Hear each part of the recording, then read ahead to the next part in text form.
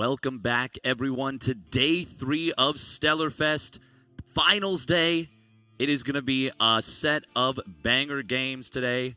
We've got 4 players. We're going to be reducing it down to 1 grand champion. Started out with 12, got it down to 6. Now it's down to 4, and it will be 1.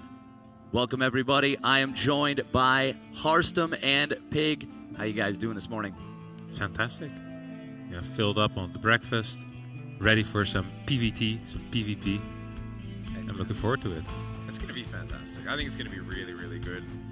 I look forward to seeing who can come out on top at the end of the day. I think it's been a very long tournament for some of these players working their way through. Of course, we are left with players who did all qualify through the hardest qualifiers, the online qualification stage.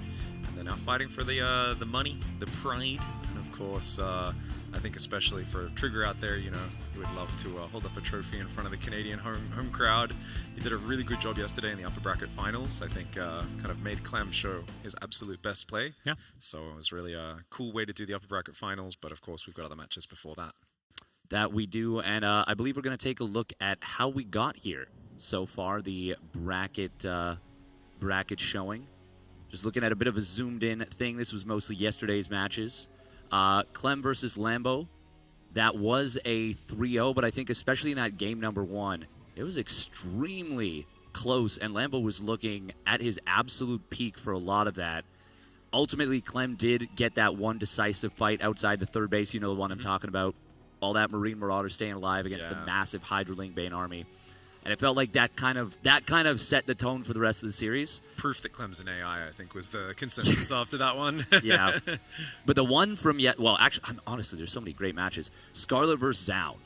That one was crazy. Scarlet goes up 2-0 in the series. She looks amazing in multiple of the other games. But Zoun manages to complete a reverse sweep. That one was wild to me. Yeah, brutal. Absolutely brutal series. Best one of the day. Probably the best one of the tournament so far for me. Very exciting, high-level gameplay, and enough mistakes to make it exciting as well. I mean, you know, like sometimes a game when it seesaws a bit, it's the most exciting. Yeah. One player's ahead and the other player's ahead. But I felt like that by the end of that series, they both fell off the seesaw and were like half unconscious on the ground. It was so scrappy by the end of that series. That was a lot of fun. Real joy as a viewer.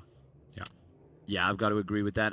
Let's take a look at the prizing breakdown there. First place is going to be that 4,250 prize. Big jump up from second place, which is still a very nice little chunk of change, 2,700. Third place looking at 2 grand, and fourth place looking at 1,400. That's where we are right now. We're at a guaranteed $1,400 payout.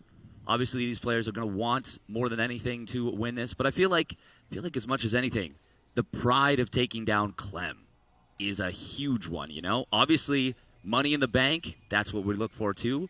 But that trophy, that right to take down Clem, and I think especially Trigger, if he could do that on the home crowd, that would be a really special moment, I think.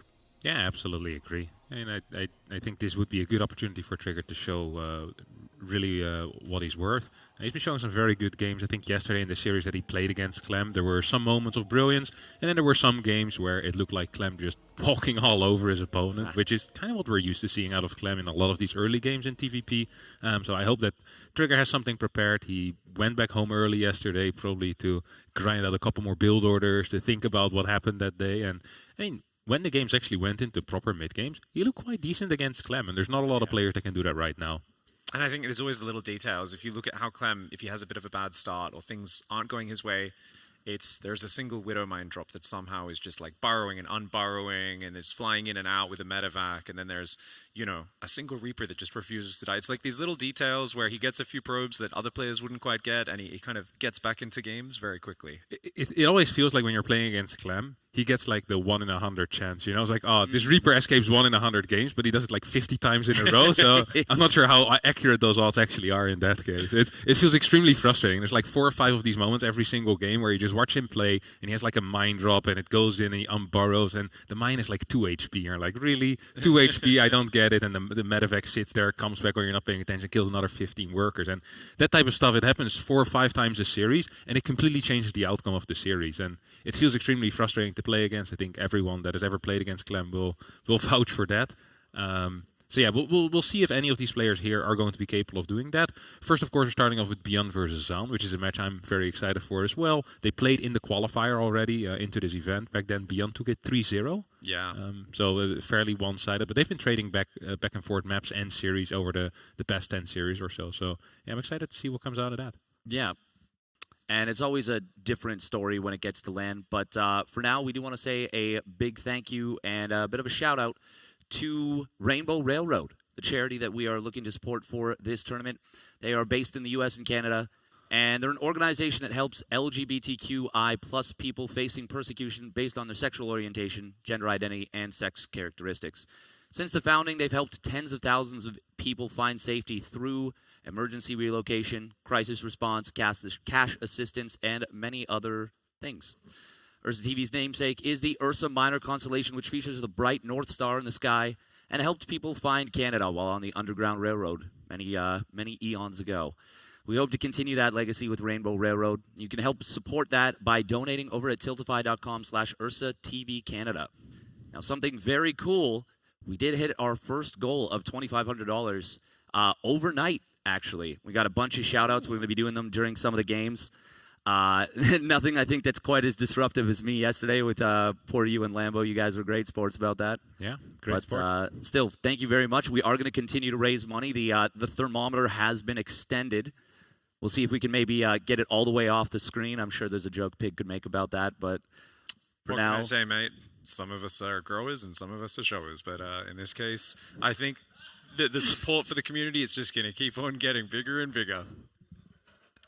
Be careful what you wish for, Steadfast. I teed you up for that, and I still wasn't prepared for it. I don't know what to tell you. You thought I might be clever about it, didn't you? I was like, I'm going to get him in the corner, you know. No. There's no subtlety at the start of the stream, mate. We're starting bright and early today.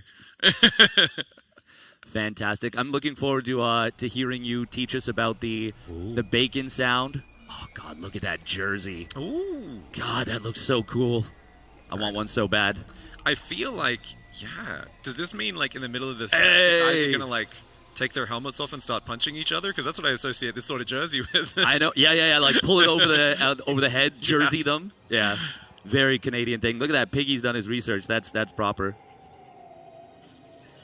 God, I love that. And we got a... Yeah, let's hear it. Let's hear it from the crowd. Yeah, give it up for their players. We're going to be having the vetoes done live on stream so they can hear us. And, you know... Oh, we can influence it, maybe. We could. And if they make any missteps, we can really, you know, hammer that home. All right, what's Beyond's first veto going to be there? I guess best of 7, so we do one map pick each, then one map pick veto, each. Right? Yeah, so he picks Last Fantasy. And Incorporeal. This is kind of what we expected. Yeah. I think this is the first time we're going to see Last Fantasy this tournament. I think this... No? Second, but it's the exact same scenario. It was Clem versus Trigger, where Clem picked Last Fantasy, Trigger picked Incorporeal. The 4 Reapers in the 2. Yeah. Just won the game, you know? Yeah. I do recall that now. Yeah. Then the counterattack with the Blink Stalkers. The 4-minute game, you know? It was over in a blink. So very easy to miss. Leylines gets vetoed, and then Ultra Love. And what is it about Incorporeal that, you know, makes the Protoss players pick this one? It's really difficult to Reaper scout because there's only a single spot for the Reaper to jump in, so there's technically no way that you ever get owned by like a 2-gas opener or something like that. Right. It also is very difficult to leave any medevacs in dead spaces or units in dead space in general. So Stalkers can always kind of go and hunt it down. Yeah, so there's really not that many spots where Terrans can be aggressive from. And then on top of that, it's a pretty long rush distance. Yeah. And you need to walk up a ramp in order to get to a base. So defensively, the first 7 minutes are very, very comfortable for Protoss. So our next pick was Torches for Beyond. It's interesting because Torches is one of these maps which is good for people that kind of want to go into longer games. Yeah. Before the last patch, most of the time there would be Protoss players who would be like, oh, the longer the game, the better. Now I've seen Beyond pick this map an awful lot and just kind of sit there behind 17 planetaries. I played a very long game against him as well. What happened? We had the handshake into the scissors, the rock, paper, scissors. And Beyond won the wine game right there. A Beyond classic. Yeah. Still great after 15 years. Let's give it up for Beyond with the mind games to start things off. I love that. Unofficial 1-0 lead. Yep. God, that's so fun. I always forget that he does that, and every time it just puts a smile on my face. He's such a fun gent. Yeah, it was fun when Scarlet beat him and went for the handshake, and he just refused it jokingly at first as well. Had a good laugh there. It's always good to see. This was a really crisp timing we saw yesterday. Of course, nice little replay. Beyond got the fastest 1-1 ever for this Hellbat Marine attack, and the carapace just wasn't quite there for Lambo. A brutal attack timing, and you could just see. I remember thinking, I was like, how are these Marines like so good? Because you're watching in the first-person point of view. I forgot about the 1-1 upgrades for a bit. And then I was like, oh right, a double upgrade advantage that early is just sick. This series was a lot closer as well than the score made it seem. Like this game in particular, it felt like Lambo had some real opportunities. There was the game on torches as well that they played, where it felt like Lambo had some good opportunities to win it. That double drop sneaking down the left into the natural when the whole Roach army's maxed on the other side of the map. Yeah, there was a few really good moves for Beyond that got him out of trouble, because this game was dicey. It took him forever to get his third up in mining. Lambo didn't even find the third over there. Beyond was a little stressed after that, but I think for him, the hold against the Proxy Ravager like really cemented the 3-0 there. I think that was very impressive how calmly he just held on, microed very well, got his Marauders up, got his bunkers up, and dealt with a very nasty, it was like 14 hatchery Proxy, super roll-in cheese. Yeah, I think I was talking with Clem upstairs, and right away he said, I think he put it too far forward, and the creep revealed it, and it let Beyond build a third barracks instead of expanding. And it feels like that was the big difference there between what happened with Scarlet earlier. This was a crazy moment right here during this series. I remember those stasis traps, the one in the main base that hit like 23 drones, and then that one that caught 6 roaches. A couple of moments, big moments in this series that completely changed the outcome. And, I mean, we talk about StarCraft 2 as a game of inches. Obviously, a lot of decisions, a lot of things that happened. But it really felt like there was like 1 or 2 things that could have gone differently. And we could have been looking at a 3-0, a 3-1, or a 3-2 in Scarlet's favor in all of these games. I did like that she brought the NA energy, though. She went for the 12-pool hatch block on that map before and made that game so chaotic. I think that was, for me, one of my favorite games of the tournament. I think both players would be looking at it and shaking their heads, saying, I missed so many opportunities. But as a viewer, those are the games that are so much fun to watch, because each player keeps clawing it back, and at the end of the day, making that reversal for Zaun, especially after the troubles he had against Lambo in the upper bracket, I think it was a really good confidence booster. I feel like he's kind of got this, he's been on the edge of getting eliminated for a while in the tournament, and he keeps finding a way through, and sometimes that's where you build up that momentum, and you actually start to completely change the story. Yeah, I mean, going down 0-2, especially the way that he did against Scarlet, and then flipping the script on it was very impressive. It's something that you just can't overstate how difficult it is to do on land. But we're going to be getting into Last Fantasy to start things off. 2 players that know each other very well, both from South Korea. They've played a ton of times, but you throw that all out the window. It's who's playing better today. This is the first match of the day. Spawning down in the bottom left of Last Fantasy. I want to hear you make some noise. It is Zaun.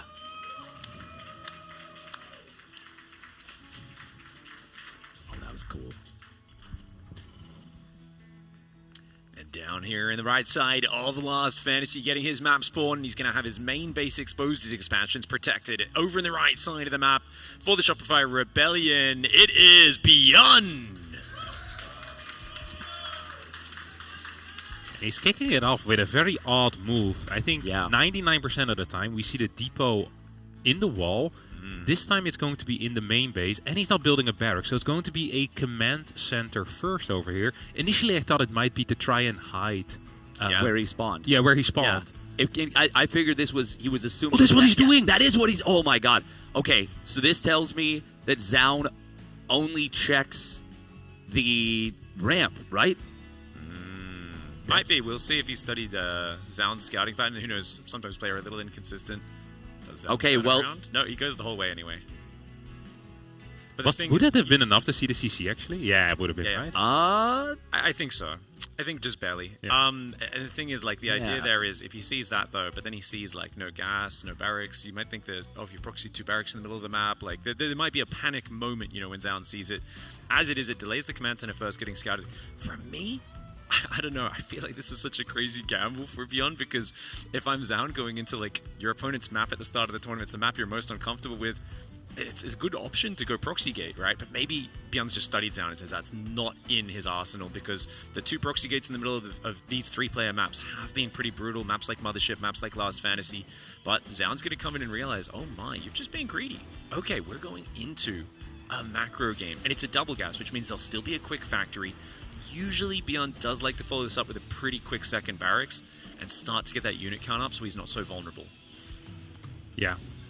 It is a little bit awkward right now without the wall, I'm not going to lie. I do wonder how he's going to maneuver around that. Perhaps a bunker on the low ground, but you still somehow need to get something on your high ground as well to deal with all of this. So Are Adepts going to get chronoed? I'm not sure. Yeah, he's already chronoed them. Yeah, this is very cool, actually. If you look at the overlay, when a chrono boost is active, it has the little icon in the top left. Yes. So chrono on the first Adept, none on the second, but I feel like double chrono on the Adept, maybe even chrono at 3.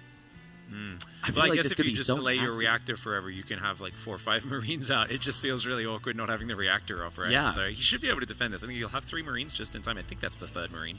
3 Marines should do fine against the Adept with the high ground vision. In fact, he might try to bait it in a little bit. He's hiding the Marines, but he shows them just at the last second. And Zaun does cancel that shade. Blink coming in for Zaun right now. The Adept does take a few hits from the high ground. Still no beginning of the high ground wall off Harstam. Even now, he just built another depot behind the mineral line. That is ridiculous. This is so weird. it is very odd. One of the things as well that I feel like Zaun isn't really using here is that he can freely scout right now what's happening with the factory. The last view that Zaun had of the factory was that it was building. He hasn't seen the tech lab. He hasn't seen anything get out of there yet. And as a Protoss player, you really do want to know whether it's going to be a Hellion first, a mine first, or if there's a tech lab for either a Cyclone or perhaps a siege tank. We've even seen Terrans in the past swap the starport straight onto a tech lab and rush out those Banshees. And those are all things that he could have at least tried to confirm. He would have known that this would have been either a Cyclone or a siege tank here as the first unit. And extra information is always something that is helpful. So a little bit sloppy out of Zaun, but nothing really big has been lost so far. Third refinery on the way already for Beyond, already mining. And he has that second barracks that that you mentioned, and I feel like we might see some early Marine tank stim push-out coming out of Beyond here. It does feel like that. We saw this the other day, by the way. Really nice spotter pylon there on the bottom side by Zaun. That's going to allow him to get in position.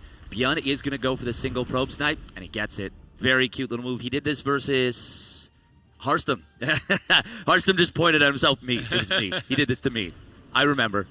Still no wall off on the high ground ramp or the natural. Just tanks on the ramp. This is so crazy. Is this 4 or 3 gates right now? Is that the 4th gate finishing up or just a 3rd? Does No, like that is the 4th. 3-gate blink normally, but yeah, that's a big commitment. The main base on this map used to be notorious for being wide open. The map was adjusted to be a little safer. He has a decent little wall off down lower. That's so many stalkers though, and it feels like these tanks are a bit exposed. Yeah, that peninsula on the high ground really does leave them in the open if there is vision. Adepts will potentially shade forward. Oh, a bait right there. What was that blink? Tried to go for the medevac. I'm surprised he didn't get the volley off, actually. It really felt like he should be able to, but there was a quick reaction for Beyond pulling away. Here we go. Stalker's going to rotate around the top side. Tank's already rotated, though. Really good positioning for Beyond to deal with this, but punishing the pickup there. Zaun. Really crisp focus fire. Loses a few Stalkers for it, but removing the medevac and the Cyclone, it removes a lot of Beyond's kind of long-range ability to poke at the Stalkers and punish them. Oh. This is big. He's got 3 tanks out. That 3rd tank should be sieged. I think blinking in here would be a big mistake. Yeah, that would be wild. He's going to do it anyway. First shot goes down. Second shot. A single SCV ends up falling here. And so far, none of the Stalkers have gone down. Adepts, meanwhile, in the natural as well. I think a couple of Stalkers probably went down in the main base as well at the same time, as this tank is taking some damage here due to the splash. 5 workers have also gone down on the other side. Is that the Liberator dealing damage there? Yeah, I think so. I think it's got to be because it's not at home. Did it just get picked off, perhaps? Yeah, there's 2 Stalkers there in the natural. Yeah. Looks like the Liberator did get 6 probes, 4 SCVs. A bunch of Stalkers have gone down. So far, a fantastic defense for Beyond. He's just got to stay stable. I think as long as he splits his bio up a little bit here, doesn't have them just like all on one extreme flank, and then Zaun blink in the other, he should be okay. +1 weapons is finishing, Stim's finishing, Shields has started. He's got 2 full bases of workers, and Zaun, his 3rd base may be coming up, but he's equal on workers with a Terran player who's hitting the power spike of all the bio upgrades, the tank count, the medevacs will be coming out 2 at a time soon enough. enough. And, oh, that's a good catch. He's got to commit with this. That is very surprising wow. to me. I think he felt like maybe he couldn't get away, right? Because he knows the stalkers are out on the map somewhere and there's no dead space. Yeah, potentially. Actually, this ended up going much better for Beyond than I thought it would. Gets the sentry, gets a couple of stalkers here. Oh my god. To snatch 2 pro. Oh my gosh. Clem, is that you? That was insane. I think that was a positive trade at the end, right? 2 stalkers, a sentry, 2 probes. Yeah. Yeah. The +1 weapon's getting so much value there with the sim. He might have even... Did he get a... He killed a stalker on... No, it blinked away at the last second on the right side. Yeah. Still, that is... Oh my god, these stalkers are so clumped. The tanks turning their turrets towards them that's a heart attack moment, but it's still going to be a lot of stalkers going down on the chase. So fragile, they're so damaged from earlier. He blinks forward, down the mad lad. Wow. Oh, he really wants to fight right now and catch these tanks and get rid of them. He knows combat shields isn't ready. Guardian shield comes in, but the zealots charging way out in front of it. The stalkers blinking on front of the tanks. The bio are ruining this Protoss force. Zao not even able to get 2 tanks. And down now to 69 supply, 7 zealots. I think he knows he is in a terrible spot. He's going to go for another charge here, hoping Beyond's not ready for it. Does find himself another tank snipe, kind of broadsides the army. But once those units get in a good little ball, the Marine Marauder gun through the zealots really quickly. And Zaun is just so far behind. Fantastic engagements for Beyond off a greedy start. God, what a cool game to start things off. I mean, we had that weird little mind game out of Beyond. It was the CC first on the high ground. Zaun, it was a play that could have worked very well against him, potentially. Obviously, it didn't end up working that way, but really, really well executed from Beyond. And I do like Zaun's decision to go for this here. Not because it worked out, but because he was already in a desperate spot, and he needed to just basically... You kind of talked about broadsiding. He needed a blindside Beyond as well as broadsiding. It needed to be something where Beyond scrambles, makes a mistake. Yeah. I like that you pointed out that he fought before combat shields was done. Unfortunately, for Zaun, it finished in the middle of that fight, so those Marines just got a bonus 10 HP. I think it was an extra 70 or 80 HP during the fight. You kind of needed to fight, right? Like Exactly. You needed to find something because it's like, what's going to happen? More medevacs are going to arrive. Shields are going to finish. You have no splash damage on the way. Like, yeah. And then it wasn't a good 3 fight. gas, right, as well? Sorry? It was 3 gas as well. Yeah. It's like there's no future, no forward. No, Yeah. he doesn't have anything else on the way. He kind of obviously took a bad fight, but Yeah. it's an understandable bad fight. And it's just, if you're up against CC first, you go 4-gate blink, you find no real serious damage. A Liberator gets a bunch of your probes behind it. You're stuck up against the wall, but it was your opponent's map pick. It's a best of 7. You start these big series on your opponent's best map and then your best map. So as long as you win the next game, you're feeling absolutely fine. But it's always going to be hard when you're playing this man. He is, of course, one of the world's favorite Terrans. We've called him Micro Jackson in the past for his cutting-edge micro and his good looks. He is, of course, the 2016 world champion, a man who has been at the top of the game for well over a decade. In the top left side of the map, put your hands together for Shopify Rebellion's Beyond.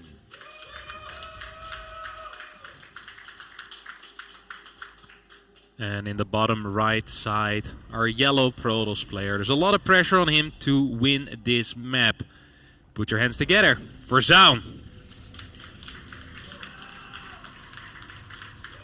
I always feel like if you lose the first map, like you did, and then you're playing on your own map, if this goes wrong, the series feels extremely bad. Because the Incorporeal was a map that, I don't want to say have like a 90% win rate, but it should be well somewhere in the 60s. And if you're not going to take this one, it's going to be a very, very tough road up ahead as a Protoss player here. Beyond's also switching it up big time.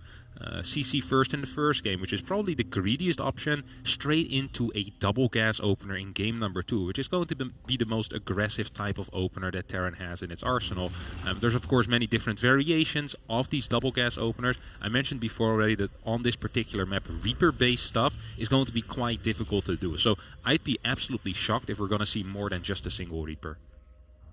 Yeah, it feels like the one base elevator that Clem did yesterday against Trigger, and I'm like, I wonder if that would actually like be okay on this map, just because it's so unexpected and no one's gonna have a battery in the main, right? True. Yeah, that's actually a cool thought. I'd never seen that build before either. I think the SCV already would need to be heading to the proxy though to get the starport up in time for that. Yeah, but also I said like yesterday, and I'm pretty sure we'll see it today. I think Zaun just blindly builds a double battery. A lot, yeah. Like all the time he does. Not necessarily 100%, but it's so common in his play. Even Because Classic really locked down that early defense, didn't they? Like he's so good at it. Yeah. It's a Stargate opener, I think. Warpgate skip so far. Oh. And Beyond opened up with a tech lab on the barracks. This is a build that became really popular after the Sentry Energy Recharge builds became popular as well. We saw a lot of hallucination scouting, and Terrans at that point were like, all right, the only thing I want to do in my life is make sure you don't get full vision of my base for the first 5 minutes. And they started opening up with this Reaper into tech lab, getting the Cyclone out, and then doing any type of follow-up. So there's still a lot of different variations you can go from here. And I'm curious to see what Beyond is going to be doing, but they'll have a lot of map control with that initial Cyclone. And of course, a Cyclone is great against any type of Stargate units as well. Whether it's going to be Phoenix or Oracle, the Cyclone is a very reliable answer. Yeah, I want to say it was Maru who busted that out at like DreamHack Dallas in like I want to say every single TVP. Yep. Yeah, and it would be into like a tank push or like whatever. Banshee. But it was just and he was doing fake cloak, like half the games he played, even when there wasn't a hallucination scout, he was just ready in case of that. It was really interesting to see, and I hate that. One of my favorite things as Protoss is skipping detection. Maru runs a tournament like that. You just can't skip detection for the next 6 months. Every Terran's building Banshees every game. It's so hard to play against. Yeah, it's really cool. Me personally, God, I love Phoenix openers so much. They're so fun. They're my favorite switch up. They're to me what makes this matchup the best matchup to watch is when we see Phoenix openers happening frequently enough that you're guaranteed basically to see one in a best of 5, best of 7. Are you more of a Phoenix Zealot or a Phoenix Colossus man, Steadfast? Honestly, doesn't matter as long as you don't know for sure going into it what they're going to do. Like if it's like if only Phoenix Robo or only Phoenix Charge was viable, I would say I'm not a big fan. But if I don't know for sure before the game starts, like it's like, okay, they're going Phoenix, they're always going like 3 Phoenix and Robo. Then I'm like, yeah, it's not as interesting. But it's like, okay, maybe they go 3 Phoenix, 5 Phoenix, 7 Phoenix. That's what gets my blood pumping is the reactive play. And speaking of which, we are going to see that 4 Phoenix play with the Robo. So it's already a little bit different than let's say Classic likes to play. He used to play that 3 Phoenix Robo. Is this a committed push for Beyond? He's building tanks and Banshees with no cloak. I feel like you need an Immortal like as for safety here as Zaun, because it does feel like that. Yeah, he's building Marines out of the second barracks with no add-on as well. Could just be swapping it over once the tech lab's done, building that Banshee on the starport, but there could be a scary push. Beyond has like no info, right? No, he doesn't know what he's up against until these Phoenix fly in, so he's got no idea. To be fair, neither does Zaun. Zaun just was waiting for the medevac drop to show up, and it never did. He was like so ready for a mine drop there. He's going to get a little bit of a lift up there. Both players now aware of what the situation is like. And for Zaun to get this to a decent ending, he'll need to scout that there's no stim researching quite yet. I think it's really important to get these reads. And I think he just saw that barracks fly over. This is quite nice, actually. If I'm Zaun, I'm starting to feel pretty freaking comfortable. My third base is up. The opponent probably wanted to go for a move out, but after seeing the Phoenixes, I don't think Beyond has the balls anymore to move across the map. And Zaun is just going to take his third base, gets the Forge, gets the Twilight, and this is probably the weakest portion when you're playing Phoenix Colossus, because you're investing in thermal lands. You don't really have a Colossus. You want to get charged, you want to get +1. That's a lot of gas investment that doesn't pay off instantly. And once all of that gas investment does pay off, Phoenix Colossus is in a great spot. Yeah, you're there on like 1 gate, 2 gate production, and you're like, I have 2 Zealots and an Adept and a Sentry or something. You have a Colossus. Yeah. And the beauty of it is for Zaun is because he plays this unexpected Phoenix, he is a Twilight player for the most part. He can play Phoenix, obviously, as we see. But because he does this after playing 4-gate Blink, Beyond's playing quite scared. He's playing quite, reactive to a potential 4-gate Blink. Ooh, a pick off on a medevac would be amazing, but not going to be able to get it. Good control from Beyond to get the maximum out of that lock-on. But by going for this play, Beyond has these tanks set up defensively in the natural, in the main. He very much played a later stim than you could have. He is going to go for this move out now, but by the time that's here, Charge, Gateways, Colossus are going to be very far along. They're not done yet. There's still a little bit of time that Zaun needs to buy, though. It's a crazy lock-on. The lock-on range is extreme. Medevac also going down is actually a pretty big deal. I don't know how many extra medevacs are. Okay, there's 2 extra medevacs already. Banshee still trying to go around as well. Beyond is setting up for his first push. This is a beautiful position, by the way. I'm surprised to see Zaun take this triangle base rather than the line. And Beyond is going to make sweet use of that over here. 2 Colossus are now running in. got to stay away from those siege tanks. Good stutter step with the Colossus. But how does he jump on top? It's all about getting a whole bunch of charge zealots to get on top of those tanks, and the Colossus to go after the Marines. But look at the way he moves forward, does Beyond. He's got to be careful about leaving his tanks undefended. The Phoenix are going to go after the siege tanks, while the Zealots and Colossus go after the rest of the army. I think he should let those siege tanks drop down and finish them off. The siege tanks do get dropped down and taken out on the right side. The Immortal clearing those up very quickly. Banshee will go down to the Phoenix. It's only going to get a couple of probes. I'd say overall this is a really good hold for Zaun because he doesn't lose too many key units. He gets rid of the tanks. He gets rid of that medevac on the way across the map. A lot of important Terran units going down for what? Zealots, a couple of Phoenix. I think we're going to be going into Blink and swapping off the Phoenix soon anyway, so they're going to be less important as the game goes on. You kind of want to trade these Phoenix out in the mid game and then get into a more standard just ground style. Yeah, I feel like that was a great situation for Zaun. What I want to see now, second forge, Blink, fourth base. Like, it feels like Zaun got a lot of freedom off of that position. And obviously you got to keep tabs on your opponent, make sure that they're not pulling the boys, doing something crazy. But it feels like Zaun bought himself so much space by killing off those units. He didn't crush the push, but he made it so that it's going to be uncomfortable. Oh, I love that little play on the watchtower. There's 2 mines sitting on the watchtower right there. That is a beautiful maneuver. What I'd love to see from Beyond, maybe put 2 Marines directly on top of the mines. Yeah, make it a proper bait, right? Yeah. Look, 2 Marines, come pick these up with your Phoenix. The Zealots will take some Widow Mines. I like the army on the left, Warp Prism on the right. Zealots can hit the natural at the exact same time. Zaun's been setting this up really well. Beyond there, retargeting the Vine. Doesn't let it fire on just 1 or 2 targets. The Ghosts are going to come over and try to defend that natural, but at the same time, Beyond's got to defend the front. He's outnumbered here. There's so much Protoss. Yeah, nice little Zealot flank coming in from the right side as well as more Marines are showing up. Vikings still active in the sky, but these 2 Colossi are dealing a lot of damage. Beyond in a little bit of trouble here. He's in so much trouble. Zealots were in the natural. They kill 15 SCVs. Zaun evens up the series, and we've got ourselves a proper series already. Fantastic play from Zaun there. That was calm, cool, collected. Very well done. Both players quite dominant on their own map choices, which is kind of good.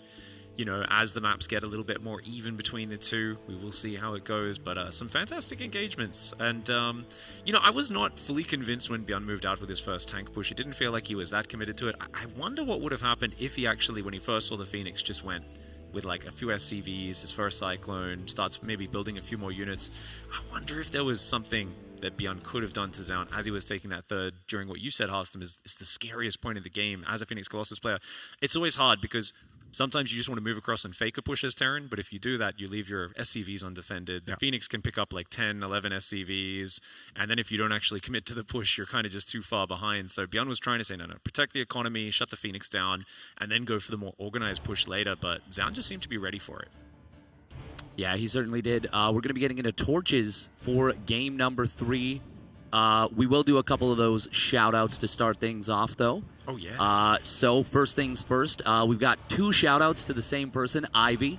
Ivy doing a $10 dono and then a $25 dono for the Rainbow Railroad, which is very cool. And then we'll get into some of the more detailed ones as we have spawning up in the top right. It is the Shopify Rebellions Beyond.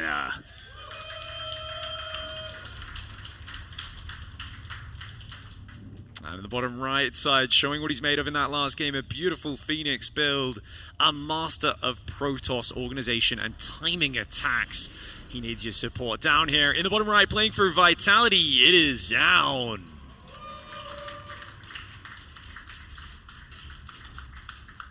All right, so as long as there's nothing crazy, which of course there is a little bit, this is very interesting. He like pseudo-proxied. He cut a little hole so the barracks fits better there.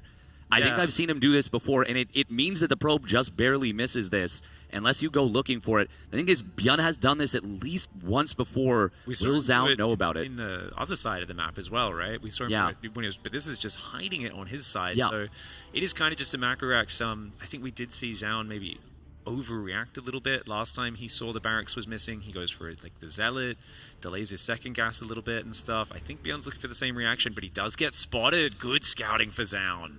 That is actually huge. I wonder if he still gets the Zealot. I'd be shocked if he gets the Zealot right now.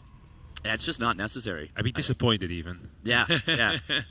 No, that's really good for sure. Beyond has done this in one of the weeklies.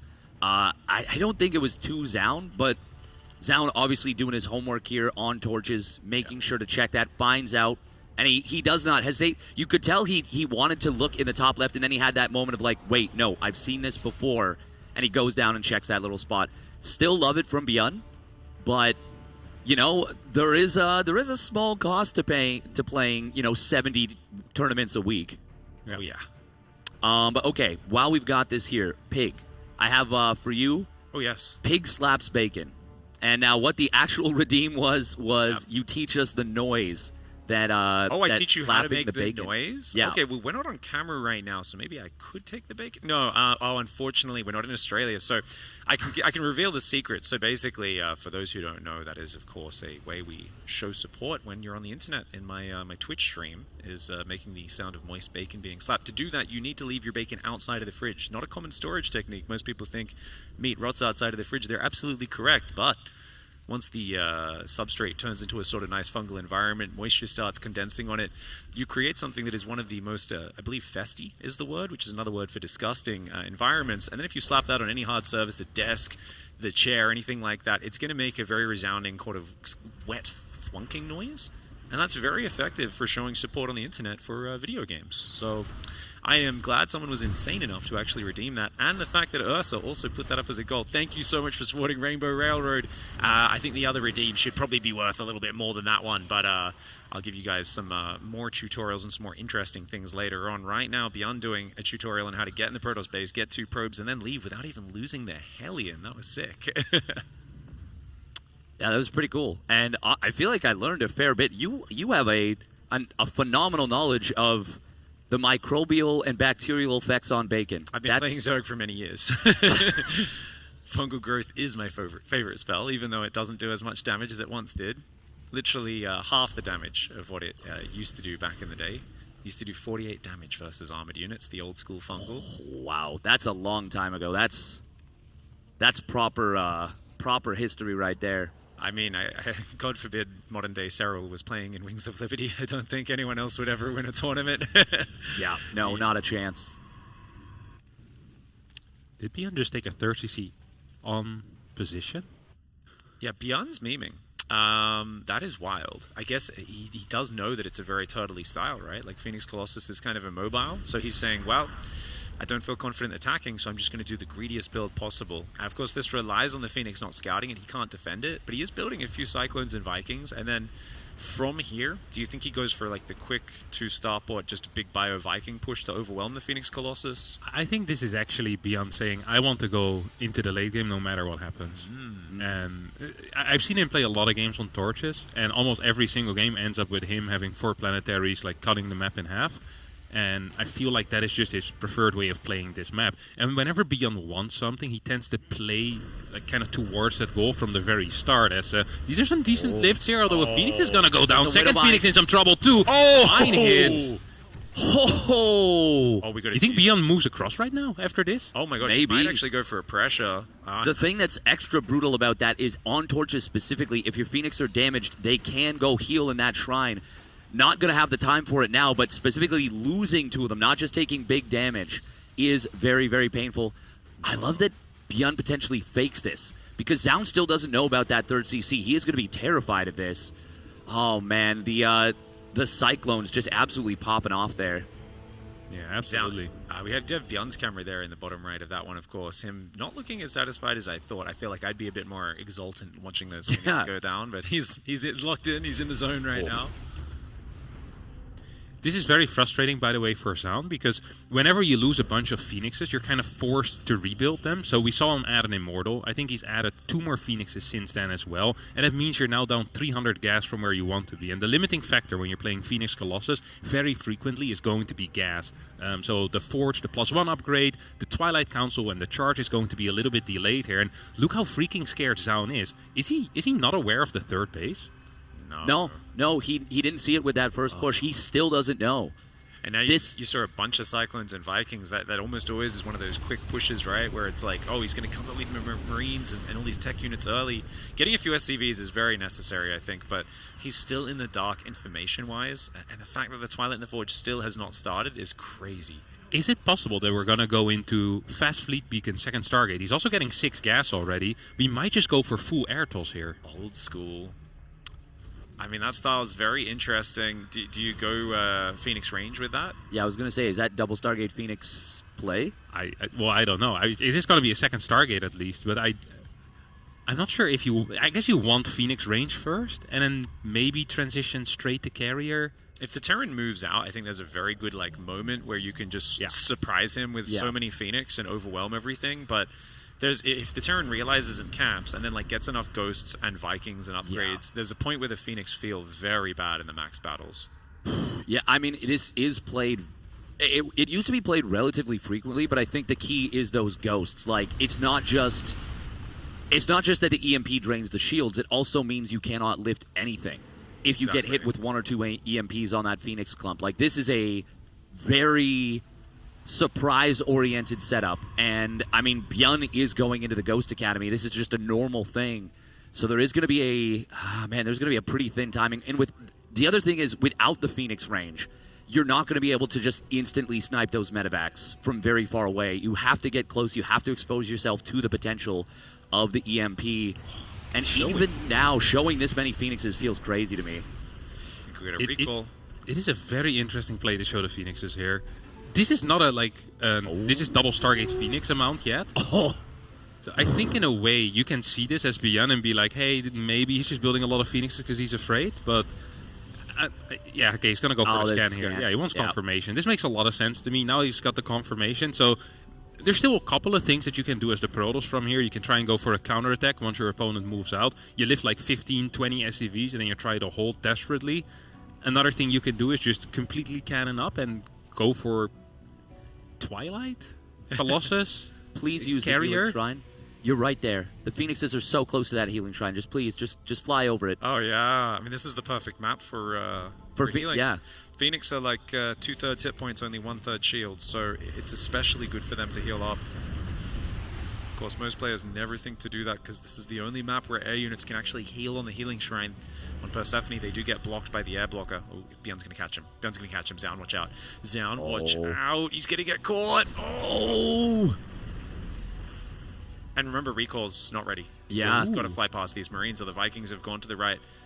Here we go. He's hunting him down right now. It's a lot of Phoenix. He might be able to turn and just engage a small section of these units or fly back to the main. Good movement for Zaun so far. He's going to try and escape maybe in between the natural and third. The Cyclones and Marines struggling to keep up with him right now. And actually, Ghost. Look for the EMP. Does get a decent EMP, but there's still plenty of energy left. 2 Ghosts going down. I got to say, Zaun took what could have been a disastrous situation and actually made the most of that. Yeah, very well done there out of Zaun as he keeps the majority of his Phoenixes alive. 165 supply to 163. That forward base has been delayed significantly, and Zaun has been mining from his own gold.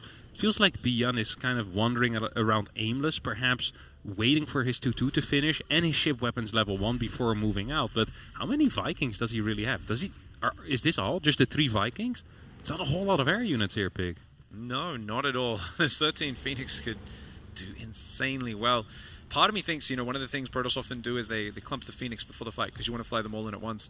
I think once there's ghosts out, you really should spread before the engagement, kind of like your Mutalisks against Archons or something. You should just come in from multiple angles. Even if the EMPs land, you're going to have at least some lifts left over, which is so important for picking up ghosts, picking up Widow Mines, Marines, anything you can take down. Of course, at this stage, the problem is you still do have a rather large ground army as Zaun, and it's a +1 ground army against 2-2 going on 3-3 upgrades. Byun's army is so powerful, and the Marauders with +2 armor against only +1 Colossus are going to do really well. Yeah. The only thing I'll say is there's not a lot of Marauders in this army, and Ghosts have that light tag. 4 Colossus is going to hit this army extremely hard if there's... I mean, what's the answer to Colossus right now in Byun's army? There isn't one. No. 3 Vikings, 13 Marauders, that's not a whole lot against 4 Colossus. I actually love... I wouldn't even mind a 5th Colossus right now. Oh, that's a huge find. Yeah, I'm Byun looking a little aimless on this side of the map right now. Zaun's going to pounce on him. Oh. Absolute Oh, the bike leg! Wow, dive straight on top right there. A lot of the units going down. The medevacs, are they going to be able to escape at all? The Phoenix count is getting lower and lower. The Colossus struggling to close the distance right now. A lot of units going down on both sides. Beyond needs to get back to the safety of his production. He's so close to being overwhelmed. He's got so much money. He's got mass command center on the way. But I think this was just a little sloppy being on the other side of the map with what was a mostly Marine ghost army and not much support.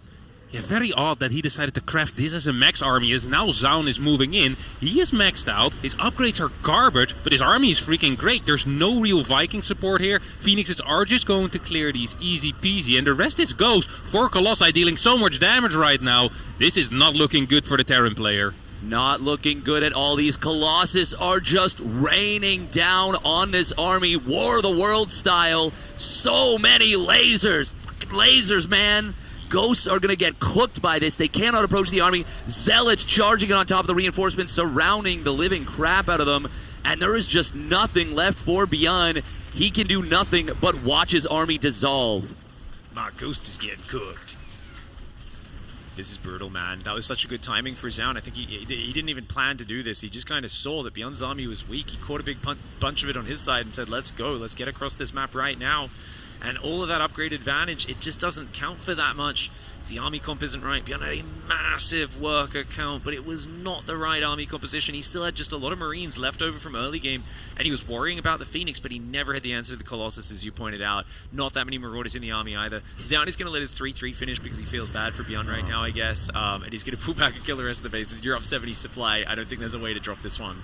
Yeah. For a moment, there was a 5 upgrade advantage there. Now it's down to just a measly 4 upgrades. But it's not going to matter because there's nothing left for Beyond. Zaun gets it done.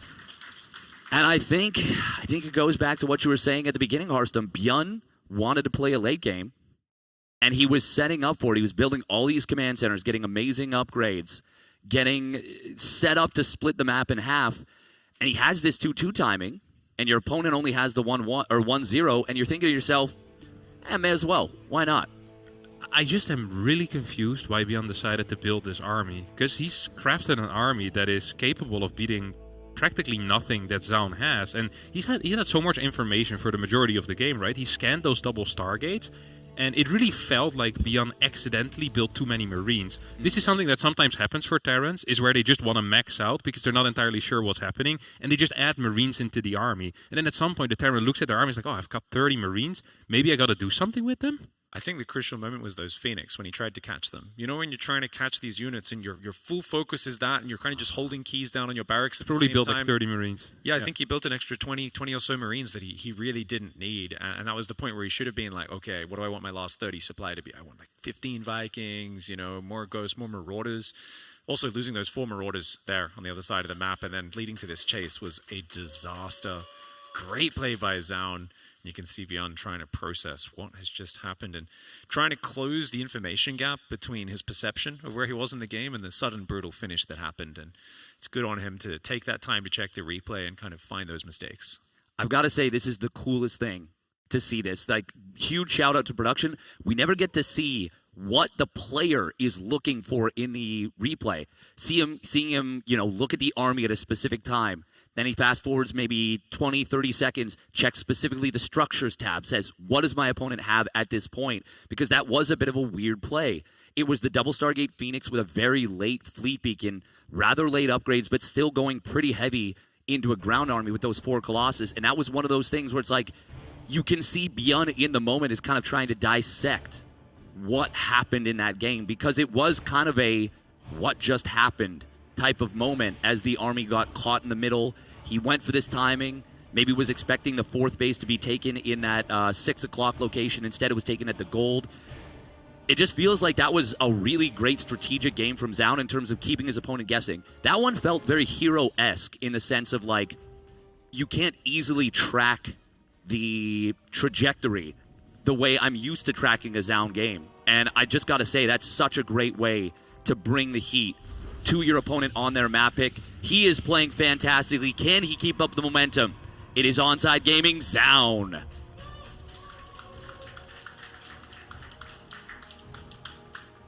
The bottom right side of the map there. He had a fantastic setup but wasn't able to capitalize. We'll see if he can reset here. Going on to Maganatha, representing the Shopify Rebellion. It is Beyond. Ooh. Oh. This is exciting.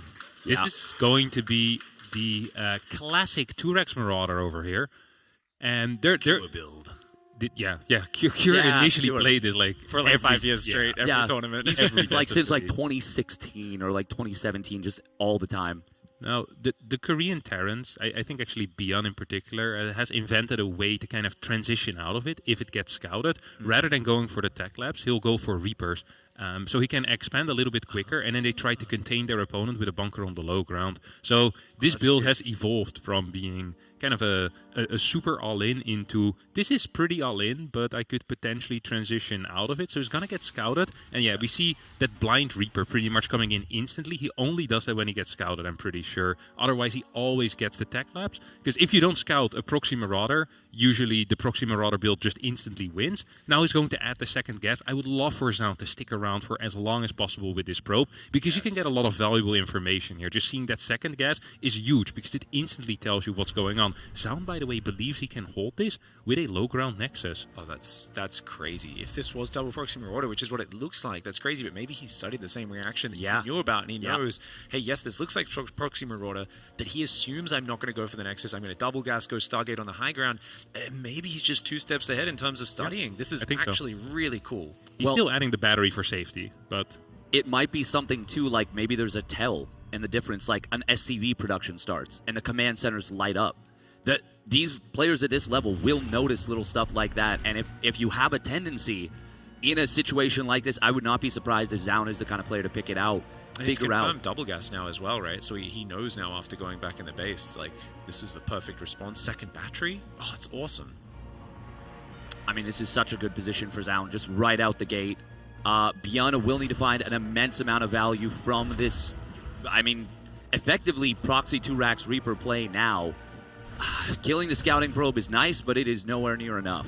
What is the best option for Beyond at this point? I struggle to see it, honestly.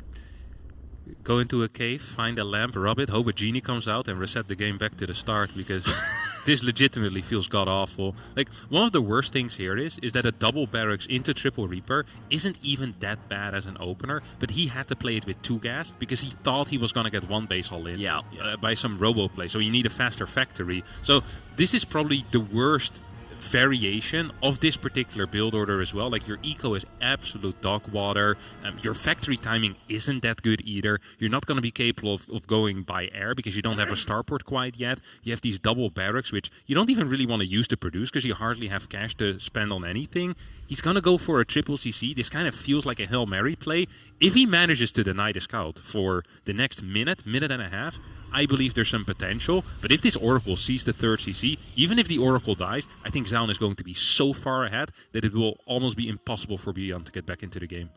Oh no, he cancelled the Cyclone and started the tank. Oh no, he's not got anything that shoots There's no anti-air. There's nothing that he sees the Oracle at least. The Reapers are like, oi, follow us, please follow us gonna away say, from my base. Best please. case scenario is the Oracle follows the Reapers, but there's other units on the side that are going to chase this, and now this Oracle will be able to go across the map. Do you just, if you're Beyond is the best strategic decision to actually just tap out now. If you do that, you put your opponent on match point. But if you don't, you're playing one of the hardest games of your life. The Reapers have distracted Zaun successfully. This Oracle's taken forever to go to the other side of the map. Did this buy him enough time for a Cyclone? Almost. Oh, That's not a scout. Yeah. okay. The Reapers did their job, man. They took one for the team. Yeah, although if your best case scenario is losing 3 Reapers for free, that's not a great world to live in. And still being down 10 probe or 10 workers, like that's... It's tough, but this actually has some potential now, because you might be expecting something else. He really needs to try and deny it, or this Oracle Scout, and Zaun is trying to get it. Once again, misses it. I don't think this Revelation sees what he wants to see. He's going to see another barracks being added in, sees tank production, and as a result, we might see some probe cuts. You see only a single Nexus right now is building. Right now, neither Nexus is building probes. You have extra gates being added in. I think Zaun is reading this as a 2-base all-in. Definitely looks that way. Does go for a Templar Archives as well, so it's going to be Blink into Storm this time around. Storm Charge, a pretty decent style. The Modern Storm doesn't hit as hard, but it lasts longer. It's got a bigger radius, slightly shorter cast range. We've got more economics coming in for Beyond. Third command center is now pumping SCVs. He's dropping triple mules. Needs to let this economy work for a little bit. If he can then secure his third, hold on to it for a bit, this game might even out. Yep. With a small moment here, we're going to take an opportunity to say a shout out to Anonymous, who shouts out Bruno and Ursa TV for organizing this event and bringing it to Ottawa. That one was a big dono. Hey. Oh, no, that was a $10 dono, but still a big dono. All the donos are big donos. There's another one that's 4 shout-outs in one. That's the one I was thinking of, which is pretty awesome, or 4 rewards in one. But either way, thank you very much, of course, to Bruno and Ursa TV. Very cool. Does Sound still not know about the third base here? I feel like he's cast like 5... Okay, he's aware at this point. Yeah. I gotta say, though, I love Beyond's decision here to go for that CC and specifically where he put it in the base, because this really did feel like a single-digit % chance game, and now it doesn't really feel that way. It feels like with that third CC going as unscouted as it has, this is really nice. Good job to repair up that tank. Down, of course, going for the snipe. Wasn't able to get it. I think I want to see Beyond Turtle to late game, again, but do it, better, of course, than the last game. It's a different situation. The same but better, sir. Yeah. Don't try to force your way with a timing into this. I don't think it's going to work, but I think late game for Terran's so good right now. It's inarguable. Yeah. All the games we've seen in this tournament, Clem Trigger, some of your games as well, Harston. You played some epic late games against Beyond, and you had some success with carriers in one fight, but I think you yourself said that Beyond maybe made some micro errors there in those engagements, and for the most part, we have seen the ghost of Viking bio armies bullying Protoss players left, right, and center. So absolutely, if you can get to that point, for me, I always feel like when 2-2 finishes for Terran, if they're not too far behind on upgrades, they've got 4 command centers up, it's really tough for Protoss at that stage. So as Beyond, focus on do not let the Prism in your main, defend the front, have tanks or wall-offs or whatever it is, have your units pre-spread as best you can, and just try to survive.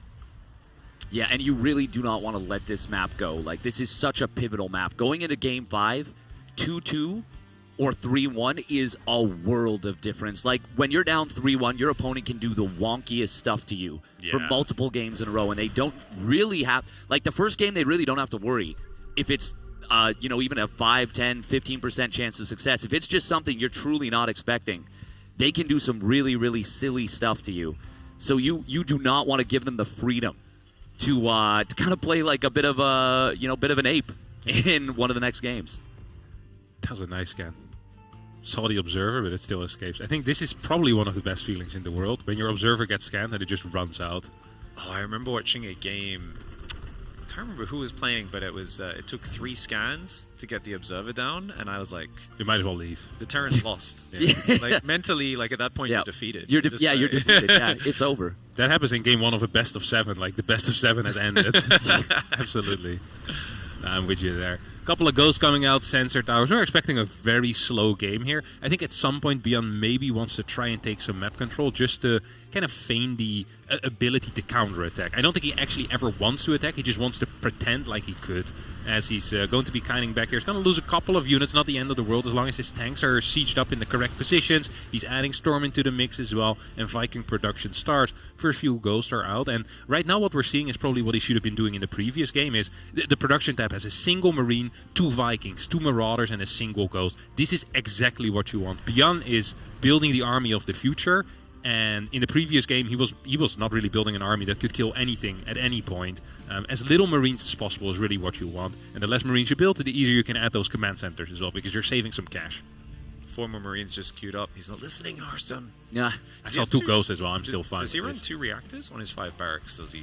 Yeah, usually 2 reactors. 3 reactors would be insane, honestly. Most players run 1 these days, but if you guys Beyond still like to do the old school double reactor triple tech lab on their first 5 barracks, but I'm more and more, especially with Storm and Colossus on the field, I've become a fan of just swap one of those onto a tech lab. We really don't need many Marines in the mix. Yeah. You've got Ghosts and potentially, Widow Mines and things, and Marauders, they might not be the best at clearing Zealots, they're still okay, but those Marines do become a bit of a burden. I think the worker count is the scary thing for Beyond, but then again, Zaun's at 90 workers himself, so it's not like he's going to have a massive army advantage at max out, and I feel the scariest point was this planetary, while it's morphing, but it's going to have time to finish building. Then you've got that. You can always pull your bio behind, repair it. It creates a really nice defensive anchor, and with 2-2 upgrades started, feels like Beyond is taking a terrible start and turning this into a really playable game. Yeah. I think he probably feels a bit antsy, though. Like, let's be real. As good as he is at defensive play now, Beyond does like attacking. Being this passive with so little map vision has got to feel very uncomfortable for him. Oh, and what scares me the most right now is as that 3-2 finishes up for Zaun, there's going to be a very small timing. It could be a pretty big one if he chronos it a couple times, where it could be a 3 upgrade advantage. And Beyond is going to have a really difficult time dealing with that. Now, Zaun is continuing to power up. He's building a ton of cannons, taking even a 6th base, getting in towards that fleet beacon, but that's not going to mean that this timing won't be terrifying for Beyond to try and deal with. There's not that many Vikings either, and that could be a little worrying. Stalkers poking forward, looking for a ghost, only finding themselves a Marine so far. Warp Prism leading the charge there, ready with the Storm Drops. Vikings going to take out the Oracle. Nice snatch there for the Terran player. Only 8 Vikings against 3 Colossus, not to mention the Warp Prism. So Beyond, if he gets like 1 or 2 of these picked off by Blink Stalkers or something like that, he kind of loses the scary amount of Vikings. I like that he's adding 3 more here and building 1 more depot, as he does need to finish maxing out. Zaun's going to go take the top right corner. He's got cannons coming up everywhere. He's going into Tempests. Now, we've talked a bit about the Tempest Storm style. I truly believe that Protoss can, build a bigger bank here in the mid game. But to actually play Tempest Storm, you do need a lot of High Templar backing you up. Often you need to build cannons and batteries forward in the center of the map to really make this style work. We'll see how Zaun plays this out. When is the last time you've seen 7 command centers on a production tab? Beyond in the free-for-all brawl we had earlier this week when he was building 12 at once. Yeah, that in a 1v1, that is insane. That's unheard crazy. of. Absolutely wild right here. And Beyond, I was talking about this 3-2 versus 1-1 timing. It is gone, so at least Beyond survives that moment. But it's mostly because Zaun has been focusing on that turbo late game setup, adding even more cannons, getting that second cyber core, getting the Tempest upgrades. Oh, run away, Beyond. That was really good for him. Yeah, that was super expensive. That what is that? 1 ghost and maybe a couple bio units for, I think, 3 High Templar and a Prism? Yeah, wow, that's an amazing trade for Beyond. Jeez. It's because the High Templar, they need time to grow that energy, right? So it's very much like, hey, that big part of your army, yes, you can replace it, but even with an energy recharge immediately, you're not going to have as much Storm. And Zaun's army, did he only replace 1 High Templar? So one problem I really have with a lot of PvT late game is, he's got 6 High Templar. Good, he has replaced them all. Is when players forget to replace the High Templar in the late game. And let's be real, if you don't have Storms in backup, the Terran's going to chase your army down. If you don't have some Storm to cover your retreat, he is going to just run over the top of you. So I love that we've got them scattered on the bases with the cannons. He's got them in reserve behind his army as well. Zaun is setting up for a really nice late game. This is one of the few players who actually was able to take down kind of Serral and the like back in 2021 when it was the big late game meta. Yeah, it looks like we are going to be settling into a little bit of a skirmish breaks out. We can start talking about that. But for the moment, actually, is this going to be one of those moments? Well, okay, so we have 2 questions from Bitter Dawn. Actually, no, we do have a fight breaking out on the bottom right. It looks like Zaun, intercepting these units. Stalkers, I love that target fire on the rocks, but the Stalkers are going to be able to surround this. This is a lot of very valuable units here for Beyond. He is lucky if he gets out with those 2 ghosts, but they will get taken down. Vikings will try and chase this army, but good zoning Storm blocks the chase. That is an amazing jump for Zaun. Yeah, takes a while for Terran to resupply as well, right? Like, he's building 5 ghosts at a time. He does have 8 barracks. He's got an amazing production tab, does Beyond, but very scary. You can see from Beyond's point of view, you got his camera in the bottom right. You can see him kind of, oh my gosh, the stress on his face there. I mean, he knew there's a lot of full energy ghosts. They're caught out on their own, and he does not look happy. It's always funny. Beyond, I love the way he emotes as he's playing, and he wears his heart on his sleeve. You can just see all of his emotion out there for us to root for. So I have a question about that fight, feel free to be like, no, that's stupid. But I feel like maybe the better choice in that scenario, instead of having the Vikings chase the Tempest, would have been making sure to save as many ghosts on the right side as he could have. In terms of prioritization of actions, is that what do you guys think? Would that have been a little bit of a better? Too much he could have done there. I think the ghosts are dead no matter what. Yeah, I think it's going to be tough. It feels it's hard to say as well exactly how the opponent is going to move. I kind of like going for the Tempest because most of the time they're kind of just floating around. Okay. I think it was a good call. I don't think that much has been lost here, though. Like, Zaun seems to be very set on doing absolutely nothing so far in this game. Like, he took world's biggest lead in the first 4 minutes, then decided to let Beyond come back into this game completely uncontested. Like, we haven't even really seen as much as a poke out of him, and even after killing just the 6 ghosts right there, he hasn't really tried to capitalize on that whatsoever. He's doing a great job with this late game army, by the way. So Beyond, big storms. He's got to get back and repair those Vikings. There's no way he can fight now. There is no way he can fight into this Protoss army. He has to pull back and heal. Beyond right now, it feels like he's getting kind of tilted a little bit just by the way the start of these fights are going, but his air army is getting hammered right now. He's losing units. He's got 8 Vikings in production. He's trying to fight for watchtower control, but it's so dangerous after taking all that damage on those Vikings. Yeah, it is really scary with the amount of storm that's left over for Zaun. If you EMP every High Templar, you can stick around, and it's not the scariest thing in the world as long as you don't fly over a bunch of Archons. But Zaun is doing a really good job and has been doing a really good job in these fights of protecting those High Templar, keeping this from becoming a problem.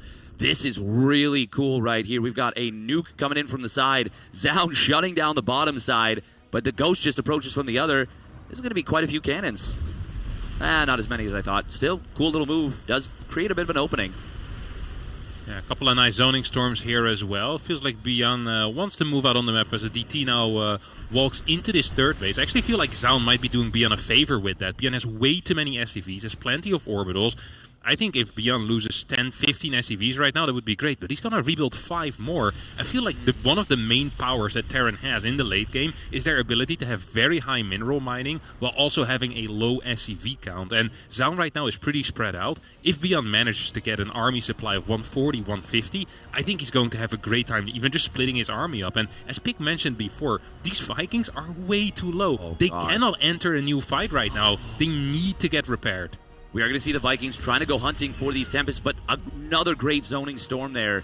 Even as the Tempests were in a very exposed location, storm on the top side is so good. The cannons being... Whoa! That will be a big jump of the Tempest. He gets 1 or 2 of them, but he doesn't realize he had those for free. Scan comes in a little bit late. It looks like the multitasking Beyond is getting really heavily taxed. It does feel like Beyond's a bit tense right now. You can kind of sense that he knows Zaun has the corners. He knows Zaun has mining a lot more than him, and that's putting a lot of psychological pressure on him to make something happen. But that might actually be a self-defeating sort of sense that he's getting, because actually, if he just plays efficiently enough, I don't think it matters that Protoss mines those corners. But right now, Zaun's getting decent trades off, and that's really scary. The cannons completely so well the played. base. Range Liberator's not going to find any purchase there. Surely he's repairing the planetary now. Okay, he is. He got a moment of peace, moment of opportunity to do that.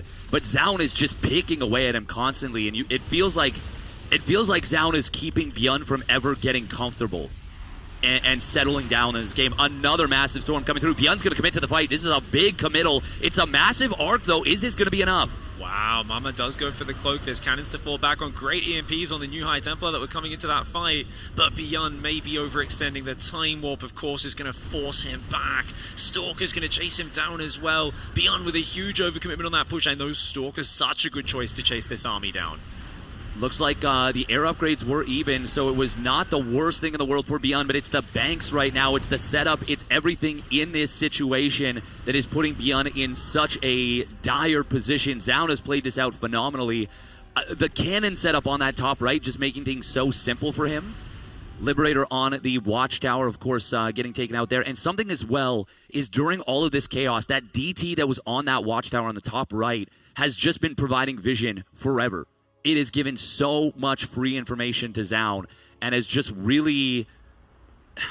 The flustered state of Beyond has been abused heavily here. Should he have just given this middle base up? I feel like this is just letting the Tempest pick at him. Yeah, I'm not loving this for Beyond that middle base. And another thing that we shouldn't forget about is that this isn't Torches. Like on Torches, it's really simple to split the map, and it feels like Beyond is going into it with the same mindset. Still, if he gets a good fight, like, yes, this is a huge army and Zaun has a massive bank. If Beyond gets a good fight, he gets to clear at least 1 quarter. And that should be good enough. He just needs a single fight where he kind of resets his opponent's air count, and he's going to be absolutely buzzing. But the Templar control so far has absolutely been phenomenal. Constant revelation on the army, plus feedback, Good Tempest movement as well. Another Storm is going to connect with these Vikings big time. Beyond doesn't really move out of it. Carriers are going down as well. More and more Zoning Storms coming in. We have another couple of Templars in the back. There's just an infinite supply of Templar here, and Beyond does not manage to EMP all of them. He has a lot of Ghosts, but he's not getting it done. I do wonder if there is some value in just splitting off a portion of the bio and going to the top right, because it feels like he's just constantly running into Storm right now. The bio not able to really stand their ground and fight in a lot of these situations. Now they're going to get chased down. Those Colossus are still here doing so much. Finally, the Vikings clearing the Colossus, allowing the bio to potentially stand and fight. But there's more High Templar coming in. Zaun has always got those reserve Templar. The air army of Protoss goes down, but there's so little left for Terran. It's a couple of Ghosts, a couple of Vikings. He's going to try and take out the Observers for the detection. And this is somehow going to be Beyond holding this position, which is his first victory. But if you look at the resources, those double mining bases in the corners, the fact that Beyond is still behind in the units lost while mining 2 less bases, I mean, this is really rough. He has to immediately go and punish the economy, which means working his way through mass cannon battery, not to mention a quick carrier mothership remax. 40 Vikings going down there in this game. And something that happened at the outset of this fight is finally Beyond cleared the DT on the watchtower. This is giving so much vision. Oh, this could be a very nice little play. We do see a Storm hitting the Ghost. Not quite able to kill it. That 125 HP making the difference. Nuke will land, but it's not going to even take care of that much. Beyond needs to get out of here or he is going to get engulfed. Oh, that's a lot of Zealots coming in, hitting the army from the side. The Archon coming as well. The bio is pretty powerful with EMP though, and not quite a good enough army for Zaun to break through. Storms though, and a Zealot reinforced from the north. The heavy gateway reproduction capability is very powerful. Those Ghosts on the front line refusing to go down though, and Beyond's actually getting some incredible engagements. That was very good. I do want to point out, Zaun built, he was building 6 carriers during that fight, and they popped out, but they were not ready to actually fight. So Zaun, I think maybe underestimating how much Beyond was able to rebuild a little bit there. But here comes the Golden Armada speeding through those speed zones. This is going to be difficult for Beyond to deal with. Zaun has a lot of stuff. The Viking count immediately shredded, and these units are caught in the corner. There's no healing, no anti-air besides a few Marines, and Zaun's army gets a massive storm. The Ghosts cloak up. There's no detection, but you need more than 6 Ghosts to beat this army. That was really well done. Even though the first few fights were dodgy for Zaun there, it did buy him time for the carriers. And because of that, Beyond could sense, I'm winning these fights. This is working. Let's stay in this corner. And he got Admiral Akbar there. It was a big trap. The army came in from behind, and he just got completely crushed. Now Beyond, of course, mining far less resources. And he's going to be running... I mean, he's mining okay right now with mules, but those minerals are going to run out much sooner. And I really do love that Zaun has done so many things correctly. Taking both corners early. Yeah. Having so many reserve High Templar. There's so many situations where the way Beyond's been microing with his ball of bio and the Vikings aggroing, he's willing to tank a bit of 1 or 2 storms, and then you don't have storms and you die. Except every time he's tried this, Zaun has 8 more storms. He's just got more High Templar trickling in. Yeah. He's just really prepared for this late game, and Beyond, I think, against a less prepared Protoss player, he breaks through many times. But Zaun, he's too good. He's got layers here that Beyond has to work through, and he's just not being patient enough to do it. Zaun showing exceptional late game PvT.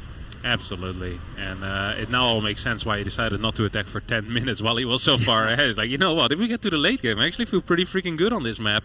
One thing that I do wonder is if Beyond potentially would have just gone 10 to 15 Vikings, split his army into 2 big groups at 65 to 70 SCVs, these corner bases are really tough to hold if you're playing Tempest, because you don't have a very mobile army. You're going to have to purely rely on Cannon Templar, and if there's EMPs available, that usually isn't going to be good enough. So potentially this map just requires a slightly different approach from the Terran than a map like Torches would, for example, where this type of camping Viking ghost style is a lot easier to execute.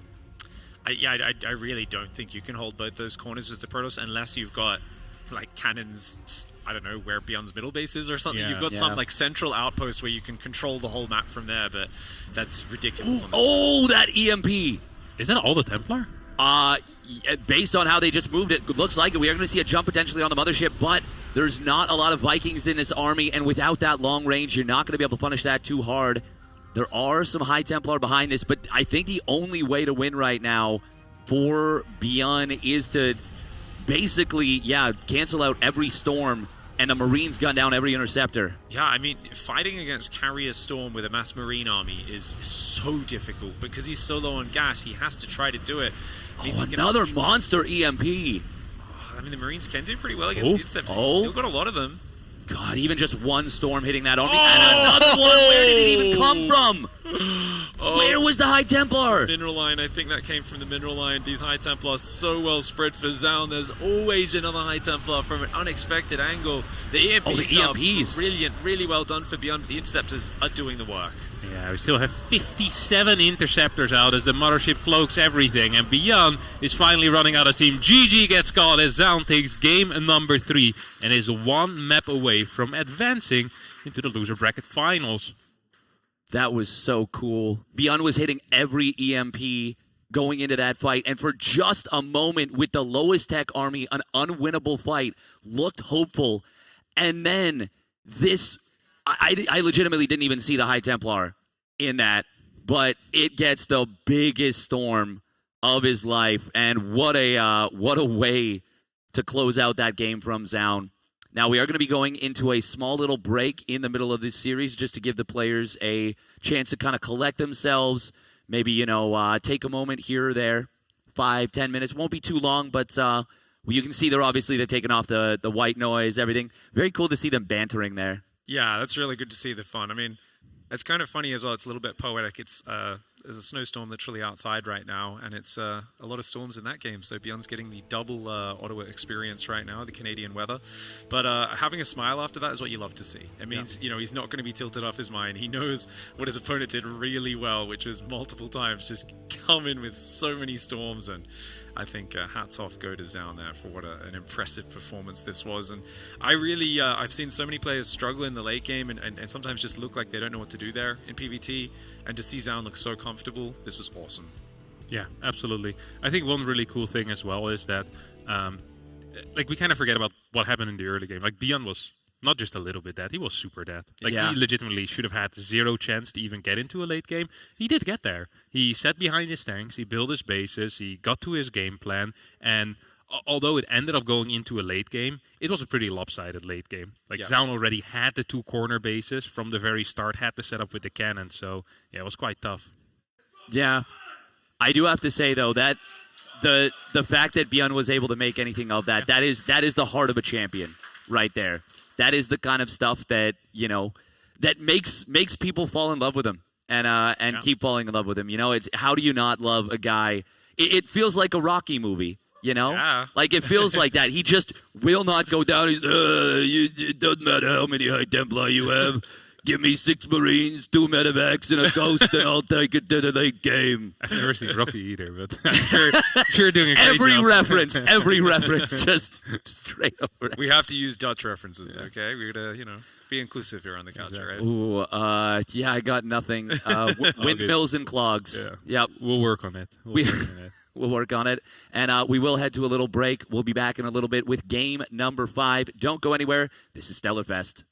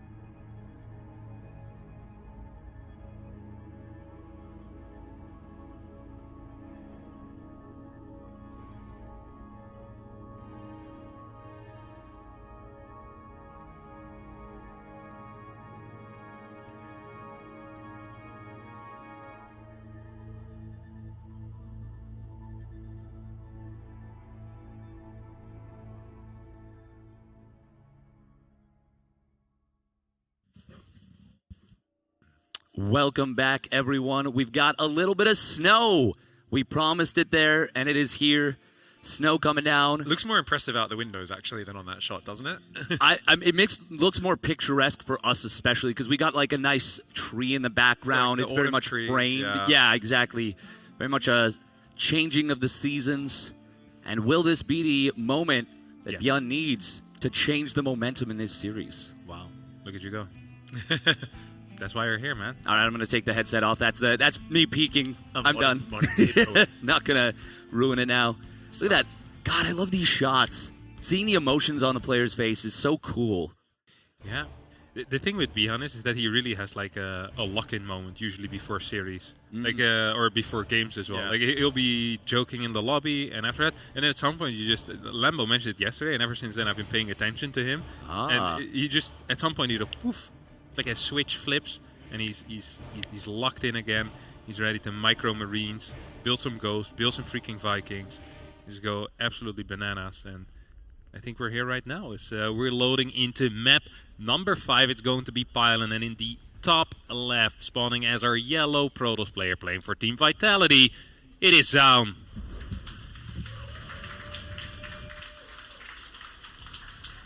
And his opponent spawning down in the bottom right. He's on the ropes. Can he take down, I almost said Khal Drogo, Ivan Drogo. It is the Shopify Rebellion's Bjorn.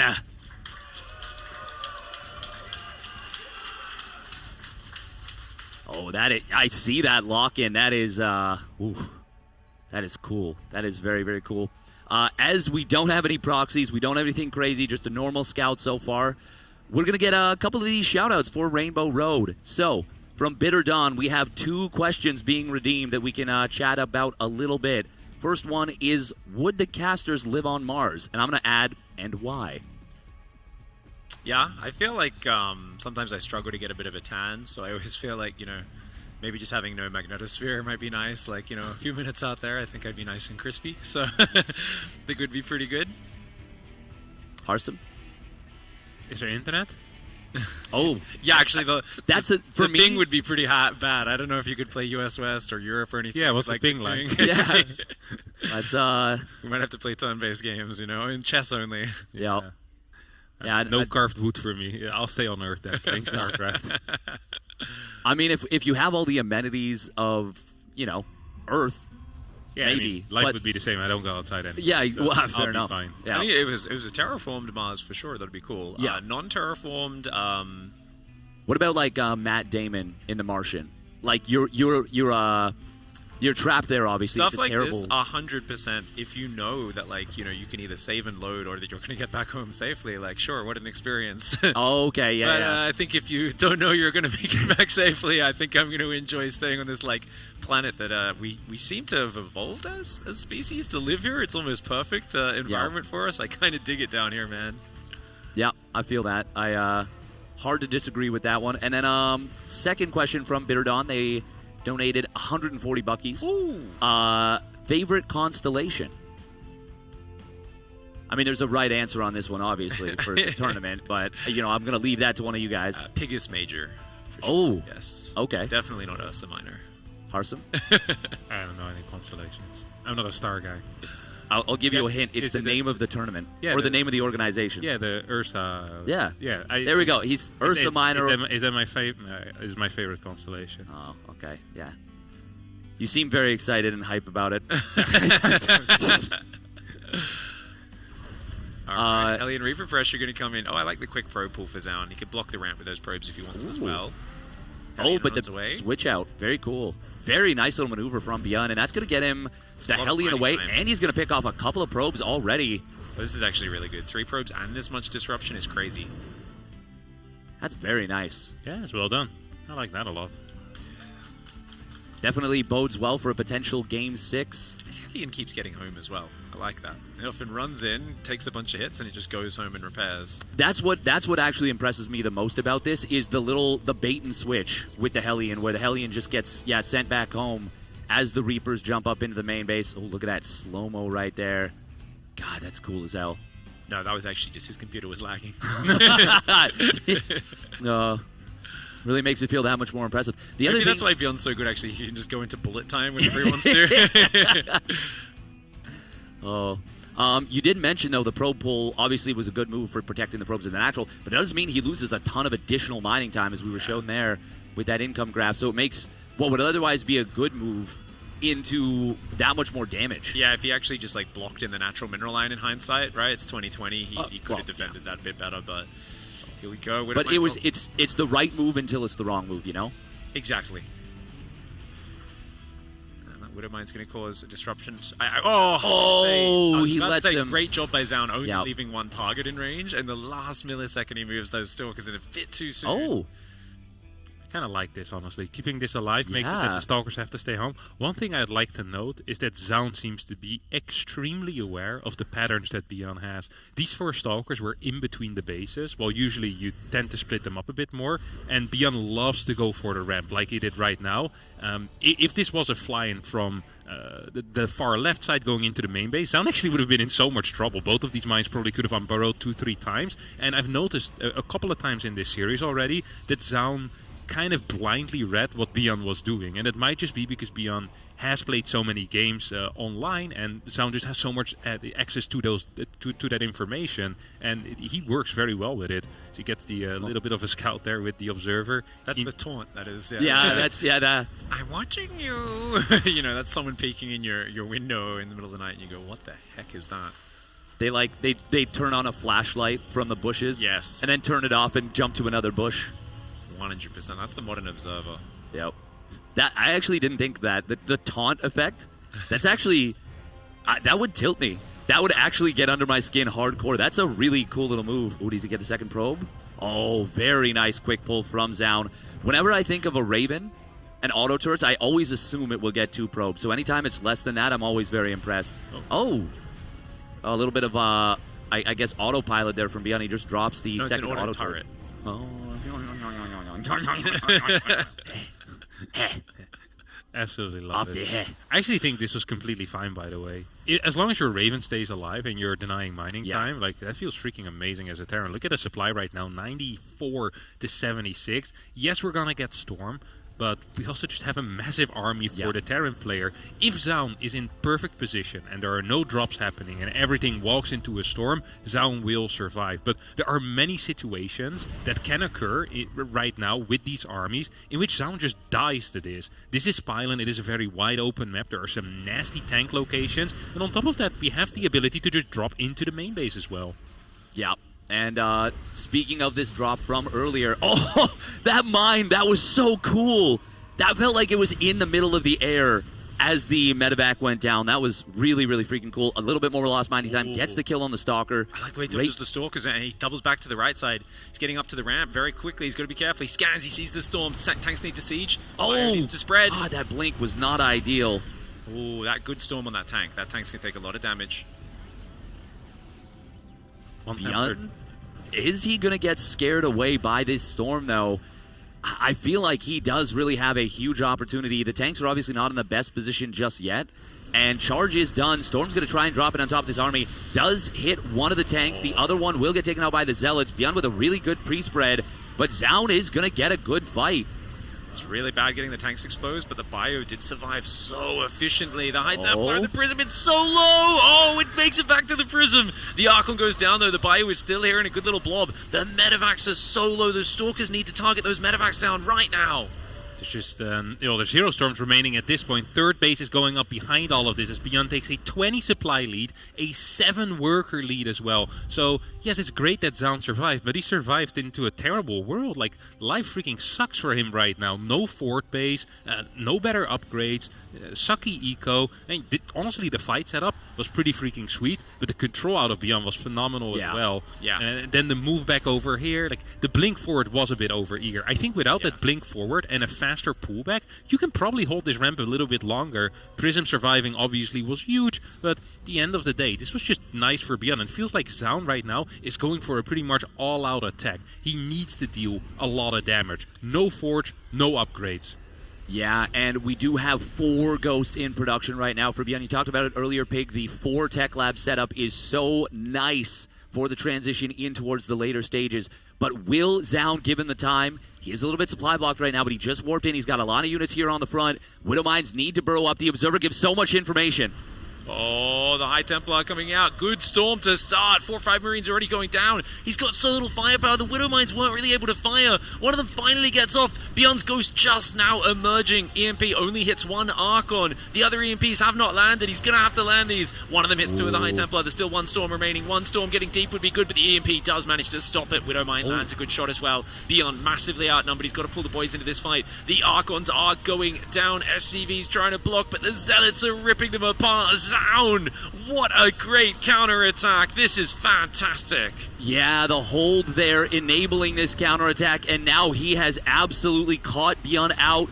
Beyond, if he knew this attack was coming, he just sits on 2 bases behind his bunker, waits for the Ghost, takes the third, maybe 15, 20 seconds later, and he probably still has a 20, 30, 40 supply lead maybe by now.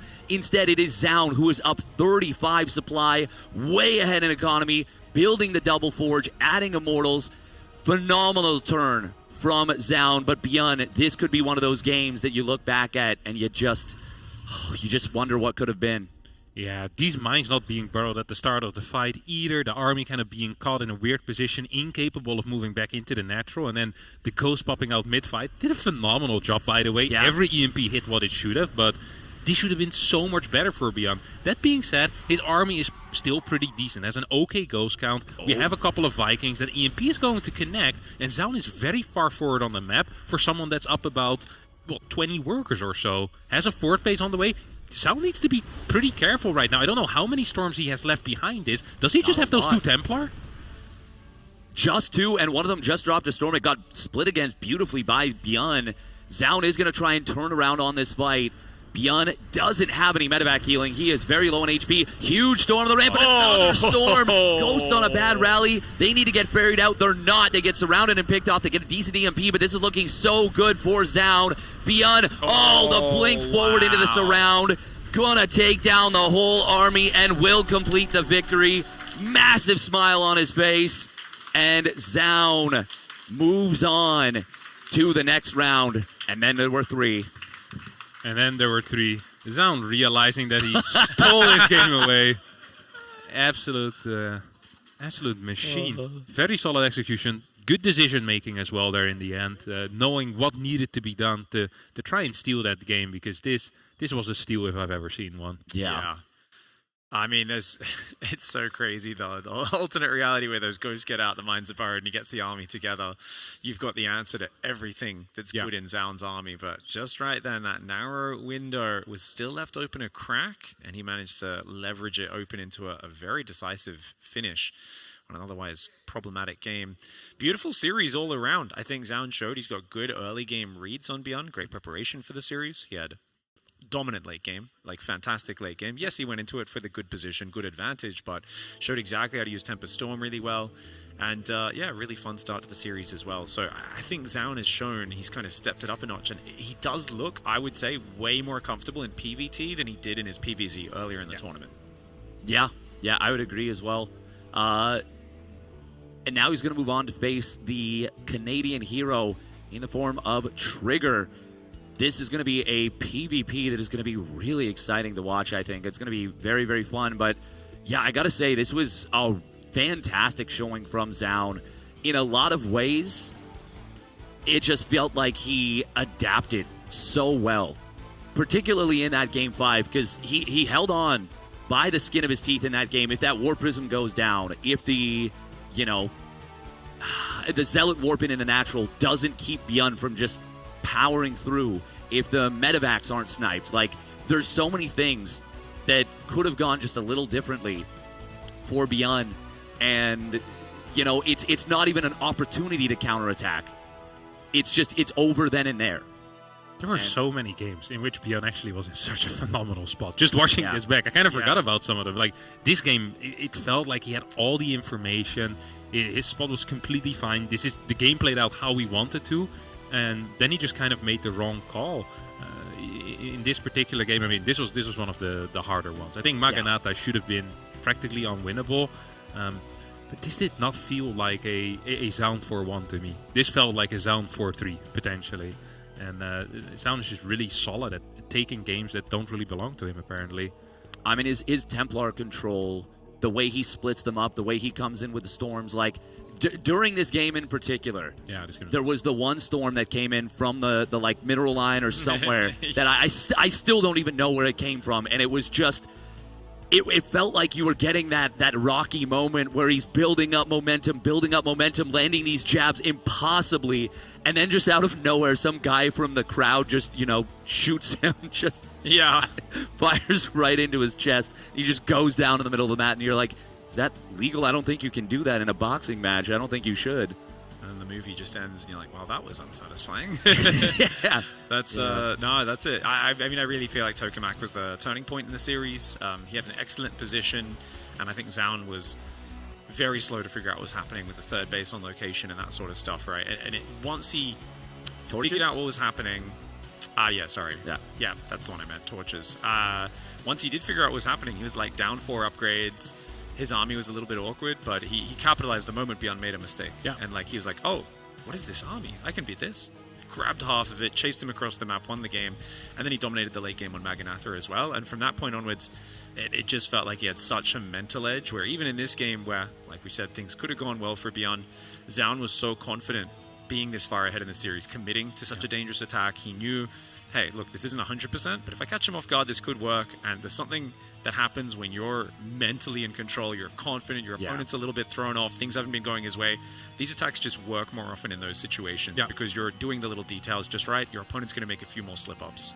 Yeah, and it's really the trend for Zaun, right? Is that he has these games, or also yesterday against Scarlet, where he's not really supposed to win, and in the moment he sees an opportunity, he just kind of bounces and takes back the game. He's really good at figuring out what the path to victory is in a game that feels lost. And I think it's one of the hardest things to do, because it actually requires you to think during a game, which is one of the things you generally want to do as little as possible, because you want to kind of rely on your autopilot being strong enough. And Zaun showing that he can make these tough calls, and he gets them right a lot of the times, impressively so. Yeah, I think specifically, it's funny, I don't think of Zaun as that player, but you're 100% right. He's really good at that, and I think he's been overshadowed by the players that have been so good at it, like Hero and Dark. They're the two that I think of. Maru to a lesser extent, but to me, I guess actually that is the 3. Well, I totally agree. Like Hero and Dark, right? They're better at making crazy comebacks, but Zaun's, I think, a lot better at securing the victory when he's ahead than those two players. Yeah, exactly. He's a bit safer than them. It's like, hey, I'm ahead. Let's hedge my bets. Let's get a little bit of insurance and that sort of stuff. Whereas those two are like, ahead or behind, I'm rolling the dice and looking for the knockout blow no matter what, which is what makes them so dynamic and fun to watch, of course. But I think you see the power here and the potential with Zaun. I always think of I think it was the start of the year, a game against Clem, or maybe late last year. And he was down 10 workers most of the game, and he just sat on 66 workers and just kept building this nice army. And he waited till Clem split his army up a little bit too much, and he just killed half his army and won the game. And I was like, you're not meant to be down on workers for 10 minutes against Aaron and then win, but he just was looking for that one path to victory. And so glad to see the crowd support here as well for these players. Of course, Beyond unfortunately going out there in the top 4, but always got some time to sign some autographs and to say hello to all the fans. Oh, that's so nice. That's so nice to see. Cool tattoos, by the way, in the front row. That was cool as hell. Yeah. Oh, we got a nice little shot as well. Beyond, God, he's such a lovable guy. How can you not love Rocky? Love Rocky. He is. He'll be back. He will be back in Avengers Endgame. Love it. Yeah. But that is going to do it for now for us. We are going to take a quick little break, and we will be back with the next round, which is going to be Zaun versus Trigger. And the winner of that gets the right to face off against Clem in the grand finals. Wow. Stick around. This is Stellarfest.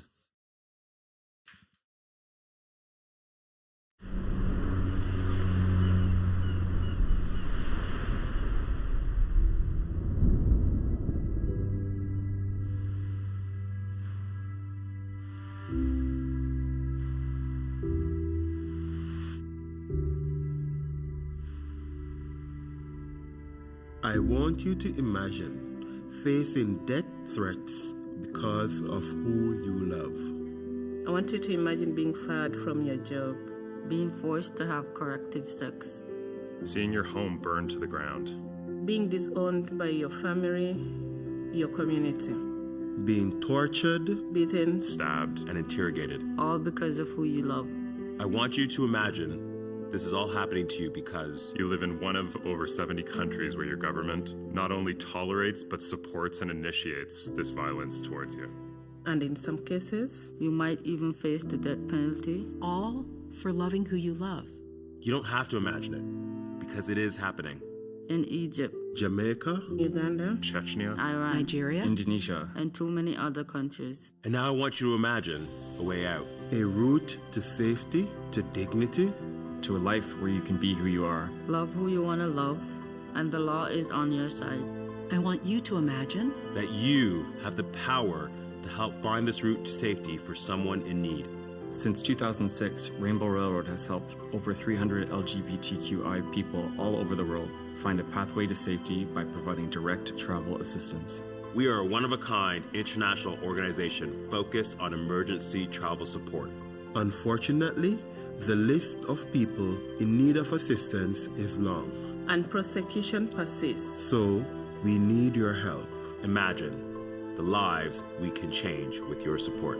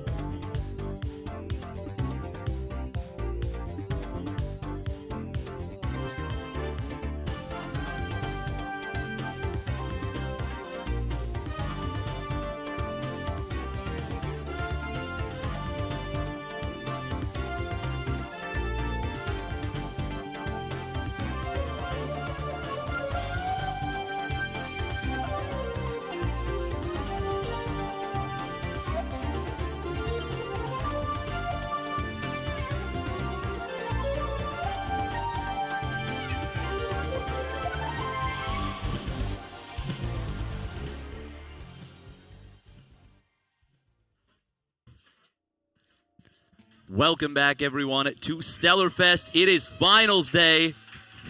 We've got some crowd shots there, and we got somebody enjoying a cheeky little bit of refreshment, we'll say. Refreshments are available here if you want to get them. It's been a very cool atmosphere here at Stellarfest. And I am joined on the couch by Harstum and Lambo. Harambo, they're back despite the fact that I was absolutely the worst. They have returned despite all odds. How you guys doing? I'm doing fantastic. I'm here as the PvP expert, so I'm glad to join the couch here for my PvP expertise. Yeah, unfortunately the Zergs were all eliminated. This is a familiar moment. I'm having that like it's the dog looking at the cupcake. And it's like PTSD flashbacks, just thinking of all the Terran and Protoss brackets and all the weeklies. But we did have some really good showings from the Zergs, and particularly yourself there, Lambo. But obviously, without Cyril, without Raynor, it is sometimes unlikely to see one so far in a tournament. Regardless, though, we do have a Canadian hero still alive in the form of Trigger. We're going to take a look at the bracket. Yeah, there we go. The crowd popping off for it. Love to see that. And, of course, he was the closest one to defeat Clem. Yeah. 4-2 scoreline, not necessarily the closest, but it's pretty darn close against a player like Clem. The previous round, of course, we saw Zaun take down Beyond. And, Harstum, you were mentioning it did not feel like a 4-1 despite the scoreline. Yeah. I mean, it felt like there were definitely some opportunities for Beyond. The Zaun is just very solid at kind of seizing the moment and taking what doesn't belong to him. He would have made a great career criminal, but thank God he picked StarCraft 2. Yeah, and I mean, the hair, it's so nice. You need to have that. Can't have like a balaclava covering that hair. You want to have it nicely shown. Lambo, looking at this bracket, of course, I mean, what kind of stands out to you is like, wow, this blew my mind? I think a lot of the results were expected, maybe aside from Scarlet beating Björn in the upper bracket and me beating Zaun in the upper bracket, but then we both lost against the respective other opponent. So now it's exactly the 4 players that also were qualified, obviously, from the online qualifiers. I also talked yesterday with Trigger, and he said he would prefer Zaun out of the 2 to play against, and today he wasn't quite sure anymore, as we see Zaun walking down the stairs right now. Yep, that's a cool little establisher shot. We will be getting into the vetoes in just a moment here. Love to see that. And here's Trigger. Oh, look at that. He's coming down. Oh, that camera work is beautiful. Solid form on the walk as well. Wow, 4 fingers, because he's going to win 4-0. Oh! What a guy. If he can find his way to the computer, he's going to be fine. There he is. We're going to get ready for the vetoes as Trigger and Zaun are ready. Trigger with his sleeve as he uses the glass mousepad. He said if he doesn't wear the sleeve, his arms get sweaty, and then he can't move it anymore. Oh. I overheard that interview, and someone was talking like, oh, is it like because the glass is really sharp? And that's the only thing I heard, so that's what I thought it was for. I was like, how is that? That sounds really dangerous. Why would you use a sharp surface that you're constantly running your arm over? But that makes so much more sense that it's, in fact, just to help with the sweat. That makes a ton more sense now. Vetoes are going to be showing up in a moment. We've got, of course, Keanu Carter Reeves on the front there. It looks like we're going to get Ultralove being picked. And Tokamak, very interesting. Neither, well, I mean, it's PvP actually, so... Yeah. I still think it's interesting that neither of them vetoed Last Fantasy. Yeah. Neither of them picked it. I feel like if you're the underdog, you would pick Last Fantasy. Yeah. And so probably both of them are quite confident, but not confident enough to actually veto the map.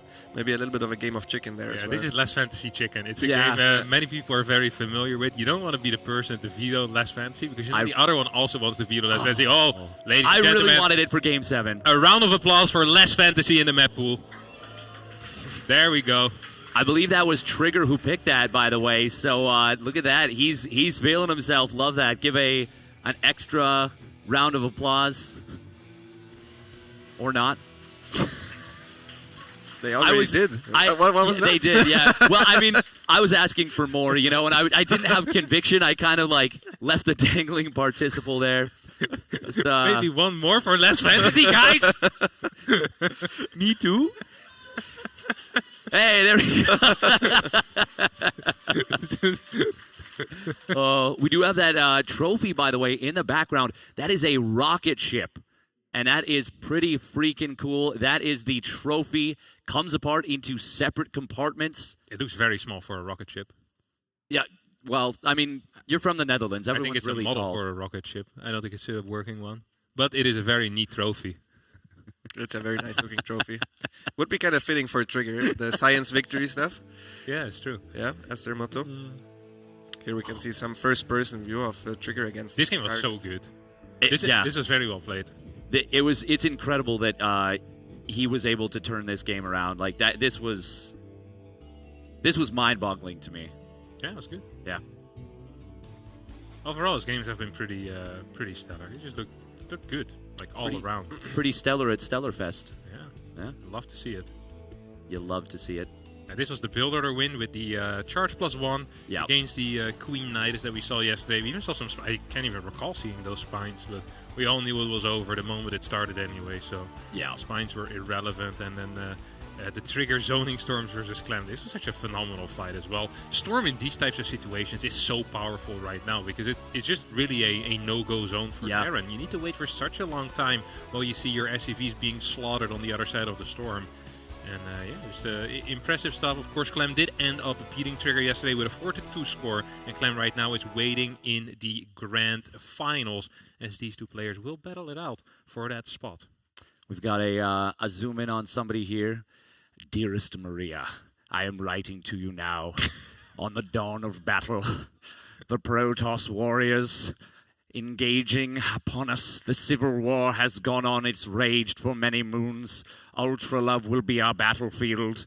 I pray this finds you well. Imagine zooming on the paper is like a doodle of like a house. He's playing hangman with himself. Oh, I lost. Why does this keep happening? He's like, what are these casters taking so long? Yeah. He's done doodling like, the commentators are getting under my skin. It's really bothering me, especially that weird guy from Canada. He looks locked in. Yeah, he does look locked in. Yep. I actually am really curious. What was he like writing down there? Build orders, I think, for the maps. Yeah. I think maybe game plans. Like sometimes I like to do that in a notepad of the PC where I put the game plan just in quick notes for each map. It's very interesting to have like because that was just a piece of paper and a pen. Like is he literally going to look down and be like pylon on 21? Like just looks down. I think it's going to be a little bit more general. A little bit more general, yeah. You look down, it's 15 pages long. At some point during the game, he's frantically scrolling through. But here we go, spawning up in the top right. He's obviously not that dumb. He's a brilliant player, in fact. For Onside Gaming, it is down.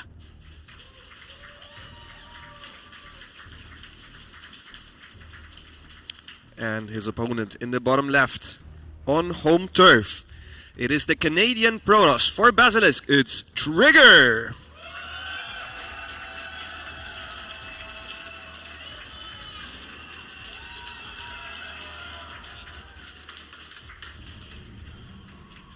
That's cool as hell. That is so cool. Oh, God, I love this crowd. The energy has been palpable throughout this whole event.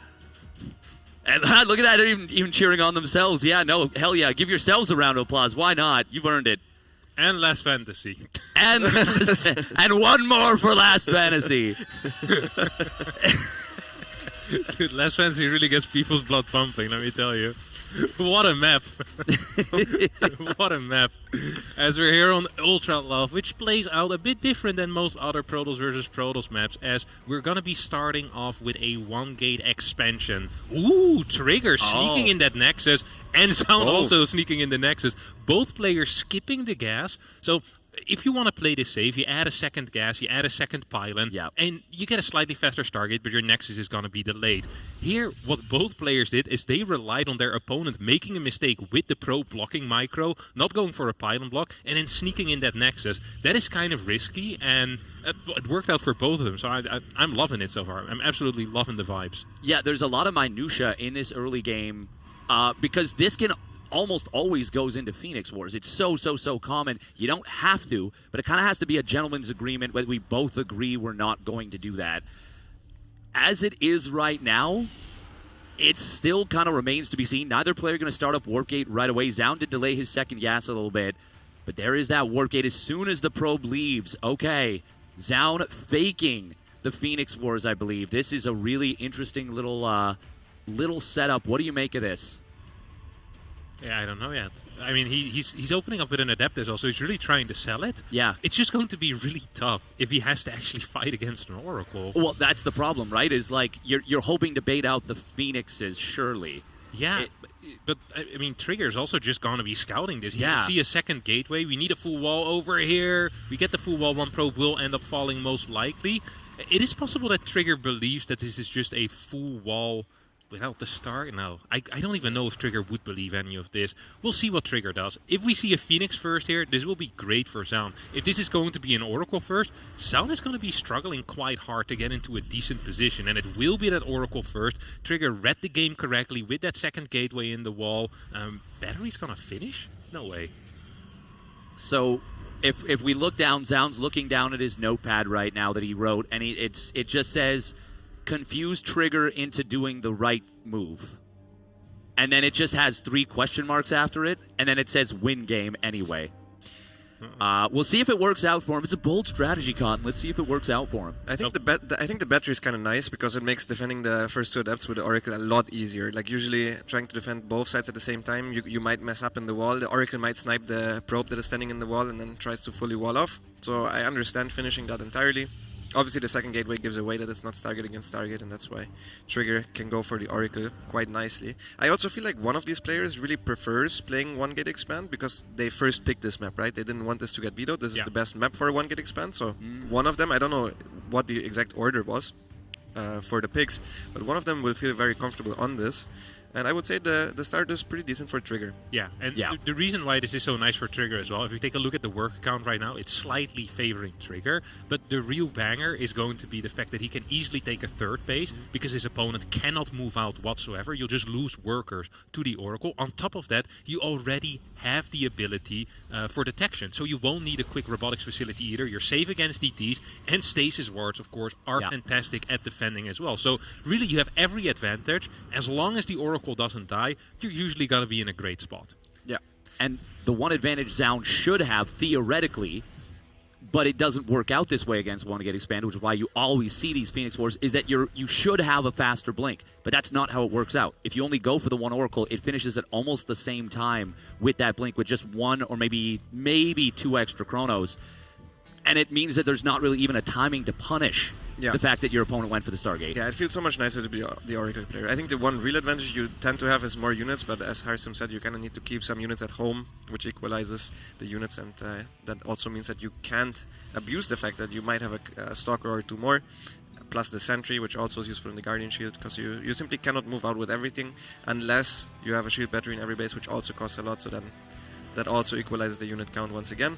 So overall, just slight lead in basically every regard for Trigger, whose third Nexus is done first, who has a couple probes extra, who started his +1 first, and who is now, I think, also adding the Stalker count by a little bit.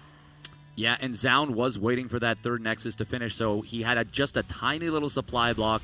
Not a big deal, but when you're already behind by a little bit, getting a little bit more behind in the probes, and the time of that third Nexus, it makes it sting just a little bit extra. Just feels a little bit worse.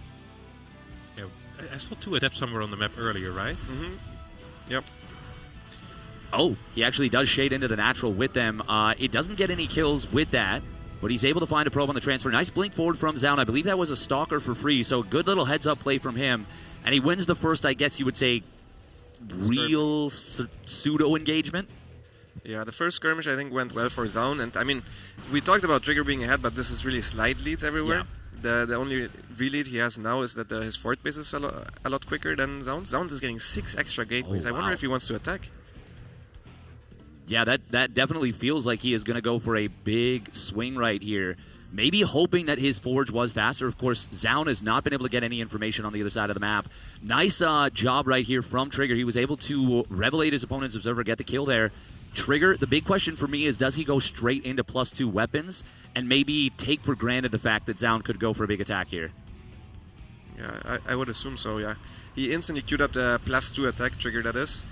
He also chronoed it towards the end, so yeah, timed that one perfectly. The War Prism is going towards the top side. It's not only going to scout the forward base, but I think his plan is to get towards the main base of Trigger with that one. Oh. And Zaun is playing so cautiously. He plays exactly the same as he does in PvZ. He always goes for cannons in every base first before he does something. And yeah, I think Trigger does not have that cannon in each base, and he just has more units because of it, so that's going to make attacking difficult.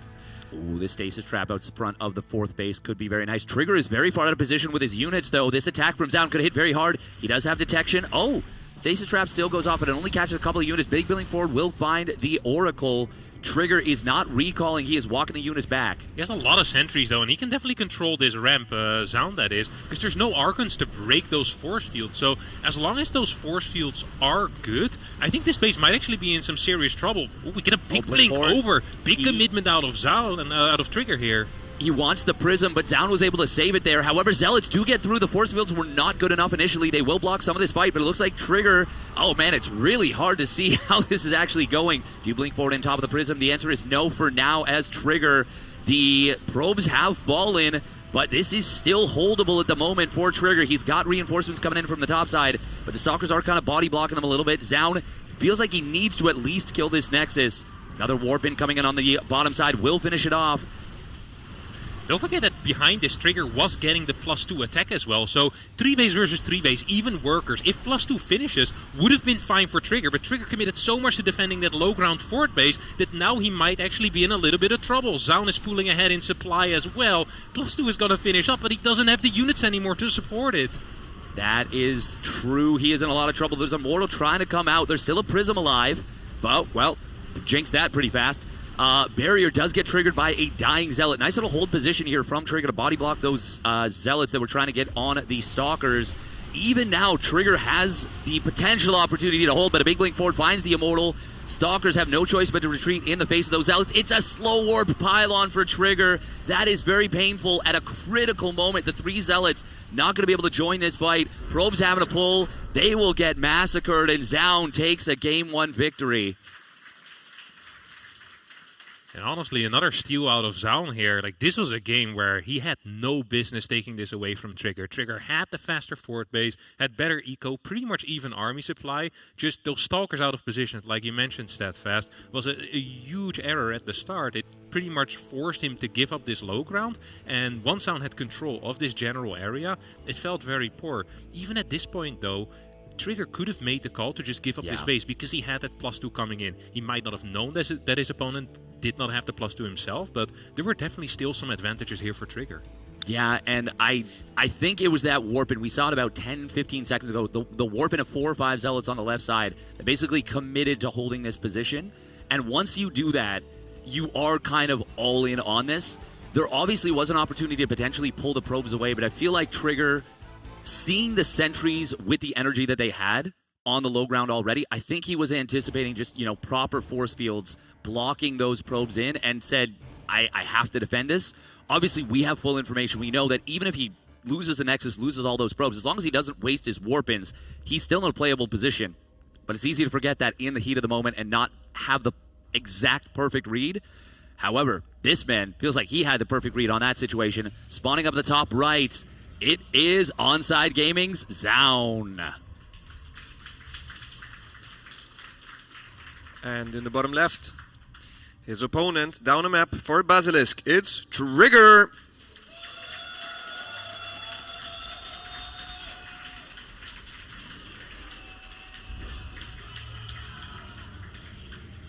God, I love the crowd. Take the opportunity here, we will, to say a quick little shout out from the exclamation donate for Rainbow Railroad, to say a thank you to Pi. He asked for a shout out on stream. He says, Trigger is bigger. And one more for Last Fantasy. Yeah. As well, we also have Adventurer in the chat asking the casters to shout out, or well, not shout out. Nope, that's incorrect. Are the casters SMRT smart? Can you say the order of the planets? Yeah, I think so. Yeah? You do it. All right, good job. Okay, cool. Yeah.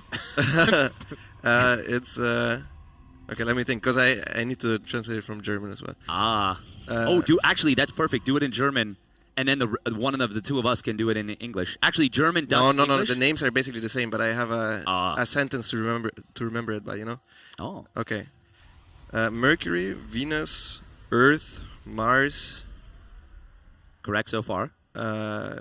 Jupiter. I think so.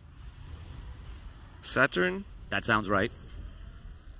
Uranus. I think you're missing the god of the sea. No, I think Neptune is last. Neptune is last? Yeah, and then it was Pluto back when I went to school, but he got demoted. I know. I think that's bogus. Did he? I think he got re-promoted though. I think they added no, I him don't back. think so. No? He's gone. Pretty sure. Yeah, pretty sure he's not a planet. But I think it was correct. I think so. Yeah, was Neptune 8? I thought Neptune was 7 and Uranus was 8. I could be wrong about that 100%. I was wrong about hyperflight rotors, by the way. You were right. It was 125, 125. I wasn't going to mention it.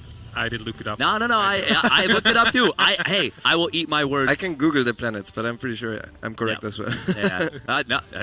I would rather be proven wrong. I got in my ears that we forgot Saturn? I said Saturn. I thought you said Saturn, yeah. After Jupiter. Jupiter's number 5, right?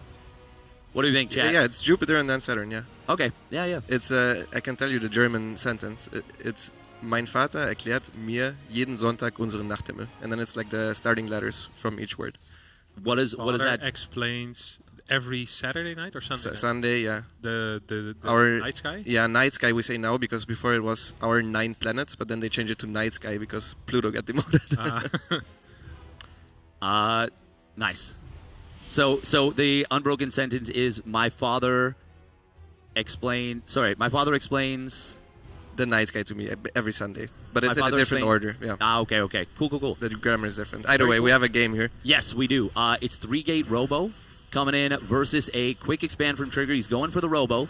That is going to be used defensively for Trigger, and that's the best possible building for him to have in terms of, well, it's better than a Twilight Council at the very least. Yeah. It was a fake proxy pylon, right? This was into a defensive robotics facility, so you're kind of baiting out this type of build. Like, if you're actually going to want to fight any build, this is probably the one. You want to add in more sentries, more batteries, probably cut workers at some point, and the moment you get an Immortal out, usually you're cooking pretty hard. Ooh. Spotting sentry. Good reaction time there as well from Trigger. Good force fields too. Not enough Stalkers get through to one-shot the Stalker at least, but all of them do get through. Very nice pro pull here from Trigger. I love that. We'll get a full surround, but a nice hot pickup. There is an Immortal about to pop out for Trigger. There is a lot of stuff here. Good pickups, but very good damage on the Stalkers. Oh, is he going to try and go for this? That would be a bold move. He will have to pull back. Drops the force field just as the sentry dies, so at least a little bit of value out of that. But now the Immortal's out. That's going to make things a lot easier. Still have to be very, very careful. It's going to be a Prism to follow it up. Yeah, with the Immortal out, it's looking quite good for Trigger. Oh. Robo Bay on the way, but that's from a robotics facility at home. Yeah, this is not going to kick in round. forever. Yeah, one of the issues with just having Stalker into Robo Bay as well is that you have nothing to really defend yourself. Usually when you go into Disruptors off of one base, you want to have some sentries and an Immortal, so the other guy can just run up and shoot your Disruptors down. So even if you do get 2-3 Disruptors out, it's still going to be very tough. This is nice micro though out of Zaun. Very cool move from Trigger right there. He picked up the Immortal immediately with that Prism. I believe he wants to go hunting for this. He's going to drop the Stalkers. Look at that micro. He's going to try and chase down this Prism. If he got that, that would be all but game over right here and now. Well, he can still maybe get it. His Stalkers have higher HP than the ones of Zaun. Needs to be careful though, because Zaun's reinforcing Stalkers. Snipe the Prism off Trigger. Good move here from Zaun. He's still in a very rough position. Trigger will have to rebuild that War Prism, but it's looking really good for the Canadian. This is a very good call, by the way, out of Trigger, sending that hallucination across the map. It's quite tricky to do because you feel like you want to conserve as much energy as possible, but sending this hallucination, making sure there's no nexus, or scouting any potential follow-up is 100% the correct play right now. So he will scout that Robo-Bay and the Disruptor. We might even see a Stargate as a response to that. You can play Phoenix Immortal pretty reliably. Triple Adept gets into the main base as... it does feel like Trigger is not playing as tight as he should. There should be a probe stopping this, build a pylon. There's a couple of worker kills. It's not the end of the world, but it's still frustrating if the Adept go out. I feel like this was fine for Trigger at the end of the day. Yeah, I think so too. Against this Disruptor, you mentioned a Stargate, but it feels like at this point it's a little bit too late. Is the Prism going to be enough? Prism plus a pre-spread? It's obviously easier said than done, but Is this the best methodology right now? Just kind of, or do you want to do what he's doing right now and try force the fight? Oh, good first hit for Zaun. 2 Stalkers is quite nice.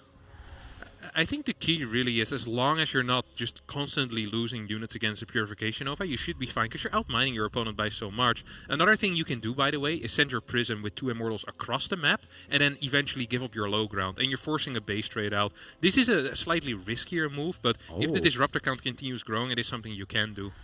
Why is Zaun going so far back? He got faked out. The Observer had vision, and that's how he got that big Disruptor shot. Trigger actually just broke his ankles right there.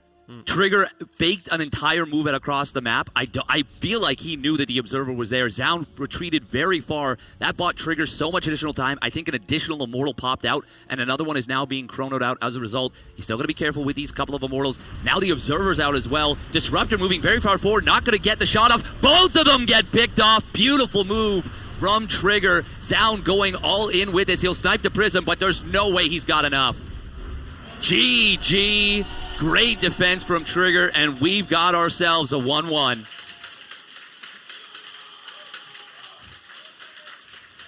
Yeah, well defended there out of Trigger. Good strategical victory in my mind. Once you get these build orders matched up against one another, the defending player should win majority of the time. But just because you should win doesn't mean you 100% will. His control was good enough. He defended well. I do question this last move out of Zaun a little bit. Usually with Disruptors, you want the fight to last a very long time and you to shoot as many Purification Novas as possible. Dropping into 3 Immortals seems like a sure way for both of them to die. So perhaps he felt very desperate and felt like he needed to do something because he saw the Triggers on like freaking 4 gas, 42 workers. Like, there's definitely some time pressure on you. But yeah, this wasn't the way to try and go about it, I think. Trigger picks up game number 2 and puts himself back into this series. This is really nice. And on top of that, I feel like he has the mental edge as well. Both games, the early games were better for him. I feel like once you get going in a PvP, if you have better early games, usually that continues because the other player is gonna, play a little bit more careful. Yeah, I will say I am impressed that Zaun won game number 1 from the slight disadvantage, but it really was that just one big misstep of having the Stalkers out of position, then fighting for a 4th base when maybe he should have given it up. But regardless, spawning down in the bottom right, you got to give credit where credit is due. He's played a good series so far. For Vitality, it is Zaun.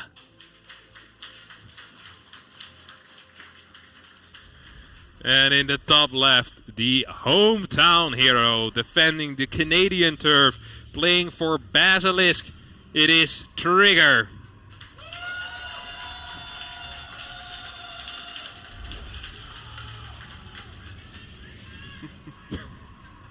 God, I love it so much. I'm never going to get tired of that. We do have, by the way, a 4 redeem from One Man Army with a $125 dono, asking for 2 shout-outs on stream. So we're going to give them 1 shout-out now. And a second one now. And a second one now. Money well spent. Word.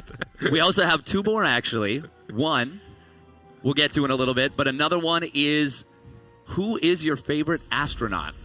Lambo, who you got? I only got Neil Armstrong because it's the only one I know. Neil Armstrong. Yeah, there we go. That's an astronaut. That counts. Score 1 on the board for the commentators. Harston? Buzz Aldrin. Buzz Aldrin. There we go. That's also another astronaut. He punched a guy, like a moon landing denier, I think. Yeah, he sure did. Yeah. Big man, powerful punch. The face he made when he did that is...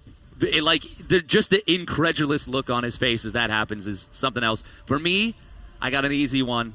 We got Chris Hadfield, a Canadian astronaut, awesome human being. Yeah. Earlier you said Lance Armstrong. Like, we're not going to let you forget that. For the people who don't know, Lance Armstrong is a cyclist. Did do a lot of drugs and went to space that way, potentially. But Not sure how much he is an astronaut. So we have an interesting little build here coming out of Zaun. It's going to be a proxy Stargate.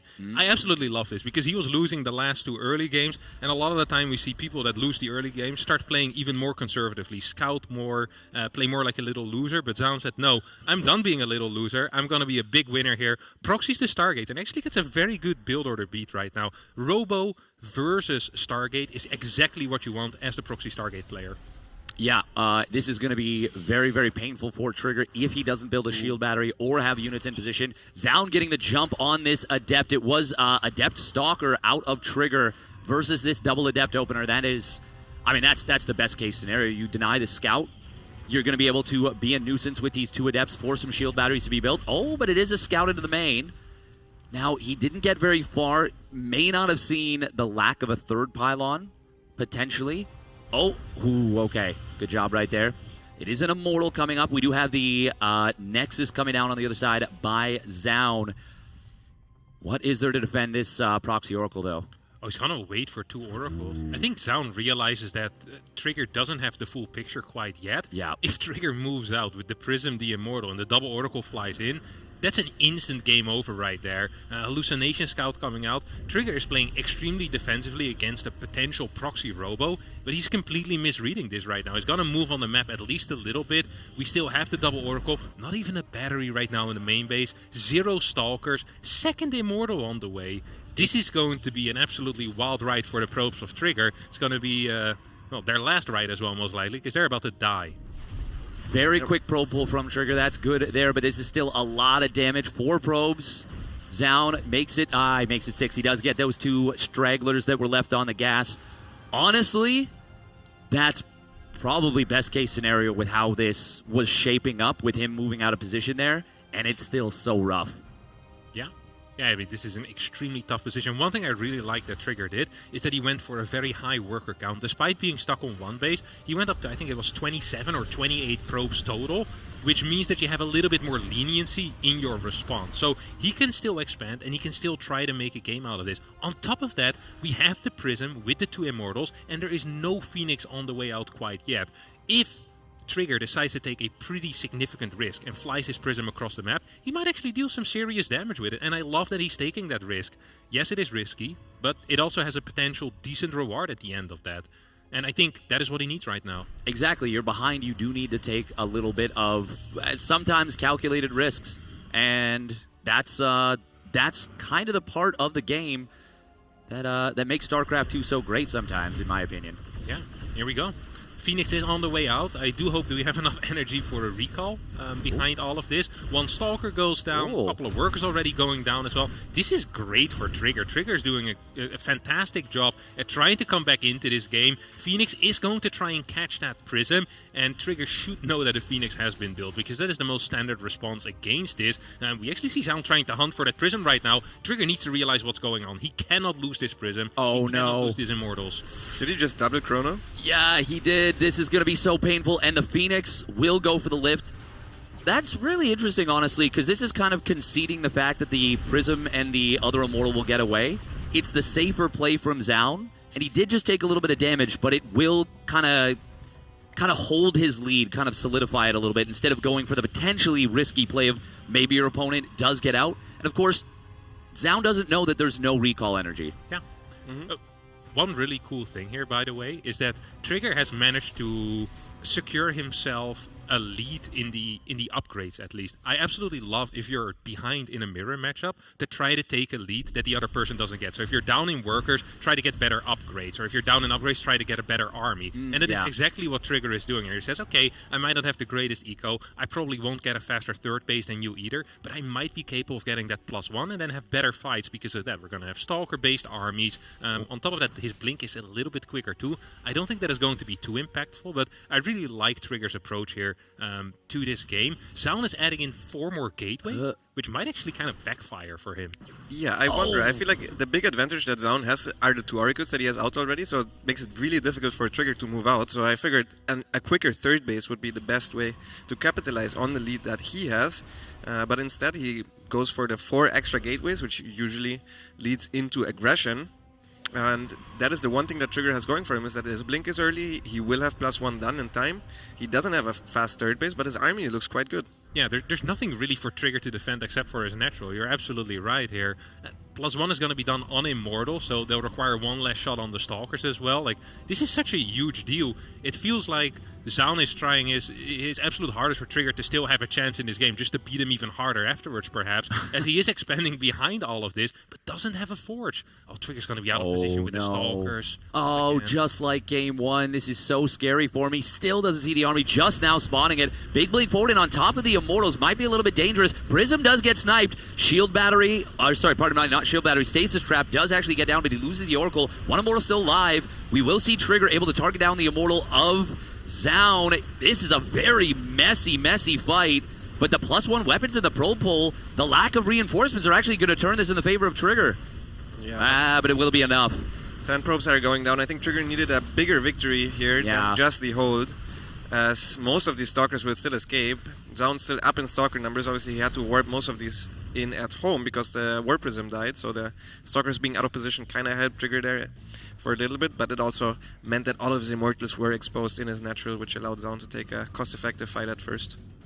I think the best choice for Trigger right now would be just to basically full send across the map, but we are going to be seeing a blink forward coming in from Zaun. He says you don't have enough here. Second Immortal wasn't quite there. Guardian Shield Sentry helping out in the fight a little bit, but does get sniped, and Trigger's opportunity may have kind of just gone up in smoke there with the loss of that Immortal, with the loss of that Sentry for the Guardian Shield. Good job from Zaun to jump on top of that army and punish the fact that Trigger was pretty desperate to make something happen. One kind of interesting thing here is behind all of this, Zaun built like 0 workers. This is his first round of triple probes right now, and as a result, the worker count is relatively close. Trigger is continuing to push his upgrade lead. Yeah. If he manages to make a hold with +2, he's probably going to be in a playable position. Could we take a quick look at the infrastructure overall? Because I feel like Zaun has way more gateways right now. Yeah, he's gonna have 8. Yeah, he's gonna have 8 against 3. This is a major issue. Because you're still going to need to add those gateways. So we're talking like 900 minerals or so, and gateways that still need to be added at some point.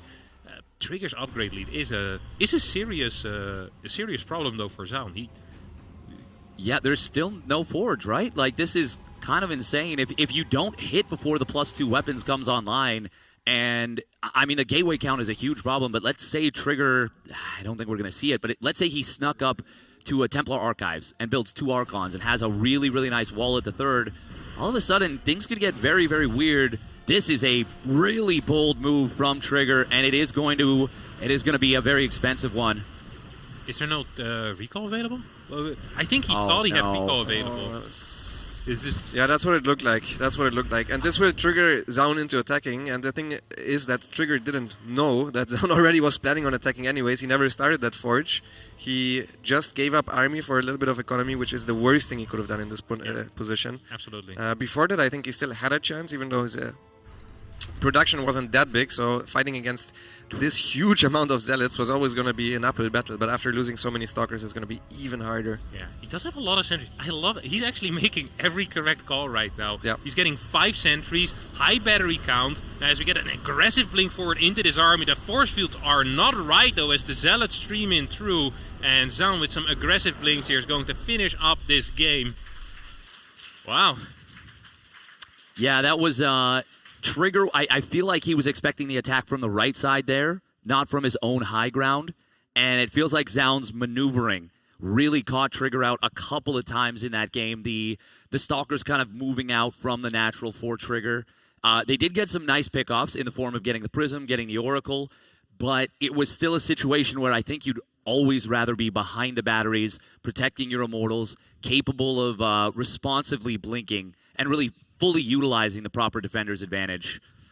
But yeah, that's a tough loss, I feel like, because it feels like in a lot of ways Trigger, he got caught out with the recall with the double Immortal drop. He got caught out without the recall with the Stalker move into the natural. There was a lot of moves where things... It feels like almost Trigger was playing too hard, if that makes sense. Like he was trying to force the issue too much. Yeah, well, but he had a massive disadvantage after the start. Like he had a bad build order matchup in this one. He had a good build order matchup in the one before. Yeah. Yeah, I think it all evens out. I think one thing that might have been the case is that he thought that his opponent was already moving out. Because I think he lost his observer and then he went in. Very often after someone kills an observer, he actually saw the stalkers at the third base. That's why he went in. He saw the stalkers just blinked for his observer, barely didn't catch it, and that's why he went into the natural, because he knew the blink was off cooldown, and or on cooldown rather, and then he thought he had some time to deal some damage, but he probably just didn't have recall. Yeah, it's tough. Yep, it is incredibly tough. But this man comes out with a lead going into Game 4 on Leyline. Spawning up the top right for Onside Gaming, it is Zoun.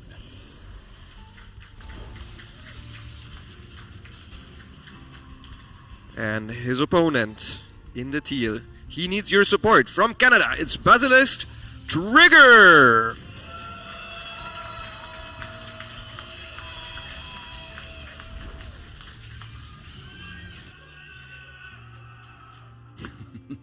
God, I love that. Okay, so we've got another redemption we're going to use from one-man army here, as Trigger did not go for the scout. Zoun going for that scout. Casters roar like Ursa. So what we're going to do from this one is we're going to have the audience count from 3 to 7. And on 7, we're going to roar like an Ursa. All right. Crowd, you can handle that. You go 3 up to 7. 3, 4.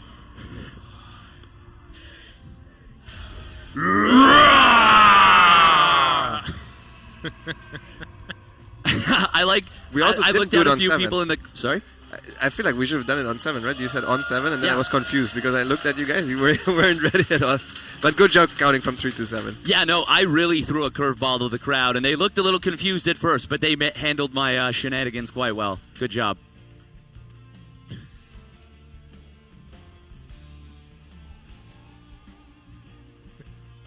I was just thinking, we have probably a lot of really smart people here, and all of their brains are being used to count from 3 to 7. Could be solving the world's problems, but fixing your curveballs instead. Lovely to see. The brain power that could have otherwise been used to cure a disease has instead been trying to figure out why even 3 and 7. What do these numbers mean? Exactly. Well, when you find out, let me know, because I have no idea myself. This is going to be our first mirror game, by the way, like a proper mirror over here. Sentry Stalker into Sentry Stalker, as we're. This is the most standard of PvPs. Both players getting the Nexus out. Now there are a couple of paths you can walk from here. We can go into a Twilight. We can play a Robo. Most of the time we do see the Twilight mirror, and we have our first Twilight coming out of Trigger. Trigger's a huge fan of it. Zoun also. Boom. Twilight versus Twilight. And a lot of it's going to be reliant here on the scouting with the hallucination. We'll see some adept shenanigans perhaps after Warpgate finishes up as well. It's both players just trying to make sure that everything is normal. There is a probe on the bottom right out of Zoun. Ooh. Is that Proxy Dark Shrine? That's what I was thinking. That would be a really cool play with the 2-1 advantage. No? Yeah. It's a bit too late for that, I think. Maybe just a casual pylon to warp and stuff from. Yeah, it could even be a proxied 4th gate. That's a little bit more like, I guess, generic by the book, so to speak. I personally would have loved the proxy DT shrine, but it looks just like scouting. Yeah, just for now, scouting. Okay, that's cool. Very interesting though, because he's got all these hallucinations with the triple sentry, but not the biggest of deals. Just an interesting little wrinkle here from Zoun. Oh, he just got spotted on the bottom right though, by a hallucinated probe, or a hallucinated Phoenix of Trigger. So good job from Trigger to kind of check the corners and get a little bit of info. Yeah. That doesn't really help Trigger though, because that was literally just a scouting probe. Yeah. So it might freak Trigger out. He's like, oh, there was a probe there. It was just a scouting probe. Now it's something a little bit nastier. Trigger is going to move into that direction because he saw it. So we get that Stalker split off. If he finds that pylon, it would be a pretty big deal. We have 2 more gateways coming out of Zoun right now. Zoun is committing big time into an attack onto this 3rd base. So ideally for Trigger, he skips the Robo for as long as possible and adds a couple of gateways right now. Battery on the 3rd base as well. This would be... Does Trigger have no hallucination out right now? Because I feel like this is the time where he should scout if there's a 3rd base going down off his opponent. Instead he's moving out, which could be quite bad for him. Yeah, this is going to be really messy unless he catches his opponent. Stalker's in the middle of the map. His blink is done. Oh, the surround with the blink. Going to be able to grab all 3 Stalkers just like that. And this is the added-on effect that Zhao now moves back to defend rather than attack. Another big blink forward here out of Trigger. Trigger sees the lack of a third, but he's like, uh-oh, no third, that's weird. Let me see if I can poke you in the natural. There is no battery there, but Trigger will need to move back soon, as I think he knows there's most likely going to be a proxy gate. I am not loving this aggression still out of Trigger. He is being very, very assertive on the map right now, and getting a battery defensively, looking around for potential proxies, should be first on his priority list at this moment. Yeah, there's a chance he thought Zhao just cancelled the Nexus, because he couldn't hold it, obviously, after losing the first 3 Stalkers. So it's not as obvious for Trigger, as he's even giving up a Stalker on the other side of the map in order to make sure that there's he keeps tabs on the third base timing of his opponent. He's even going to go in there to double check. Yeah. But yeah, he realizes what's going on. He starts with an Immortal first. The shield battery is not quite done yet. Zaun is up in army. And he's going in. Guardian Shield does get sniped immediately. That's really big. The other Guardian Shield for Zaun going to help out a lot. Shield battery will complete. There's a lot of Stalkers here for Zaun. Trigger needs to pull back and buy time for this Immortal. It will pop out in a moment. He's got another battery on the way. Probes are going to get pulled. He can afford to lose a couple of them. Stalker coming in from the flank is just going to disengage in a kind of funny fashion. Nice job triggering the barrier on that Immortal. This is looking really scary for Canada's hope. Yeah, big blink forward. Battery does finish up. No more probes to pull, though. If you had 5 or 6 workers right now, that would have been huge, as the battery's putting in a lot of work, but Zaun is still up in those Stalker numbers. Second Immortal is going to show up. Can it get a couple of big shots in? There we go. First shot, second shot. Immediately the barrier gets triggered as well, as we get another big blink in further forward. Zaun still with a Stalker lead right now, as the third Immortal is a little over halfway done. This is starting to look worse and worse for the Canadian Protoss player. Yeah, this is such a difficult situation to navigate.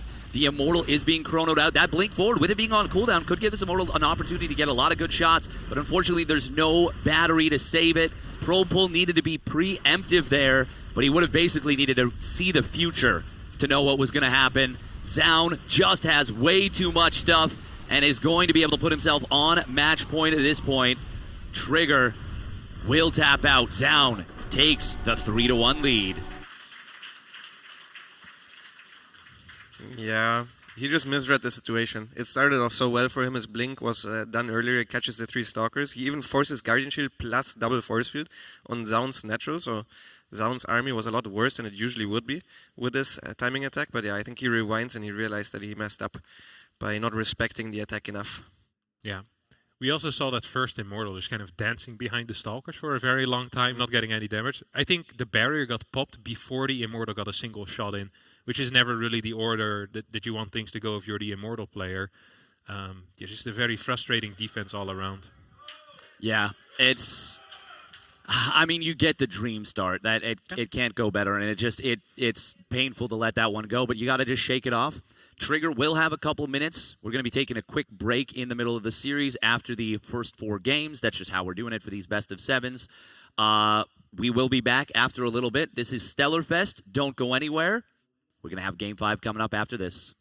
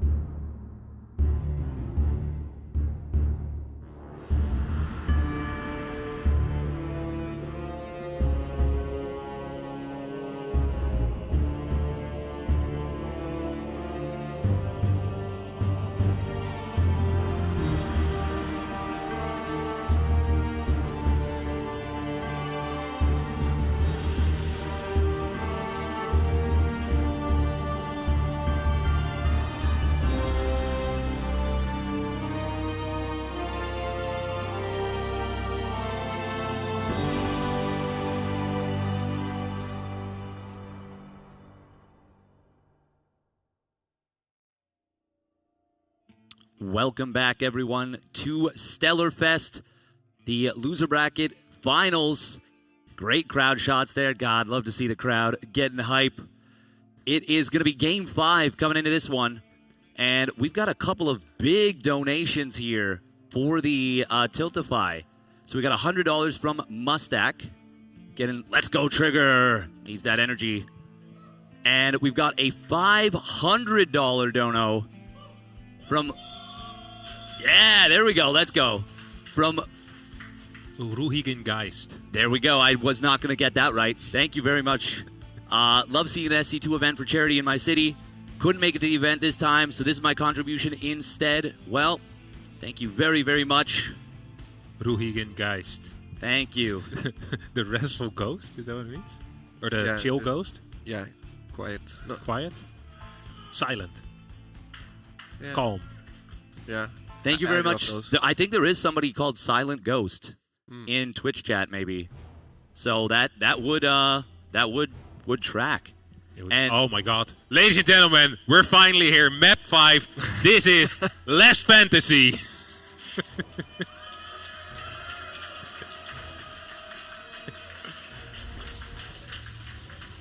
And spawning in the bottom left-hand side, he is only a single map win away from the grand finals. It's Team Vitality's Zone.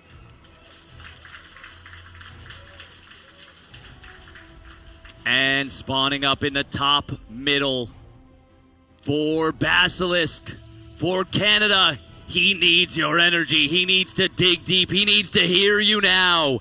It is Trigger.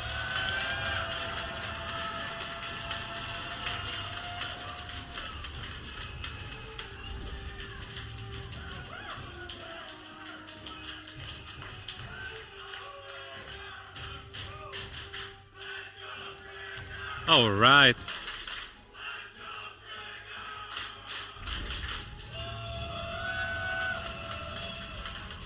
Love to see it. Big Trigger support over here. As we've got our 2-gate versus 2-gate setup. Trigger spawning in the topside location. Lambo, tell us all about it.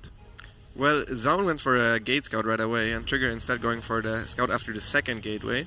Oh. And he's chilling in the middle of the map. He's going to proxy Robo in the middle. Do it. Do it. This is so much aura to do this down 1-3 without scouting. It's actually very cool. Yeah, it is so cool. This is such a good move. In my books, he already won this. Yeah. This is over. Mental victory for Trigger on top of the science victory. Will we get the actual game victory as well? It's going to be a triple. So I might as well go home after that. Unbelievable scenes over here. It's indeed going to be a proxy row. It can only be one thing. As we get our Stalker, our Warp Gate, our Robotics Facility. Okay, Stalker first. I like this because his Robotics Facility is quite far forward. That means your first Warp-in is going to be a little bit delayed. But it also means you're way more likely to actually keep your Robotics Facility alive if someone goes for it. And Zaun is building the low ground pylon. This means there's a major liability there. This is 100 minerals that you're wasting onto a location that you can't possibly defend. Your own Robotics Facility is going to be quite a little bit later. That pylon is just going to die. So that's already a big start here for Trigger, who's staying on 23 workers. Zaun staying only on 24. Chrono Boost his own Warp Gate. This is a response I haven't frequently seen. I think he's going to go for 3-gate Prism. Mm-hmm. Yeah, Trigger told me he analyzed some of Zaun's replays, and Zaun actually plays this a lot, and he thought that this was maybe not the greatest build, so... it does look decent, though, against Proxy Robo itself. I figured against a fake Proxy, where you end up going macro like we saw earlier, this would be very bad against. But against Proxy Robo, I'm interested to see how it plays out, because you have some counter-aggression with the Warp Prism. Ooh, this could be scary, actually, for Zaun. He's very far forward with these 4 Stalkers. 4 Stalkers and an Immortal absolutely blast 4 Stalkers, obviously. And as the first unit for Zaun is going to be a Prism, I don't quite understand how he's going to keep that low ground pylon, and even keeping those 2 gateways powered is going to be tough. So most likely this is going to be minus 200 minerals to start things off with. As the first pylon is going to fall, is it going to supply block his opponent?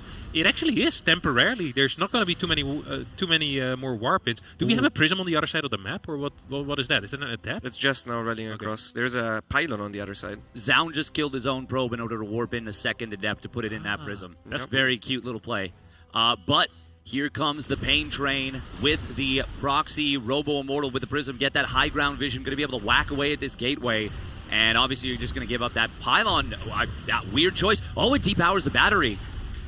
Yeah, the problem here is the double adept counterattack on the other side of the map could still be very painful, as the first defensive immortal is about to pop out for Zaun as well. There's one battery still in the main mineral line as we speak, and the control out of Zaun is surprisingly solid here with very little force fields. First damage now happening in Trigger's main base, as these adepts are going absolutely wild. 5 workers going down already, 6 workers going down. This immortal stays alive, very solid control. Oh, the save again. The read. The footsies. He's keeping the Immortal alive very well. The barrier comes back off cooldown. Second Immortal shows up. There is an Immortal out for Zaun, though. This is very tense. Trigger, I cannot believe he just kept that Immortal alive. That's insane. That was great, Micro, but he lost many probes, so he's on a bit of a timer. Snipe. Had a chance to force field there, but missed it. It's looking good for Zaun for now. Trigger still needs to get more damage done. He's not resuming pro production either, probably saving for maybe some adept weapons. Gateway does go down. That was a little bit scary right there for Zaun. If there was a second force field, he could have trapped a lot of units in a very small pocket. Another Immortal shows up here. Prism gets back home. Force field from Zaun does get avoided by Trigger very adeptly. There is a 5-worker lead, though, for Zaun. He is on the verge of punching his ticket to the Grand Finals, but Trigger is doing everything he can to make this happen. Yeah, slowly but surely he's building some more workers. I wouldn't mind seeing a lift up of these 2 Immortals. Okay, there we go. Decent control. The one advantage that Trigger has is that he's aggressive out on the map. He could go just for a drive-by into the main base with 2 Immortals. If he even get as much as 2 or 3 worker kills, life is actually not that bad. We're going to get a double adept shade in as well. This might actually mentally prepare... Oh my god, he's going? No way. Oh, he's trying to poke. He lost both sentries. That was a bad poke from Trigger. Not killing anything there and losing a bunch of units. And Zaun now also walks down, but 1 Immortal goes down instantly. We got a chase coming in from Zaun. It looks like Trigger's going to kind of rotate, go for the drop on the main base. He will look for the kill on the Stalkers, but a good counterplay from Zaun, dropping the Immortal of Zone back in here. Barrier for Zaun, helping out a lot. Trigger, I believe both of his Immortals barriers are on cooldown. I think one of them just got activated.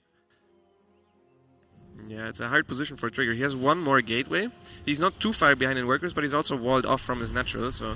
Not even sure if he's thinking about expanding at this point. I don't think he is. Yeah, he needs to defend the robos, right? Yeah. Yeah, I mean, what you could do here is try and go for a Stargate and get the air lead here. If you have a Phoenix out, the opponent can never counterattack with an Immortal Prism. This is such an awkward situation for Trigger. That's good pick he off. sniped the Stalker. That's insane that he was able to do that. Oh, and now he moves in on the army. He sees his opponent out of position, but the army of Zaun comes back in, drops the 2 Immortals. Trigger will disengage. He's got 4 Immortals to 2. Force field is going to come down, but a good save from Trigger. This is... God, this feels like we are watching someone dance on a tightrope here. I think Trigger is out-microing Zaun here, and Zaun is pushing forward into the weapons of Trigger. 1 of the Immortal goes down, still 3 remaining for Trigger. I think this should be looking good for the Canadian, as 3 more units are warping in for Zaun as well. The last Immortal of Zaun is very low in HP, but Trigger is running out of units here.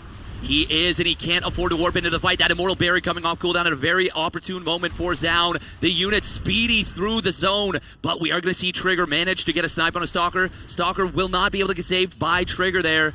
Immortal of Zaun is on the chase. There's no anti-air, though. This is still so tense. And Trigger will be able to get a warp in off the pylon because there's enough time for the slow warp in to fully develop.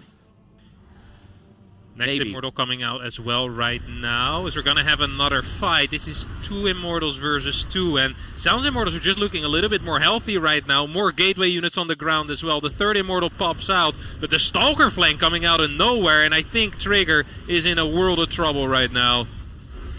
That he is. A brilliant bit of play from Zaun right there. The micro war was as intense and dynamic as it gets. And I agree, I think Zaun was getting ever so slightly out-microed, but that Stalker flank at the very end was a brilliant maneuver off that slow warp pylon at the top. We didn't even see it, we didn't even think about it, but Zaun had the presence of mind to do what he needed to shut down that position, shut down the game, and advance on to the Grand Finals. So well played from Zaun. Give it up for him there. He's earned it. Yeah, well done by him. Also, the first counterattack with the War Prism, it forced a double Stalker warp in at home, so these 2 Stalkers were never in the fight. It was just a solid game plan against what Trigger had planned against him. Yeah, I mean, now this was a clinical series here from Zaun. we saw, I feel like the big moment in this game was that reposition on the Warp Prism from Zaun. That was his play that enabled him to get the, the continuous reinforcements he needed to be able to keep the fight at par, at parity. Without that, I don't think there's any way he's able to break through and kill that 4th Nexus. I wonder if he could have recalled the Stalkers that were in the bottom right side for Trigger, because I know recall was available there, even on the exposed Nexus, but if he reacted right away, maybe that was the play. Anyway, this was a great hold from Trigger, good focus fighter as well on the Immortals. It was a lot of these games were quite close. Some of them, one of the players got the early lead, and then it was really hard to claw back into it, but yeah. At the end, good builder execution from Zaun, good builder choices as well, I would say. Yeah, I mean, this was, I feel like, you asked about the recalls. I feel like the story of this series was not having recall when you needed it most. In game number, game number 1, not having the Stalkers recalled. Game number 3, this run right here, yeah. Two is situations where maybe a recall could have saved a lot more. And I think it's maybe not necessarily this game is won by that, but I think game 1 is probably won by a recall, potentially, at the very least. But, I mean, well played by Zaun. He's got to be very happy with that. Trigger, obviously, not being able to recall out here hurt a lot, and it shut down any potential for a comeback, I'd say. Yeah, it made it a lot harder. And then his last set of force fields also wasn't perfect, so that doesn't help. But I mean, his unit count here is so low. I actually love what he was trying to do here. Like the sentry plus battery, kind of hoping that Zaun shoves it into your 3rd base, which is exactly what he did. So I feel like a lot of the reads that Trigger made were correct. I liked how he was playing like strategically, and then sometimes, sadly, a little bit lacking in the execution of things after getting an early game lead or a decent mid-game setup.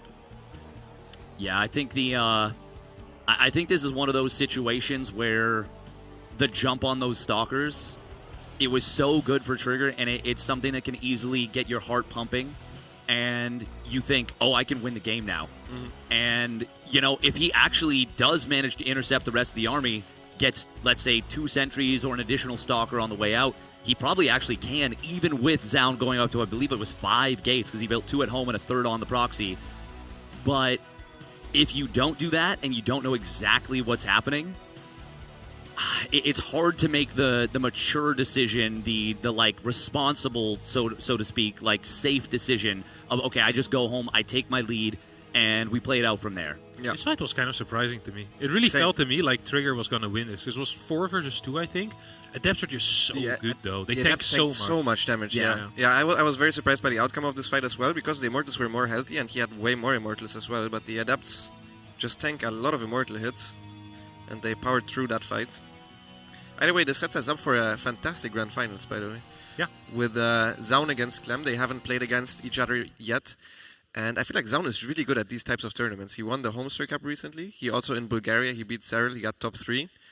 Yeah. And now here, again, he's in the Grand Finals. Really impressive run from him. Yeah, absolutely. Yeah, I mean, and he's looked really calm and collected, even in bad situations. There's been quite a few situations where it's looked like the game was kind of slipping out of his fingers, or, he's a little bit behind and he makes a decisive move to give himself the best chance to win.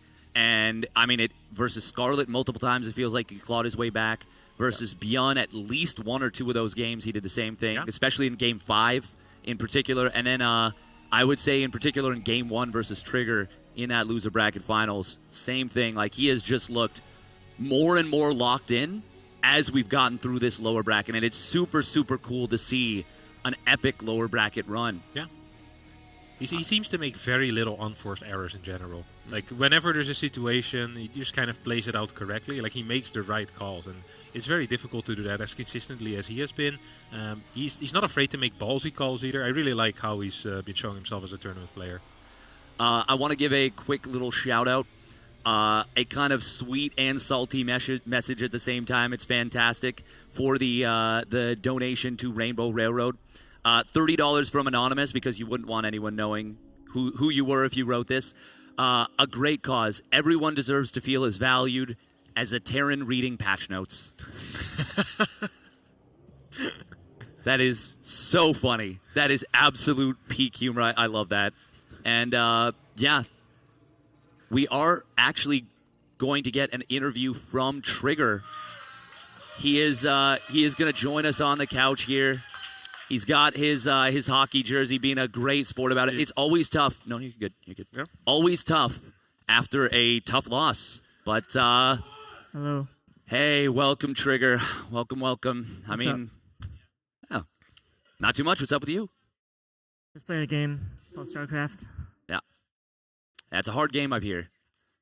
Yeah. I mean, well, say what you want to say for the first little bit. If you got anything you want to say, or well, I'm a bit sad. Obviously, I'm sad. I think I was sadder to lose here than at EWC. So that, like, to be honest. But I mean, I had a really good run overall, and yeah, I think I learned a lot as well just from playing these games. So I disagree. I think you had a phenomenal run. I think you really delivered here today. Top 3 against this level of competition is outstanding. You really pushed Clem to the limit. I don't think I've seen him that uncomfortable after games in a while. So you really deserve some kudos. And this crowd has been showing you love, and I know that they're going to show you love once again, and you've earned it. Thank you. Yeah, I really appreciate the crowd. I could hear you guys from when I was playing, and it gave me a lot of energy, so I really appreciate it. Thank you guys.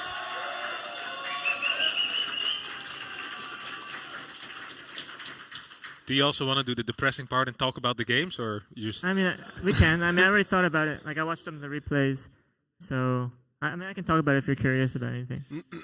Which was the game you felt like the worst about? Like, there's usually in a series, there's one game that you look back, I was like, this was, If we could just revisit your trauma, let's get down to the worst moment. Yeah. I mean, the game that really got me was the one where I lost to the Blinkstalker all in, because I had a perfect response in my opinion. Like, I did not build a forge, I built an immortal instead of an observer.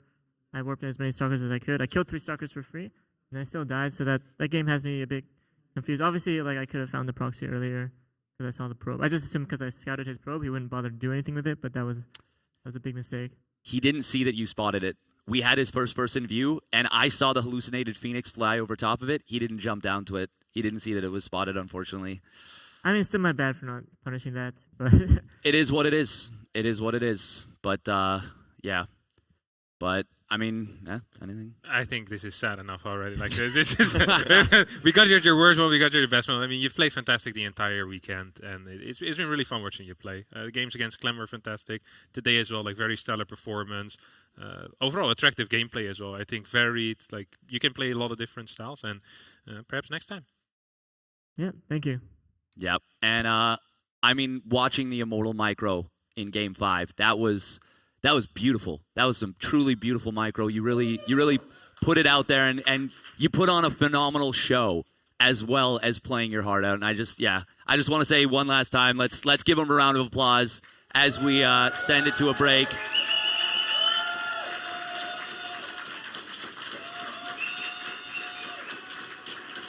Thank you so much, Trigger. We're gonna be back after this. Yeah, say your last little piece if you want to say something to the crowd.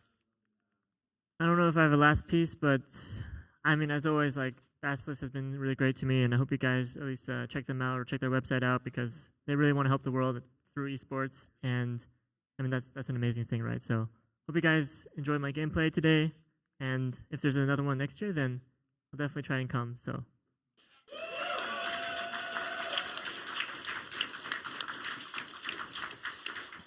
All right, thank you very much, Trigger, and thank you to the lads on the couch. We'll be back after this. It'll be grand finals coming up after this. Clem versus Zound. Don't go anywhere. This is Stellarfest.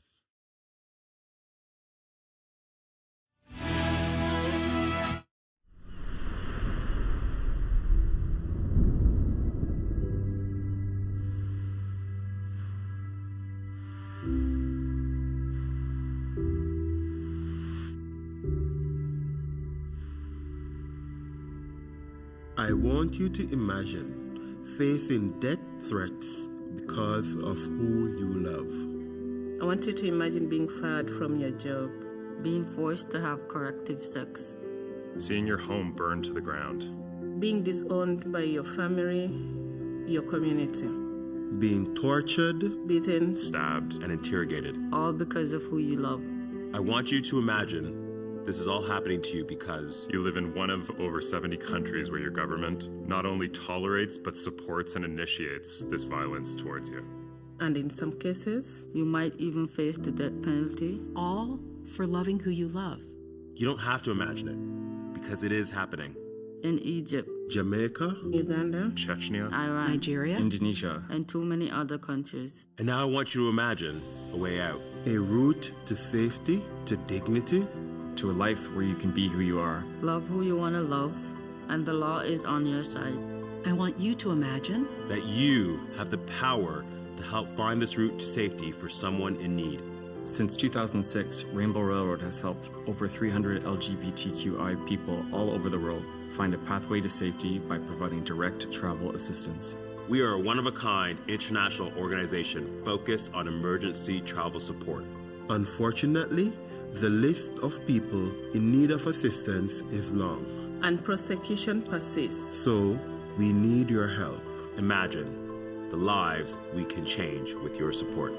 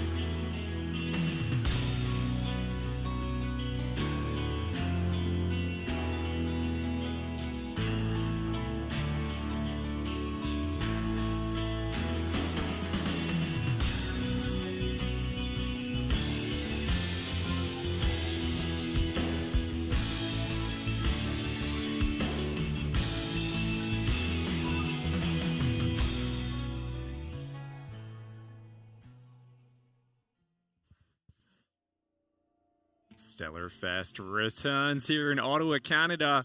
A beautiful day there. Right now it's snowing outside, which is even more exciting as an Australian getting to come here to this fantastic event. It has been such a lovely week, and it's not over yet, of course. We've got the grand finals coming up in just a few minutes. Before that, though, I wanted to take a moment here on the couch to talk to some of my good friends about how fantastic this evening is going to be, how much the week has meant to all of us.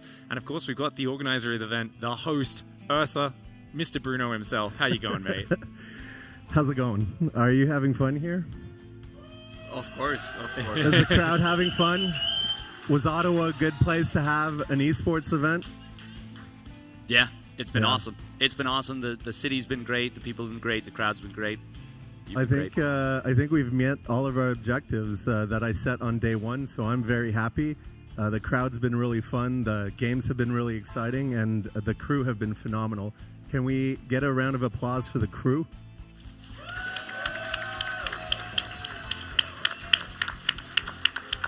The production has been out of this world, this event. Working with these guys, it's been very impressive. Yeah, that's awesome.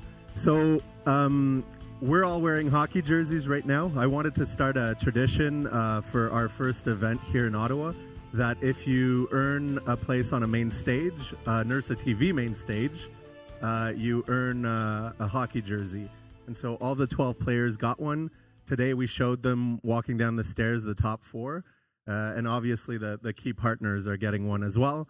And today I'll walk around, grab a few signatures on a few more, and we're going to, over the next few weeks, auction some off on the internet to keep the campaign alive, probably until Christmas. So look for those. Follow our accounts if you want one of these signed by perhaps some of your heroes. I think a couple Canadian player signatures would look pretty good on these. And maybe one with all the Rebels would be pretty popular. We'll see what we can do. But I'm excited. So far, what has been your highlight of Ottawa, Pig? Ooh, my highlight of Ottawa. In or outside of StarCraft? Outside. Outside of StarCraft. Okay, so yesterday I was out in the woods, and a squirrel came up to me. The cutest little thing ran right up to my feet. It had a special connection. It definitely didn't just want food, 100%. We connected on a deep level. We don't have squirrels in Australia. It's basically a cartoon creature that exists in Disney cartoons, so that was awesome. Okay, excellent. I'm pretty sure if I ever get a chance to go to Australia, I'm going to react similarly to some of your weird animals. Yeah, I'll get you a pet spider. We've been talking about beavers and platypus comparisons all week. With Pig and platypus are like rare Pokemon though. It's going to be hard to get you a pet one of those. That's going to be a tough ask. We'll need a really big tournament for that. I'll admit that most of us 40 million Canadian haven't seen beavers very frequently. You know, like they're not downtown Ottawa, but there's some around here for sure. Lambo, how are you enjoying Canada? I love it, honestly. This was the most successful tournament I've had in a long time. Mostly because there was a 2v2 tournament, which I really love. The free-for-all as well. And I love that we made the qualification its own tournament, so I can say I won something. But yeah, aside from that, my favorite part was actually the golf bar, hanging out with everybody, you know.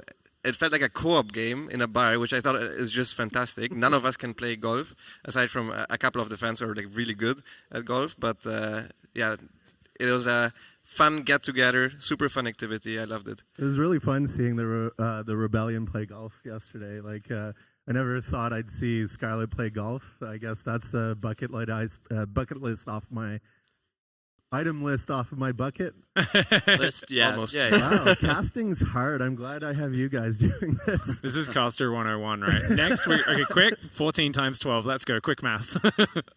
No. Don't even try. See? That's how we know you're a veteran already. Yeah. 168. So I'm glad I get to do this esports stuff and let the science stuff to the astronauts and the people at NASA and the Canadian Space Agency. I hope you liked our theme this year. I think a big part of it is, I mean, like a lot of StarCraft nerds like space stuff. And I think it's a really exciting time in space history too, with all the stuff coming out of James Webb Telescope. And next year, a Canadian will fly around the moon. And so I think that's pretty exciting. Ooh. Colonel Colonel Jeremy Hansen is going to fly around the moon in Artemis 2, as long as it's not canceled by the current administration, who, I don't know what's going to happen with NASA, but here at Ursa TV, we're going to keep talking about cool space exploration, and we're linking it with Rainbow Railroad as a reminder that the future that we want looks a little bit more like Star Trek than perhaps Battlestar Galactica or other options out there. But yeah, so that's why we've kind of put all these pieces together. And in the same sort of vein of like supporting these kinds of topics, I just wanted to give a shout out to Basilisk.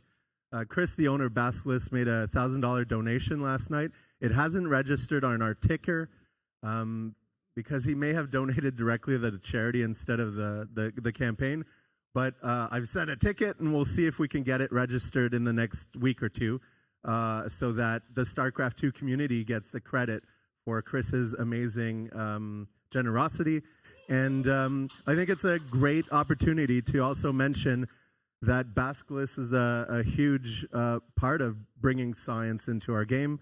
And I am particularly excited to see Planetary Society on their jerseys. And instead of sponsorship, they're actually using their incredible platform to bring awareness to science educators like Bill Nye the Science Guy.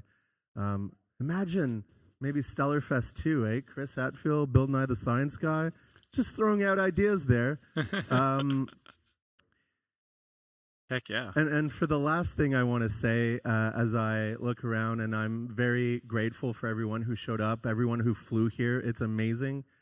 Thank you very much for coming, and I hope some of you consider coming to Stellarfest 2 next year. That's a pretty good response.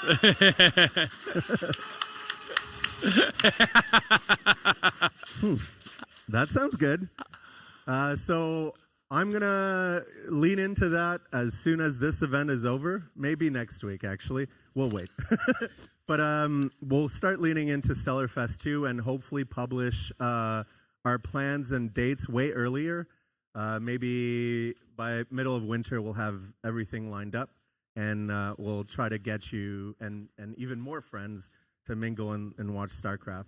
So with that said, I hope you enjoy the grand finals. Thank you very much for showing up here in Ottawa, and enjoy the snow. All right. Thank you. That is awesome. That is really, really cool. Thank you so much, Bruno, and what an awesome event it's been so far. We're not done just yet, ladies and gentlemen. It's such a fun event, and I really just love the vibe here. So unique. So many people we've been meeting over the last few days and just saying, oh my gosh, we did not expect such a big event coming to Ottawa to see the heroes, the Clems, the Zowns, the Triggers, the Beyonds, the Scarlets down here playing StarCraft. And of course, we're now at that pointy end, that grand finals. You can see the road there on screen that's got us there. I think Trigger, of course, going down to Zown, putting up a good fight. The last Canadian does unfortunately fall, but now it is a TVP match that is going to be awesome to behold. Clem versus Zown coming up in the grand finals. And let's talk about our Terran player. The favorite, many said, coming into the tournament. The 2024 World Champion was struggling with Protoss a little bit in the last patch in this last World Championship, but now he's coming in as a force to be reckoned with. What do you think of his chances, Lambo? What do you think are his strengths and weaknesses? I think his strengths lie in basically aggression, micro, multitasking, all of that, and now also in the late game in particular, with a new patch, with the new and improved Ghost, with a better or cheaper Viking, with a better Liberator Siege. I think Clem now has a new avenue of playstyle in this matchup where he just tries to sit there as well, which is super scary because you kind of have to kill him very oftentimes if you want to win against him. So not only is it super hard to survive the early game against him, but then afterwards you sometimes can feel like you're the one on a timer against the kid that almost has the perfect micro. Yeah, that's a real twist in the matchup, isn't it? Sometimes you've got a player who's good at just 1 point, but when you're really powerful in all points, but then especially powerful in the late game, it gives you that confidence, it gives you that fallback position that you can rely on, and we saw it here. Trigger really forced Clem to play his best StarCraft, but I think what I was so impressed by was the mix of build orders, the variants, lots of kind of wild strategies, very economic strategies mixed in there, and of course, his opponent, Zaun, will be having to think deeply about how he can challenge Clem. What can he do to cause him problems? And of course, it's been a really challenging road in this tournament for Zaun, but I think he's quite happy to be playing against the Terran player because he looked fantastic against Beyond. I think it was the Zerg matchup that he was more struggling with, but he made it past that hurdle, and he looked just so good here against Beyond. This was awesome. Yeah, he looked incredible, and not just in the straight-up macro sense. We saw some good games from him, some good straight-up play, but also under the gun, little bit behind, or even a lot behind, barely surviving one of these attacks. I believe it was in Game 5. We'll obviously get to that. Oh, no, I guess we're getting past it. But Game 5, he was moments away from being dead. Two or three more Marine hits on the Prism, and I think he just dies. And he manages to save that Prism, makes the best possible decision from that point, which is to go for this just ultra-dedicated attack with the Storm, no forges, really smart, best case scenario, best chance play.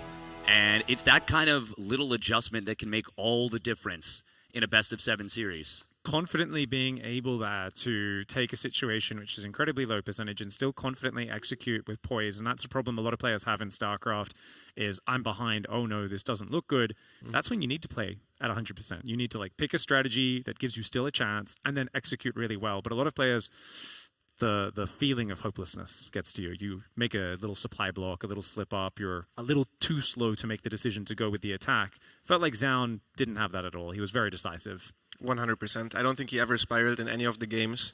He looked super decisive when behind or also when ahead. Always with a killer instinct, as we can see Clem walking down also in his hockey jersey, of course. They had a very different road to this point where Clem beat all of his opponents. He had to play 3 matches so far, and Zaun had to go from losers round 1 here. Yeah. Even just today, he already played 2 best-of-7s. So very, very different paths that led them here. Yeah, I think you gave him a bit of a nasty start to the tournament, didn't you, Lambo? I guess so. But PVT is a different beast and one which he's very, very good at. I love the decisiveness of some of his build orders and his attacks as well. I do think there's a bit of zest in the way Zaun plays, but I think he's just got the addition of very good late game. Zest used to fall off in the late game, whereas I feel like Zaun can play the late game. One of the best in the world. Yeah, I really feel like Zaun's late game is so underrated, and it's because it doesn't feel like there's a sharp demarcation, I think. So a lot of players will be like, okay, I'm going late game and I'm hard switching into it. Whereas I feel like Zaun's a lot more of a steady, soft, linear progression. Slowly add some of those units in. He doesn't always have to do that, but it's a smooth ride, and his unit control, his attacks, his micro, his positioning, his responses to any aggression from his opponents are always very calm, cool, collected, and it just feels like there's no speed bumps on the way. And I think that makes it really, really difficult to deal with, and it's going to match up well against a player like Clem, who I would say his greatest strength, in response to the strengths and weaknesses, is that he has no weaknesses. Yeah, he's very all-round nowadays. Yeah. That is definitely true. Even in the strategic part, I feel like he has gotten a lot better as we see the Vetos right now. I think one of the biggest strengths of Zaun in late game, by the way, is his army crafting skills. His composition are always on point. I think that is his biggest strength. In PvZ late game, I notice it very often that he has the perfect army composition. Yeah. He is pretty passive in comparison to other Protoss players, but he basically makes the perfect army, and it's super difficult to find good engagements against him. Yeah, you're not going to find him with 16 Tempests or something. Yeah. One unit, there's just way too many of them. Or exactly. Runs out of High Templar. Every game he replaces the High Templar. The moment he loses some, he's like, no, I need 6 High Templar in my maxed army. That is the number I want. And he will very quickly rebuild. He's always trying to maintain that exact perfect mix, right? And exactly. And to your point, Lambo, about that, and kind of borrowing off Harsam's earlier point, beyond on torches, the composition he put together for his army wasn't ideal for the situation, and that's because Zaun crafted an army that was so unique for the situation, and it gave him the best chance to win. And despite being down 3 upgrades during the fight with an army that was predominantly ground, because it was 4 Colossus and there was barely any Vikings, barely any Marauders, it was basically just Zound winning compositionally on that map.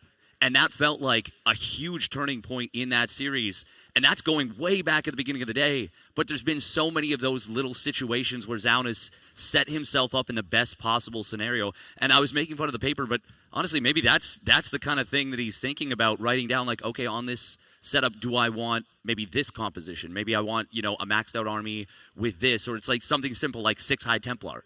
And it's just a reminder, always have 6 High Templar, or always have, I don't know, like 8 Tempest or whatever in a late game situation.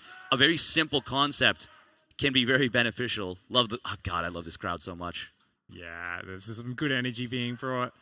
Lambo, I was wondering, what do you think about Last Fantasy? Letting that one go by and not picking that first for Clem. I'm not sure why he goes Ultra Love. He picked it against Trigger yesterday, so yeah. It's a bit curious as well, but I think usually this is the case because every practice partner will veto this always. You're never going to be able to play it on the map, so most of the time you're not even that comfortable on the map that is the most favorable for your own race. I feel like this goes especially for Terrans, because usually a map that is good for Terran is good both in TVZ and TVP, so you basically get no play at all. I feel like part of it might have been he had that specific build for Trigger in mind. Maybe with some of the tendencies Trigger has in his gameplay. And against Zound, he feels, well, maybe I don't feel the same. And you don't want to do the same build on the same map. Exactly. 2 series back to back, right? Exactly. Too obvious, yeah. Yeah. Now, there is the double mind game of, well, he's never going to expect the same build on the same map, so I'll just do it again anyways. But then we're getting into a level of mind gaming that can very quickly lead to you've outsmarted yourself. Yeah, it's like a very beyond move. Hero will do that sometimes. I don't see Clem double off on the kind of oddball build very often. He very rarely takes that gamble, but this is awesome. The grand finals is finally underway. We have here in the top left side of the map, he's fought his way here all the way through the lower bracket. He has been pushing his opponents to the side, but now in front of him is a tall task. Let's see if he can rise to the occasion. In the top left side of the map, representing Vitality, it is Zound.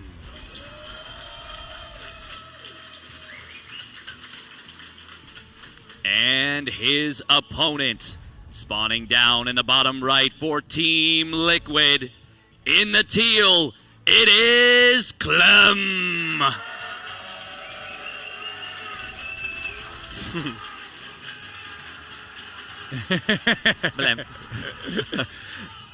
It always brings a smile to your face when you get to feel that energy from the crowd. Yeah. People cheering and just getting excited. It just adds that extra element. You don't get that one when you are competing online or at home.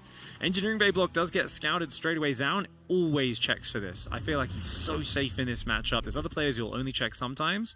Finds it, pulls 3 more probes, and that's going to be a good shutdown. Should be able to take his Nexus with very little delay. 4 probes instead of 5 is a little interesting to me. Usually we see 5. 4 is not so bad when you get the very early scout, I feel, but this was, I mean, that's a lot of HP on this Engineering Bay. Look at how well he lands it. I remember having your exact same thought, Steadfast, last time I saw him do this, but then he always gets it, and it's like not quite at 400 minerals anyway, and I'm always like, he just knows. He's so good. Sounds good at StarCraft. Yeah, I wonder if it's because he wanted to be able to build the pylon first and, you know, make sure it doesn't interrupt his probe production. Ooh, that is some nice harassment on the other side of the map. Clem going okay. Oh, that was wow. I always say Clem's the guy who will, like, you know, there's like a bear in his house. He'll pick up like a fork and chase it out of the house. Oh. Big kill there for the Reaper. Huge kill. And that is, we talked about this earlier, Clem does those little extra things that make the difference and can get in your opponent's head. You're just like, you're not supposed to be able to do this. He almost got caught there by the late turnaround of Zound's probe, but by being able to track that probe, it made sure that the kill got confirmed, and it is mathematically worth it to recall the probe. We've done the math. We know that that's the case, but when you go for the recall, you lose out on that chrono and you lose the probe. That is a massive mental loss to start off a series. Yep. I think it's also nice that you dictate the pace of the game with the eBay block. Like, everything is going according to plan so far for Clem. He has the bunker ready at the natural, and for Clem with the Marine and the Reaper, it doesn't seem to be too much of an issue. I think some ladder Terrans might struggle against the Adept, including myself there, but not the case for Clem as he finishes up the CC, starts a Hellion, and it looks like the very, very standard setup. Maybe going into a Widowmine drop. I do love, we already saw the Reaper attack one of his own units as well there. I think was it the Rocks? Not quite sure what he attacked, but that's a very Clem thing. He clicks very fast. The command center, right? I think the command center got shot by the Reaper once, yeah. yeah. Clem is so fast that sometimes, inevitably, he does end up shooting his own units. Command center upgrade complete. The interesting thing is I think he, based on the damage, because it was 8 damage, that means the armor wasn't on the command center. Yeah, So he must have got it before it finished, yeah. Funny little thing. I love doing the math on stuff like that. Yeah. I'm that sicko that does math on stream. Yeah. Did anyone fact check Twitch chat? Was he right before about the little 168? Yeah, was that correct? Yeah, that was correct. Okay, well, Lambo could do it as well. You guys know how numbers work. This is crazy. We are unironically impressed. Oh, thank you. We do see a little opener here from Zaun that's not the craziest. He was busting out some of those Stargate openers versus Beyond. Do you think we'll see any Stargate openers throughout this series? That's a pretty nice scout, but it doesn't see the Twilight or the Robo. I think you got to do a Stargate at some point in the series just to keep Clem guessing. But, best of 7 especially. But look at this. The second barracks is already almost up. The third barracks as well. Very just crisp, straight up timings there. And I wonder, it looks like Clem's playing reasonably safe as well, and that he is building tanks in case there is like a heavy blink pressure. One thing I've noticed though is Zaun, yes, he will do a 4-gate blink sometimes, but if he goes 3-gate, it feels like he's much more defensive than many other Protoss players. Like, he's not the guy, like Hero will go 3-gate blink and just send it with a pretty vicious timing. It almost feels like a 4-gate blink. Exactly. But you can sometimes get away against Zaun with really skimping on the defense, building like no tanks and going straight to stim and shields very early, or maybe just a single tank. Clem, though, he just wants to be safe and secure. He's got that beautiful wall off, so the Stalkers, if they blink in, can't get at the siege tank. And he's just going to build up in a very kind of generic pattern. He's got the Raven Forti turret harass, Stim Bio Medevac move out probably about 7 minutes, and he'll take a third command center probably as he moves out. Maybe a little bit before. Clem normally takes his third a bit earlier than some of the other Terrans that commit a bit more to the 2-base push. Yeah, very safe and standard openers from both players, to be honest. In this case, Zaun didn't even go for the Warpism, I believe, so he just went double Observer with the Robo so far. Going into the charge upgrade afterwards, and now adding the extra gateways for the push that he's anticipating. And the Robo Bay as a follow-up with the Forge. Yeah, it's going to be Colossus, not Storm, to open things up. Goes for the second order turret straight away. Okay, big commitment. Getting those 4 probes, so that's very nice. And already we see the worker count evening up, which is great news for Clem, of course. The shields will be a little bit late for this push, and that's a result of, adding on a couple extra tanks. But it is kind of a middle path, so to speak, of, being safe against the 3 or 4-gate blink, but still getting your upgrades rolling. And you can still be very aggressive with Stim and +1, even without that shields. You just have to be extra mindful, I think. It's very nice for Clem that he got the center map position, because that means the Stalkers are in the map trying to intercept the army, trying to make it siege up a couple more times before it approaches, and that means they're not in position here to deal with the Raven, and the moment the Raven gets in between the bases, it's always very annoying to deal with. And now he gets a full scout with the Raven as well. Yeah. How good is that? He sees the 4 gas, he sees the Colossus on the way, he knows exactly what he's up against. Yes, the Stalkers will probably be able to take out that Raven. So close, no, it gets out of there. They could. Can it get hit from the low ground? Yes. Is there a safe spot? No. Oh, that's a big find for Zaun there. Zaun has no idea where this army is right now. He's just had his map vision pushed back. He's supply blocked right now on 93. This is a really awkward moment for Zaun. That army sneaking up to his side of the map because Clem is just being so in his face with the map control. Yeah, that's such an uncomfortable situation, and it's one of the things that makes Clem so great is that move out while he's using the Raven. And even though it doesn't lead to a massive pickoff and he loses the Raven, which is a big pain, he still finds a Stalker. He still is just a real thorn in his opponent's side, and he never gives something away truly for free. Wow, Zaun starting a 4th base. I think this might be the target of Clem's attack. He has the army advantage, and if we were on another map, maybe he would have also committed to the timing, because the game has been going well for him so far. But he's playing it quite cautiously. This is most certainly the map pick of Zaun. This is the best map for Protoss, or the worst one for Terran in this map pool, and because of it, I think Clem is taking it a little bit more slowly, maybe going for a later timing where he's almost maxed out instead of engaging early on. And it's a good choice because he's being so efficient, right? Picking off probes, Zealot, Stalkers here and there. He's got the Ghost Academy on the way, 2 more tech labs as well. I think it will be a 4 tech lab, 1 reactor set up on the barracks. We've been talking a lot about how that really is just the mainstream thing to do these days is 4 Marauders / 4 Ghosts building at a time. You don't want too many Marines later on. Second Robo goes down here for Zaun. Looks like we might see that Colossus Immortal Disruptor composition. One which can be quite good, but right now the supply gap is what's scary. It really feels like Clem has threatened without overcommitting even once. The unit's lost tabs in his favor. His economy is really good, and he could do a vicious 1-1 Ghost timing, or he can just macro on up. Yeah, and Zaun's got a lot of upgrades that are, and a lot of infrastructure that's going to pay off in a little while. The 2-1 upgrades, they're being chronoed right now very aggressively, but they're not going to finish for a little bit. The second Robo, I mean, Disruptors build pretty quick, but they're not going to be at a big count for a little while. Do you think he builds many, or does he stop at like 2 or... I guess he's already building a 3rd one. I was thinking it might just be 2.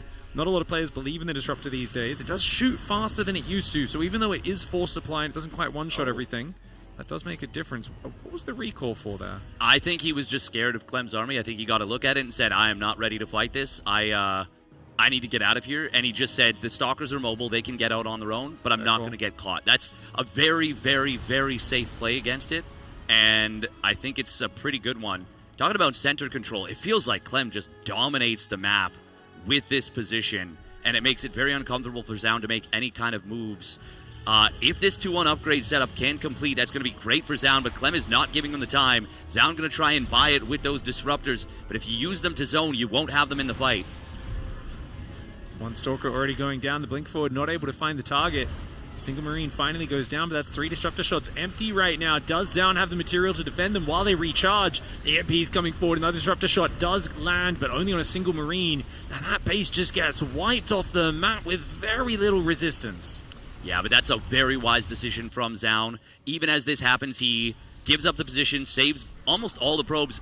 Very nice Zealot run by on the other side of the map. Oh, he's going to try and intercept the retreat. We'll find a couple of Vikings. They're all pretty out of position to try and punish these Colossus, but the Bioforce is huge.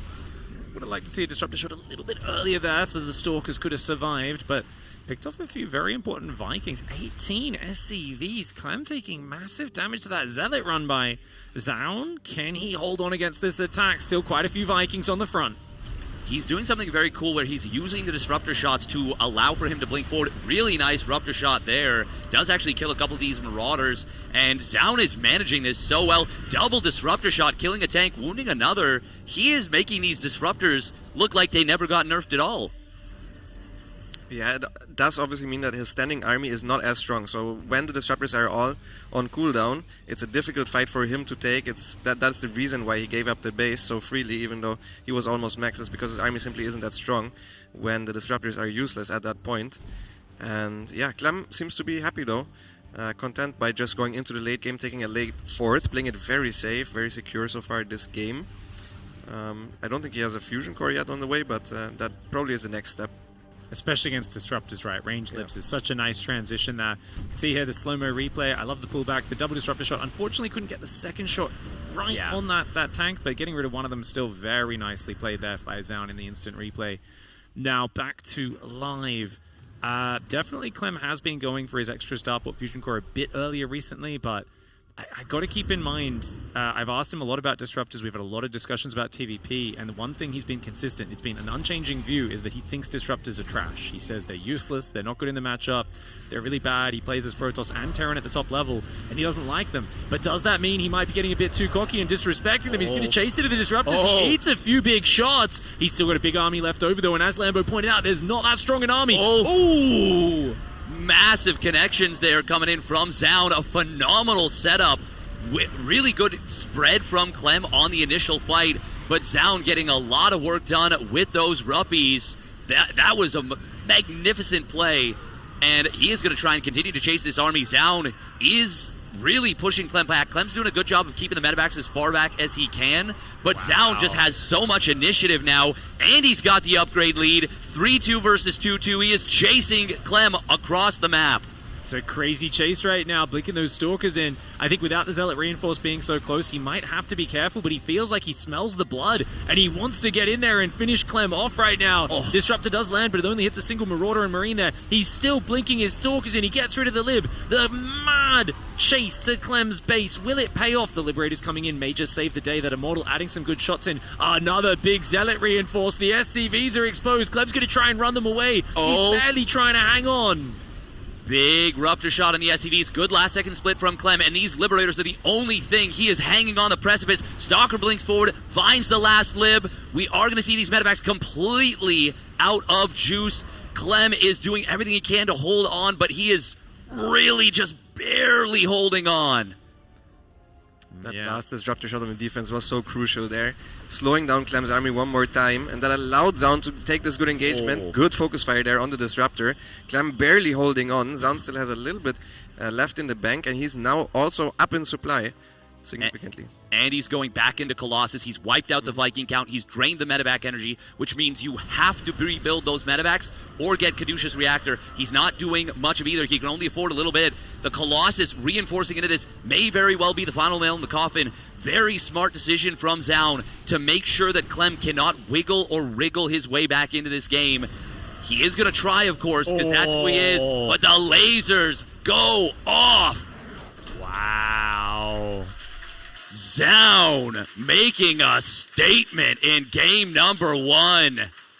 Lower bracket, upper bracket, doesn't matter. I'm here to play. That is the face of someone who knows they were up 30 supply in the mid game, and they got hammered when it came to the maxed out fight. You could see the confusion, the frustration. He knows that he shouldn't have let that happen, but as I was saying, as we led into it, don't disrespect the Disruptor. It may not one-shot your units, but it pretty much gets them there. And with this many Disruptors, you still need really good dodges. And if you mess up just a couple of them, and he did take some pretty big Disruptor shots, I think he just chased a bit too hard, trying to force the fight. He didn't need to force the fight here, Clem. And once he got to range Liberators, I do really think that army would have suffered. And even if he just got more of an angle where he's not chasing up a ramp, it could have been better for him. Something very cool. I've never noticed this, and I just noticed it on the first-person view. Just another reason why production is absolutely killing it right now. We saw Zaun, he started to go to warp in units at his right side top base, and he realized it was a slow warp pylon, immediately puts down a pylon next to the Nexus, and doesn't warp in there. So many Protoss players, they autopilot it, and they say pylon, me warp in, me make Zealot, unga bunga, and then 14 seconds later, the Zealots are still thinking about whether they should exist or not. 20 seconds later, they're finally in the fight, and the game's already been decided. But Zaun, he actually does get the warp in at the other base.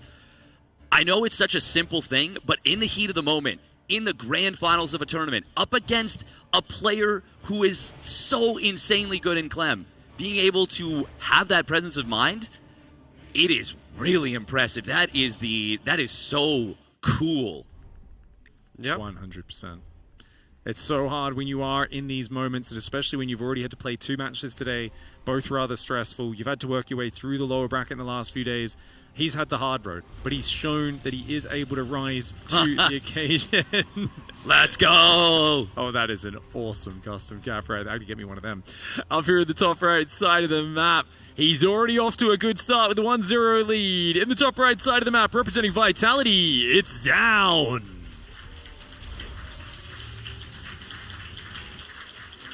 And his opponent in the bottom left-hand side, the Teal Terran representing Team Liquid. It is Clem.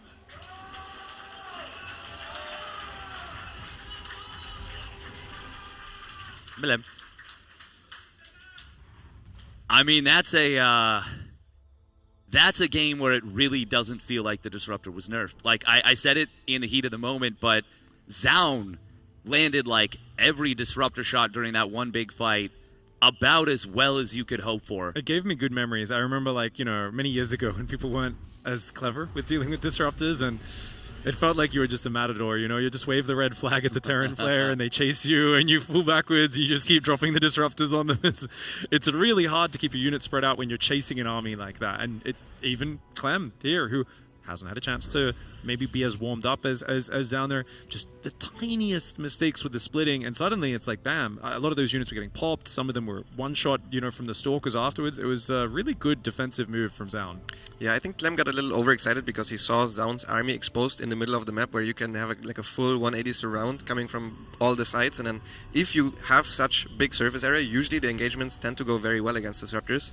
But yeah, Zaun managed to escape towards his own third base, and that was too much for Clem to chase.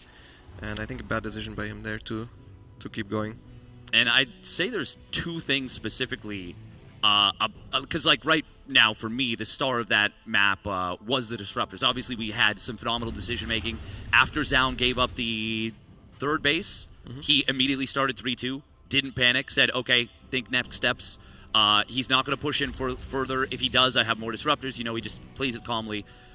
But specifically in regards to the disruptors, one, because they've been nerfed so heavily, players really don't want to play them much. So that means the response, the muscle memory of those perfect splits where, Clem is playing against Max Packs, using disruptors against him, he has to play 50 Novas a week in the weeklies. Like, he has to split against 50 Novas a week or more.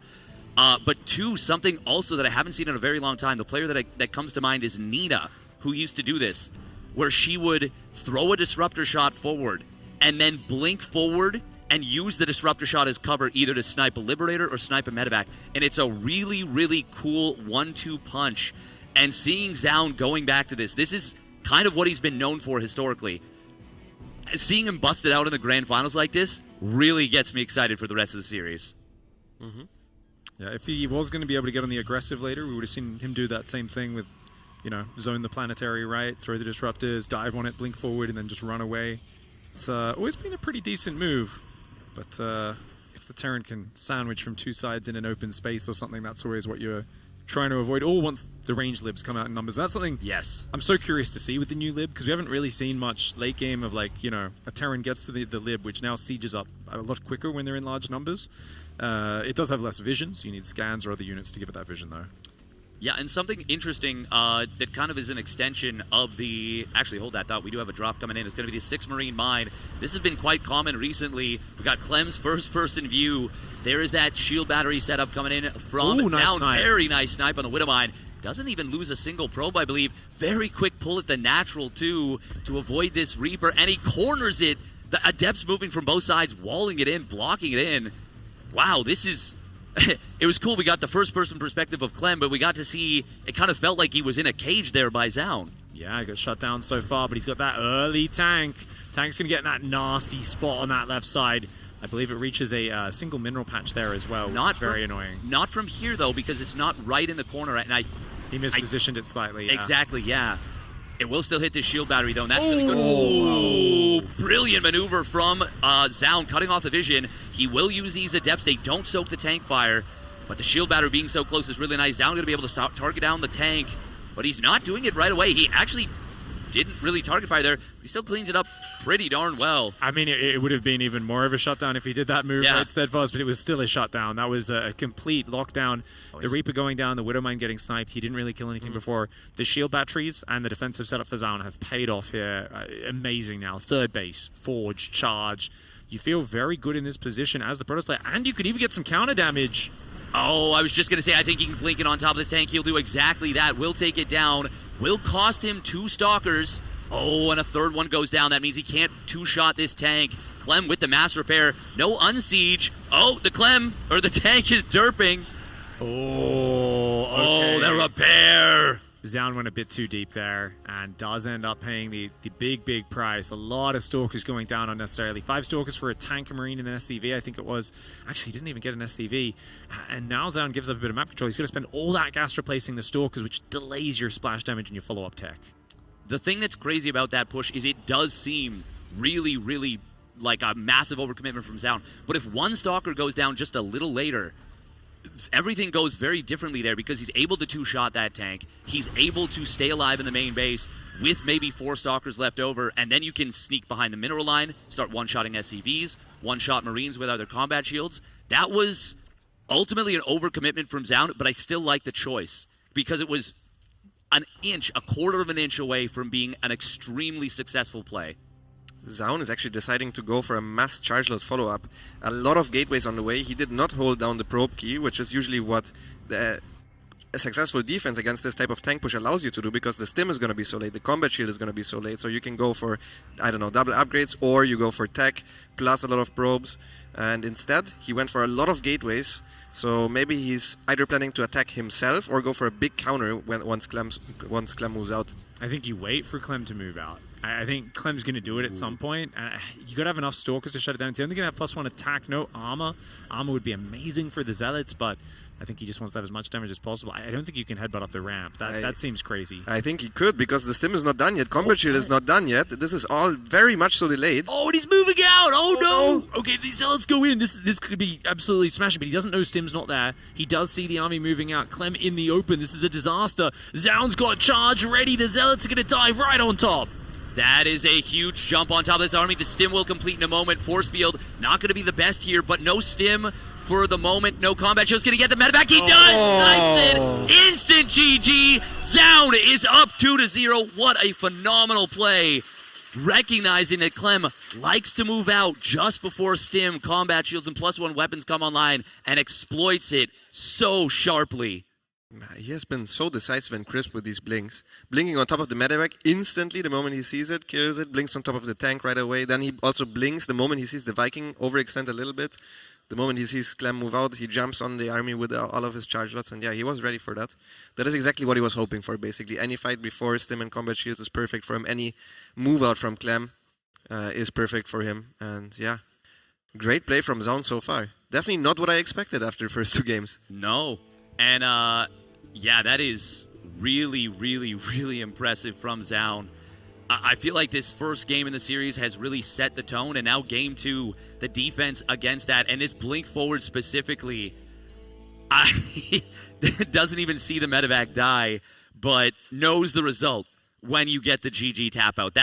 If the medevac survives, it's probably still game over, but I don't think we see GG at that exact second. That was very, very cool. Clem looked a bit flustered, by the way, when he did the Marine Widow mine drop, because we were in his first-person view, so we could see his camera, and usually he picks up that mine. Yeah. Because that mine was being fired with 3 volleys of the Stalkers, and it's very unlike Clem to actually let that die. It's time for him to get warmed up, I think. He did look a little dejected after that game, looking at the replay, shaking his head as he reviewed the 10 gates there. And he was kind of like, 10 gate 50 probe? What was this? He thought, I killed the Stalkers. I can take a third. I can do normal things. But this man down here is keeping him guessing. Pristine early game defense in that last one. A shocking game 1 victory as well from behind. He's now up 2-0 in the grand finals. In the bottom left side of the map, representing Vitality, he is Zaun.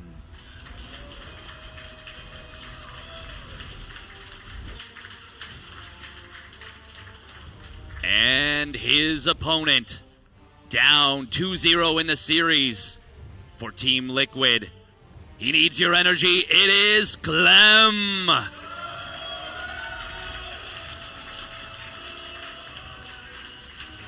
Malem. Double gas opening again here for Clem. And he's going to try and get things back on track in this series. I think there's... He might be regretting not pushing as hard in the first game as well. I think there was a few moments in the mid-game where could have made things much scarier for Zaun, but Zaun, I think, has effectively slowed the pace of the game down, right? Double battery, lots of Stalkers defending in that last game, didn't let the chaos get started. There's just like Clem's best decision there is pick up the Widow Mine and just run away, basically, once he realizes he can't get damage. Game 1 as well, Clem kind of let Zaun play that slow game. You macro on your side, I macro on my side. Like, yes, Clem took the tower and kind of had more vision, and because of that, Zaun had to play a bit safer. But at the end of the day, Zaun ended up winning there, and I think now Clem may want to just make the game a little bit scrappier or commit a little bit harder to something that actually forces some fierce fighting and multitasking before 8 minutes. Yeah, and 2 things we got to point out about this series and about the whole bracket in general. 1, I believe this is the first time Clem has been down more than a single map in a series. Mm-hmm. And I believe it's only ever happened once that he was behind, and I think that was Game 1 versus Trigger in their series. And 2, if Zaun wins this best of 7, I didn't even think we would necessarily have to talk about it, but we are already in a pretty crazy situation. If Zaun wins this first best of 7, there is a full bracket reset. Another best of 7. It's unprecedented in StarCraft 2 history, but we are doing it here if this goes the distance. If Zaun wins this first series, he will have to win another best of 7. And if he does it with a 4-0 or 4-1 scoreline, he is going to have some crazy momentum. Got to do to Clem what Clem did to Cyril last year's World Championship. You know, get the 8-0 could be nice, but it's going to be tough because it's an old classic. It is, of course, the quick Hellion drop. Now, luckily, Zaun has the kind of semi-wall on the side of his base that does make it a bit harder for these Hellions to drop in. If you don't have that, this drop is absolutely deadly. But will he realize what's happening? He's got one shield battery in the main as well, which is actually really very good. The Reaper seeing that's not going to be too happy about it. Yeah, I wonder if he's just going to go to the natural then. I mean, 4 Hellions obviously is enough to out-DPS the battery, enough to one-shot workers. But most of the time, the shots fan out a little bit, and then the shield battery still does a lot of heavy lifting against this type of Hellion drop. As we see Clem moving out now with the Hellions getting ready to drop them. Liberator immediately behind as well, so it's really committed. He's even building a few Widow Mines. Shield battery in the main is obviously going to be very good against this, but no shield battery in the natural will mean that it's going to be a little bit difficult to deal with a follow-up there. Ooh, that Stalker warping in. That was right. I think he was just doing it just in case. Yeah. It happened to be the perfect positioning here. Only 4 probes going down so far. The medevac's already really low. Clem's going to have to try and get the medevac out. The Hellion's going to run down to the natural. Can they get a big volley off down there? Probes trying to escape. And those Hellions so low, but they're still alive. 12 probes go down and a ton of mining time lost as well. Zaun clicked those probes away and he didn't even think about sending them back as he was trying to defend. The medevac is alive. The Stalkers run towards it. And Clem is going back home with the medevac. Am I saying that correctly? At least he's trying to change the... No, but Zaun's on the chase. He is going to find this. Blink not done, so the Widowmine does get a kill there. Stalker in the main base, actually pulling away despite being healed up by the shield battery. He could have left that Stalker in there to tank for the probes or at least force the target fire. But obviously when you're panicked, you're doing, you just quickly pull away. 2 probes do go down. This is so good for Clem in game number 3. Yeah, the fact that Zaun is still at home with the Stalkers is very good for Clem, because the only thing that this build is really bad against is like a heavy Stalker counterattack, because he went for 4 factory units, so his first tank is quite late. His reactor Marine production is quite late, and with the damage that he dealt, if Zaun doesn't deal any counter damage, it's looking very rough for the Protoss. And Clem wisely, very paranoid about the Blink counterattack, right? Bunker on the high ground and the low ground. He's got tanks coming out. He's building as many tanks as he can. He's doesn't have very many Marines, so he's trying to get that number up, but I think the Widowmine well positioned as well, and Zaun's going to have to take a third, and I really hope he's chronoing probes, because I think, Protoss does have a flexible economy. You could recover here, but he's definitely got a lot of work to do. Normally, if you take that much damage, but you have the 3rd Nexus already building during the attack, you can triple chrono probes, you can get out of it. This work account does not feel great. No, absolutely not. Charges also, I feel like the only thing you can go for to even hope to survive any follow-up attack. Maybe with a sentry and then mass charge lots afterwards, but yeah, it's looking quite rough. Clem also knew the position that he was in. He brought back all of his harassment units instead of leaving them on the other side of the map, because he realized, okay, if I don't die within the next minute or 2, I will have a very, very strong timing with the lead that I got myself into with the earlier Hellion drop. Yeah, we have seen in some of the games an attempt to skip Forge in order to catch up or to get, just more units on the field, to give yourself a chance to win a fight, and then you can kind of take the game from there. Nice hot pickup there from Clem. Oh my god, he actually dodged the 2nd full volley. Doing it again? Was that? Yep. Wow. Yeah, you gotta look at which way the Stalkers are. Yeah, which way they're pointing. And then you kind of guess which one they're trying to focus fire. God, that's really cool. That is really cool. The footsies, as it's called in fighting game community. Oh, those tanks turning their turrets. Every time they start to turn and the shot doesn't go off, I'm always so impressed by the Protoss. Really nice job. Clem kept that Liberator alive from before and will force a lot of lost mining time, get a couple of probes. Turning around feels maybe not overly safe, but do you think he needed to turn around there? Probably not, but I think if he waits for Stim combat shields and then actually goes for it with 5 medevacs, which is going to be the medevac number he's going to be at, I think he also is still in a prime position to just win with a push. still scared down a bit there, forced a bit of reaction. As long as he still pushes soon, right? I don't think he needs to wait too long, but maybe in the next 30 seconds, a move out could be exceptionally powerful. His own third command center is building, but of course, this is, sounds like, oh, you retreated, your attack's gone home, I'm going to reprobe up, take some gases, try to get to the next step. Now the real attack will move out, and it's going to be harder to stop because of that. The Observer does see the move out.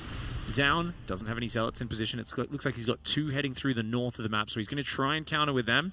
And back at home, he's warping in as many Zealots as he can. Clem, once again, pulling home. Does look a little bit scared, doesn't he? Yeah, I mean, so far the Blink Stalker micro, this is one of the things that's like a kind of a basic necessity of really great Protoss players, is this kiting across the map. But it's been so clean from Zaun, and that's the kind of thing when it's a little sharper than normal, I feel like it can make you hesitate a little bit. You're like, you always want to chase down 1 or 2 Stalkers after a blink back, but when you just, it feels like you're reaching for air, and you grab for the units, and you just can't get them. Like that. Feels bad. He does get a Stalker this time. But he got a Widow Mine and damaged the tank. There we go. Oh, and a third one. Okay. Well, I turbo cursed him there. It's a lot of Terran units, not so many Protoss ones. A few Zealots will try to hit the natural, but the rally is already and debunk us. The Zealots immediately turn around. Zaun trying to take a 4th base and go single Robo Disruptor right now, desperately trying to get into that next tier of units. But Clem is going to force the fight while he's got the advantage in the mid-game this time around. He's not going to let Zaun make that comeback. Not easily anyway. The Zealot count is good. 2 tanks go down to the Widow Mines and the Zealot charge. The 3rd tank goes down as well. Zaun fighting as well as he possibly can. Yeah, that Immortal going to add on a lot of power against these Marauders, but it's so many Marines left over. Ooh, this sneaky Disruptor shot. That needs to get a big hit. He will keep it hidden, but not long enough. Oh, look at that from Clem. That was a perfect re-engage right there. Managing to avoid this. He does not want to let another second Disruptor get on the field. Very nice job. Widowmine manages to burrow up, gets a big hit. This is looking really, really tough for Zaun. Here we go, the Bio pushing in. Remember, there's no +1 armor. There is +1 attack for Protoss and Terran both. Oh! Whoa, nice shot. Does get about 4 Marines. The attempted dodge wasn't there. And there we go. Oh, he focuses down the second one before the shotgun launches. Too much Bio medevac on top. Clem with a very risky Hellion drop. It pays off with the proxy starport. And he puts himself back in the series. Little smile from him after that one. He knows he played that very well. Knows he played that really, really nicely to a little bit of a momentum breaker with that drop into the, because it wasn't just the proxy Hellion. Rallying the Widow Mines across the map, that was a little extra spice on it. And then the Liberator being added in and then immediately pulled back. Just a really, really nice little play from Clem to put a slight bit of extra twist on an already twisty, annoying, rough to deal with build. I have to say, Zaun played this basically perfectly. Yeah. This engagement, first, the Zealot counterattack, he confirmed there's units, instantly went back, and then engaged before Clem's reinforcement joined up with the army. The Zealots managed to defuse all the Widow Mines, plus kill 2 of the tanks. It was basically, Zaun did the best that he could from this position. It's just that he was already dead at that point, but his play still seemed very good. I'm glad to see, though, that Clem was a bit more decisive than in that first game, because he had a similar supply advantage in the first game as well. Obviously, this game, I think it was a bit more obvious to him as well, which position he was in. So yeah, I'm glad that Clem actually went for it decisively and killed Zaun in that game. And here he is, spawning down in the bottom right, looking to reset the bracket for Onside Gaming. It is Zaun.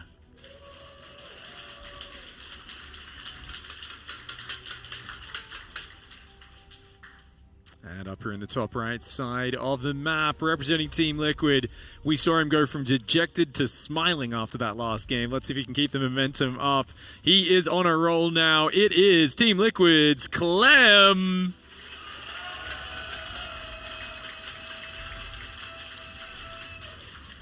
That is the power of the crowd, by the way. Hey. I was also down 2-0 against Bian, and then I won a map, and I heard how loud they were, and I also couldn't help but smile. It's really something else. Yeah, it's super, super cool. They've got white noise getting pumped super loud very in guys' loud. ears. But when the crowd is loud enough like that, it breaks through, and you can't help but love to see that little bit of emotion, even in the heat and peak of battle. Now, I think you made a really great point there, Lambo, that even when he was dead, pretty much almost no chance of victory. I think maybe if that second disruptor shot was somehow perfect and Clem slips up, Zaun earns himself the possibility of a comeback there. Mm-hmm.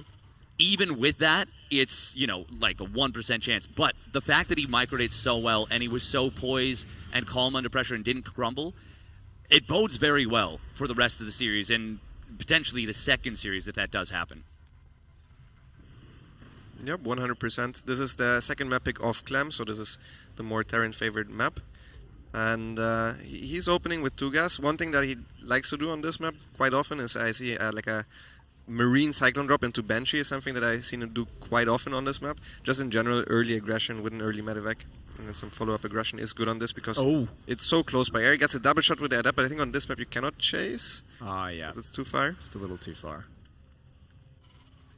Yeah, that was, it's good that Clem's able to get out of there. Zaun, I'm sure he would have been very happy, but pushing this back like this does open up what we were talking about.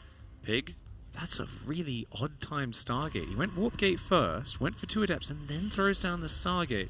It's either just very defensive Phoenix. Is this a reaction to something? I'm not quite sure. Well, what it can do is whenever Hero plays Phoenixes versus Clem, and it's really, really cool, the unpredictability of it, even if it's a little bit late, even if you have one less Phoenix or even 1.5 less Phoenixes, let's say, if your opponent commits to a medevac drop, that's fine. If you can lift a critical unit like a Cyclone and get the chase down on the medevac, it doesn't matter that your Phoenixes were late because they've achieved their objective. They've not just prevented the drop, they've baited it in and killed it. He's doing the exact build I talked about, by the way, so there's a chance that Zaun also knows this. I'd imagine that Phoenix is not the best counter against it, but maybe it could be fine. We'll see if he also goes for the Banshee follow-up, because that's usually how he likes to follow up that build in particular. It's a very quick Twilight Council from Zaun. Single scouting Phoenix into super fast Twilight. What an odd way of doing it. And he glimpses it. Good vision of this drop ahead of time. Of course, the Cyclone could do big damage to the Phoenix, though. You got to be careful. Showing the Phoenix, I'm not the biggest fan of there. I think I would have really loved to have seen him kind of keep it in reserve, and then, I mean, I guess the Stargate was far forward, so Clem could have spotted it with the medevac, but I don't know. Well, the problem is because he's only building one Phoenix, so he can't really set it up as a trap, right? This is like a real weird specialist build for Zaun, where he shows one Phoenix just to scout, see what's happening, it can help defend, but this also tricks Clem. Now Clem thinks, okay, is it Phoenix Zealot or is it Phoenix Colossus? It's not. This is not a Stargate build. This is a normal Blink opening with a single Stargate and a single Phoenix. This is like a Zaun special. I love this build order because Clem's going to be super confused. This is a mind game to bait exactly this. Clem's plan was not to build extra Vikings and extra Cyclones. He already had the Tech Lab ready on the starport, and now he didn't use it because he thinks he's against Phoenix. What you're supposed to do against that usually is get out a couple extra Vikings, get out more anti-air, and then sometimes you can even go into an early push. This is what this is supposed to blind counter. So if Clem was to super extend with like a Cyclone Viking push, the early Blink can really catch him off guard. And now it's 4 gas on 2 base. He could go Storm here, but we've also seen Zaun has a build where he actually goes for a quick +2 Colossus timing. So yeah, so this is going to be, he's still going to get a 3rd base, but he's going to have really heavy tech. He's going to have so much gas coming in. So Clem's got to be really wary of either +2 Colossus or a ton of Storms and Zealots coming in a bit later on. I think Storm's not as good aggressively these days, so the Robo Bay is usually the better option. I do wonder if he does it with the Forge or if he does like the 0-0 Colossus timing. That remains to be seen. This is going to be really interesting, too, because it's going to give Zaun a lot of opportunities. Obviously, building those Vikings, those Cyclones are not units that you want. He didn't go crazy on the Cyclones, but even just one extra Viking is going to mean that the Stim combat shields are so much later. So the Blink Stalkers are going to be able to bully so much harder than they might normally be able to do. This is a really cool strategic play from Zaun, and I have to say, this is the kind of stuff that makes a champion. Yeah, double eBay follow-up from Clem. So he's planning on playing passively for quite a while now in this map, which means Zaun has a lot of space to do whatever he wants. He really didn't make that many probes, though. He also is playing cautious himself in case of a push, so I think this matches up nicely for Clem, to be honest.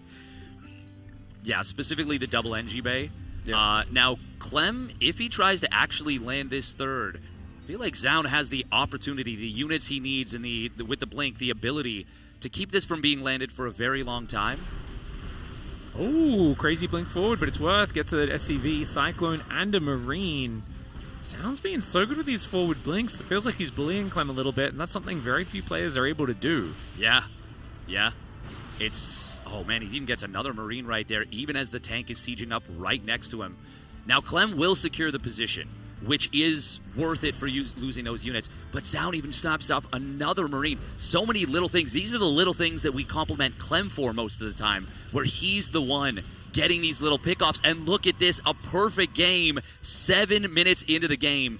If you showed me this and showed me a Protoss player, I would say this was Zest every single time. But no, it's Zoun. Zest 2.0. He's such a good player, and he's got such a unique style. He's so different to all the other Protoss players as Zoun. Fourth base goes up in the corner now as well, so he's just got a good setup. I thought he was going to be really timing attack focused. He's just like, no, I just want the extra gas, have good upgrade timing for the +1 and then the +2, have good Colossus timing. I think he still might poke around and look for the opportunity to attack, but it just feels like he's well set up in every regard. Clem now has closed the workers. He's got good upgrade timings himself. What I worry about, though, is the Viking timing. When you go double upgrades like this, and you're building your medevacs only now, because early he had the starport with no add-on for a while, thinking this is a Phoenix play. He's building 2 Vikings, 2 Cyclones, one at a time out of those buildings. It's a wasted production. He was much slower to get to the important units. And now we've got 3 Colossus and a Prism on the map. What's he got? 2 Vikings and a Siege Tank. That's not enough anti-Colossus firepower.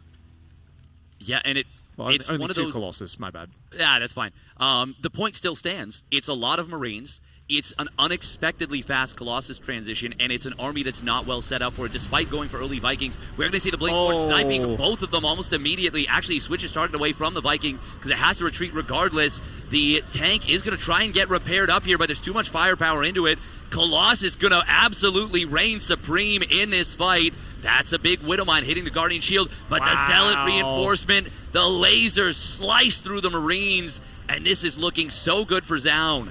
Oh, he completely tricked Clem in this game.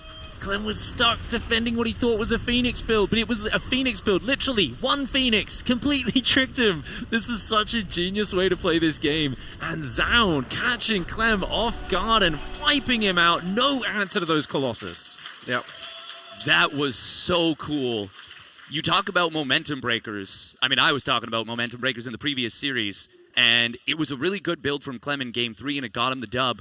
But Zoun, it feels like he was inside of Clem's head in that game number 4. Like, that was the kind of thing that's going to leave a mark. Like, that is you're going to think about that for the rest of the series and potentially the rest of the next series, and you just can't be doing that. You just cannot be doing that. Now, what I will say is this is map 4. So we are going to have a small little break in the midst of this, but it's not that long of a break. And 3-1 deficit, 3-1 advantage, it is a really hard one to climb your way out of. This is going to be absolutely awesome to see what can happen. So that is going to be, of course, a little bit of planning there for Zoun. And we're going to go straight to that break now, or are we going to take a minute? Okay, we'll go to that in a second, no worries. So Zoun there is, of course, just, really good play from both sides. And now up 3-1. Only 1 game away from getting the second best of 7. I think if we polled the audience at the start and said, how many people think, we're going to get the second best of 7? A lot of people would have said, no, probably not.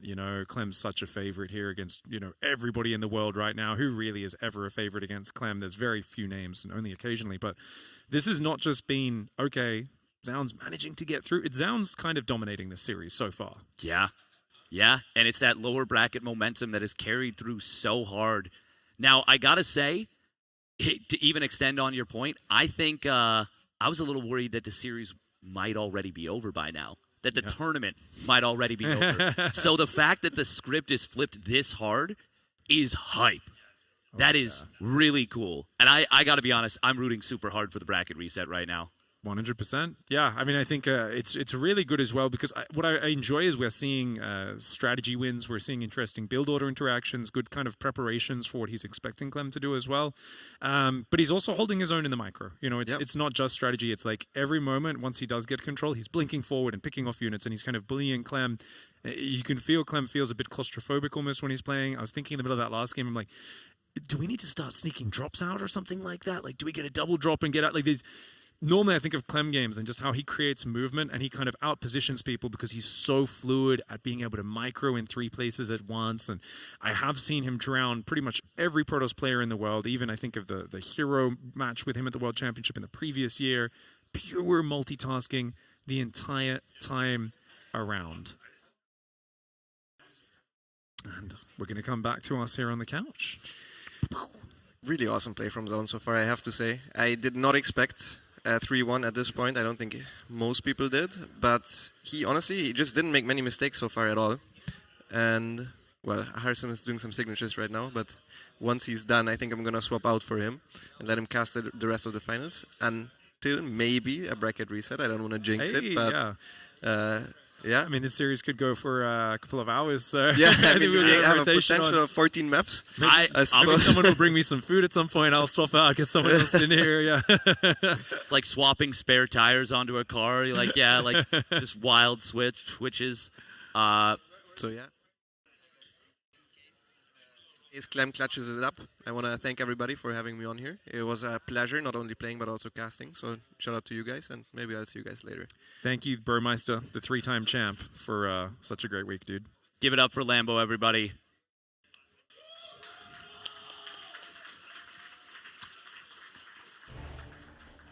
Very nice. We will, of course, have his teammate, Harstem, joining us on the couch momentarily. First, he's got to get his hockey jersey on, though. And you can see the focus on both players' faces. I love the way Zaun, even when he's winning the games, he's not exultant. He just has a moment of like, yep, that worked. And I can tell he's immediately thinking about the next set, thinking about the next strategy, and he's trying to just mentally prepare himself for all of the possible outcomes. Yeah, and this is really cool because both players elected to skip the break by choice. They were given an opportunity, stretch your legs, do whatever. Then they were like, nope. Zaun feeling the momentum. Clem wants to get right back into it. 1A, 2A, 3A, 1A, 2A, 3A. Go, go, go, go, yeah. go, go. SDART, SDART, SDART. And spawning up in the top right, he's got all the momentum in the world. Can he force the bracket reset? Give it up for onside Zaun.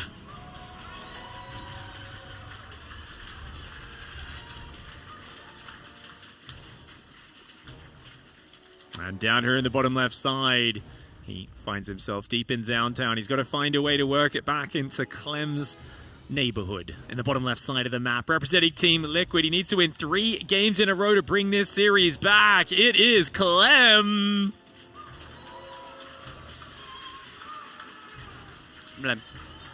I think not taking the break here as Clem is a... Yeah, I know, right? I understand the call as a player, but... is he rage queuing? Yeah, this is after 4 red games on the ladder, this is also what you want to do, but it's probably better to take a small break here. I really like, though, that Zaun is like, yeah, no, go, go. Go, go. I love that. We are going to be seeing I believe that's a Gate Nexus here. It feels like Zaun has not been doing a lot of Gate Nexus in this series. Pretty cool. Generally Very speaking, nice. I think of him very much as not quite a Max Pax, where it's like he will almost never go Gate Nexus. But I That's do true. feel like he is predominantly Gate Cyber.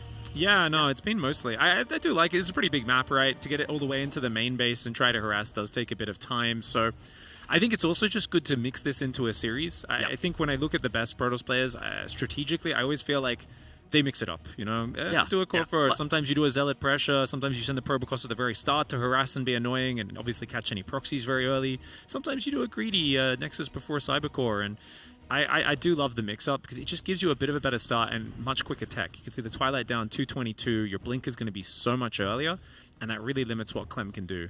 I absolutely love having this particular build order matchup as the Protoss as well. If you're playing against a Reaper Fast Expand single gas, there's not a whole lot that the Terran can do before your blink finishes up because it is indeed so fast. So against the standard Widowmine drop, you're actually going to have blink ready. Another thing you can do is do like a double unit into robotics facility and actually hit a bit faster with like a 3-gate prism or something like this. So there's a couple of options you can go from here. And of course you just have slightly better eco. Against a player like Clem, if they open up with a Reaper Expand, they're gonna blind build the bunker, they're gonna have the Marine at home, so majority of the time your Adept wouldn't do anything. I absolutely love this build order.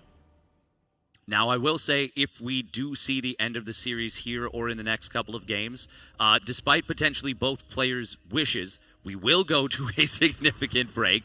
We're not going to have them play one best of 7 directly into another, despite the fact that maybe both of them might want that. We're going to make sure that there's a little bit of time to cool off, think about it, take some time, take some relaxation. It's definitely not so that we can catch our breath and, have a moment to ourselves. But I do think it's important to, whether they want it or not, make sure that there is a little bit of space in between these two series, because they are two separate series. What Zaun effectively is doing, if he wins this, is, however you want to think of it, is either climbing himself back up to the winner bracket, or he's bringing Clem down to the lower bracket with him to bring it to even series numbers. They both lost a series at that point. Absolutely. As we're going to see a 4 gas before a third base. There could still be a Prism with this, but I'm expecting the Observer as the first unit, to be honest. Raven as the follow-up, so it's going to be a Mind Drop into a Raven. Blink is actually not quite done yet, as the Mind Drop is about to show up here. And this is a distraction, right? Reaper into the natural, you want to have some units chase that. There's only 2 units really there, and the rest of the units are kind of in the main base. Clem does not have the balls to go there with the Mind Drop, and that makes a lot of sense given the openers, given the quickness of Blink as well. It's going to be a fast Robo Bay behind it. So 2 base Colossus after Blink, and we've seen Zaun have a lot of success so far with these Colossus pushes. Does he think it's Stargate? I was just going to say, that tells me he thinks it might still be Phoenix, and we're seeing the knock-on effect from game number 4. This would be such a cool mind game from Zaun.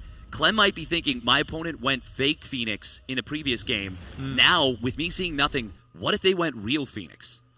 And it's that kind of second guessing of yourself in a series like this that can really prevent you from doing those super baller things we're so used to Clem doing all the time. It might work in his favor, though, because if he thinks it's Phoenix, you're not building tanks. He's not building tanks right now, and guess what? There was no Blink aggression. Not really. It's a poke with the Stalkers. So he's getting away with skipping siege tanks and going straight to Marauders, Stim, Shields, +1 super early, and a quick third command center. Clem's got a really streamlined macro build.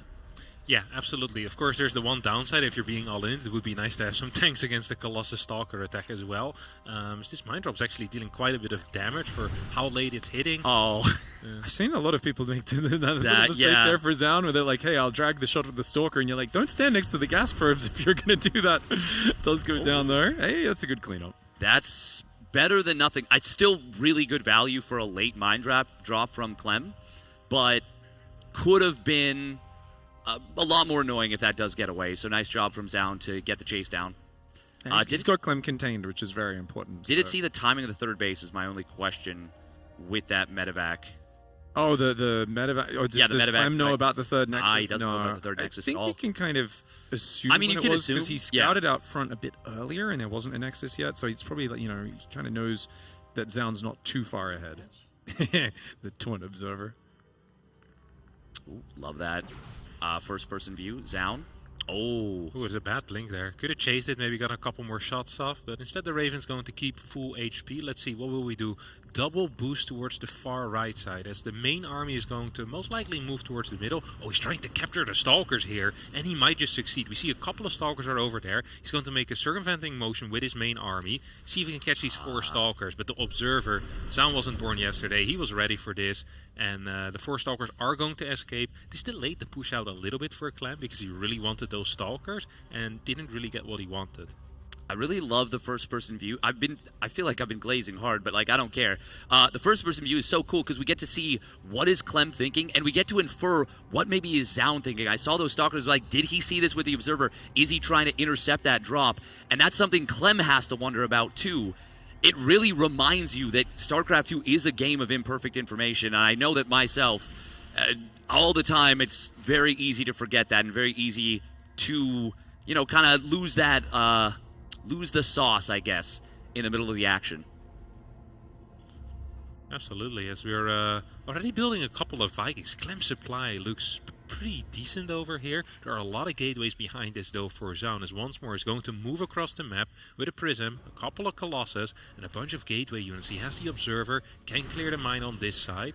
And this, once again, is starting to look a little bit scary. Yeah, he needs more Vikings. Just 2 is not enough. The Marauders have got a lot of heavy lifting to do. The blink forward is wild. Anti-armor missile does land on a lot of the Zealots. That's really going to help out. The auto turret's going down as well. The Marauders need to go after those Colossus. Can he get one of them? Clem does not feel he can chase. There's more Zealots coming in. Probably a good pullback. May need to pull some SCVs into this fight. There's a bunch more Vikings out. 3 now in total. One of the Colossus heavily damaged. That was a really good hold for Clem. Yeah, Clem did need to wait a little bit over here to get all of those units back to full health. He did it. Now he's ready to fight again and sending out an 8 Marine drop towards the far left side, most likely wanting to go towards that third base eventually. Sound is setting up a Zealot drop though to go into the natural, potentially into the main base from there on out as well. Double starport, pumping Vikings. It is possible that Clem decides to go once he gets 8 to 10 Vikings, just moves across the map. There is no secondary form of splash quite yet. As this drop is hitting, there's nothing at this third base. Oh, the Marines get right into that mineral line. Lots of probes getting picked off here. Nice. That's a really good way of finally making Zaun actually have to worry about something on his side of the map, because Clem has very much been cornered in a few of these games. And just little commitments like that are going to do so much to make Zaun worry about his own defense. Left. Okay. Ooh, if Zaun gets the chase down there, that's one of those moments. Oh, he gets it. Oh, does he get the kill? Oh, that's so big for Zaun. I was just going to say, I really loved the double or the single medevac drop, because we were talking about Clem on the couch, and you know, I kind of, maybe I was leading questions a little bit, but I was like, man, it kind of sounds like you play by vibes a lot of the time, and it really feels like that's what that 8 Marine drop was. He doesn't want to go for a big push out. He doesn't want to go for a double drop. Doesn't want to commit any Marauders. Uses units that you don't want predominantly as you get further and further into the game, which is the Mass Marine. Very small commitment. Gets a lot of damage done. But something that ruins vibes very quickly is losing your medevac on the way out. Absolutely, as the Vikings now are hunting for that Prism. Double auto turrets coming in as well. Not quite going to catch it. Zaun there quick enough with the reaction. Fort base flying over. Usually this is a pretty key moment. When that fort is flying in, we often see Prisms in the natural or Prism into the main base. Zealot run by towards the third, but I think Clem is in a good enough spot that Zaun doesn't really dare moving out. Oh! Wow, he chases down the Raven there on the right side. That's not necessarily the biggest actual pickoff. It's really valuable because it means your observers can't get spotted easily. But once again, just that feels so bad as Clem. Yeah, that's twice 2 opposite corners. Yeah, those corners are so far out of the way. It takes a lot of work to hunt units down there. Yeah. But the fact that Zaun's done that twice now, he's done a really good job of restricting what Clem's movement, you know, where he feels free to move in this series. And now Clem, he's got his 4th up, he's building a 5th, and he's going for a fusion core nice and quickly. Yeah, I really love the fusion core going down here. Yeah. Already 2 starports. Of course, you can get the medevac energy upgrade. Means you don't need quite as many medevacs to heal your army up. Gives you a bit more room for the other units in the supply. And we know the range libs are so good at defending these disruptor-style armies. Yeah, and I do want to point out, I love the way Zaun is playing this too. He went straight into 3-2 upgrades, has not been missing that. Really nice Widow, my target fire. Gets the sentry in the middle of the army, but disruptors from the side. Oh, wow, what a hit. 2-2 will complete for Clem. He's got a lot of bio. It is a little bit wounded up, but all the Colossus go down. This is looking like a very good fight for Clem, despite some big hits. Immortals go down. The Vikings were brutal there. They got such good volleys immediately. The Widowmine retarget on the sentry was inhuman. Yes, he took 2 big disruptor shots, but everything else was perfect for Clem. You know, it's easy to tunnel vision. Oh, he took a big disruptor. Everything else was amazing. The MPs were brilliant. The whole army stemmed forward. The Vikings are able to land and support, and he's just going to go for the win right now. He says, I am done with giving you room, giving you time here. I've beaten your army. It's time to finish you off. Absolutely. 2 more Purification Novas. No, 1 more Purification Novas. Clem will just walk out with a beautiful pickup. Slick. 1 DT shows up as well, but there's plenty of EMPs, plenty of scans, and this army is going to be invincible over here. Zaun pushed back into his natural as Clem wants to take game number 5 here on Tokamak, and he gets it. Very well done from the young Frenchman. Big statement game there, I've got to say. That was really nice. And I think you said it best, Big. Like, those disruptors coming in from the side, broadsiding your army, it looks so bad.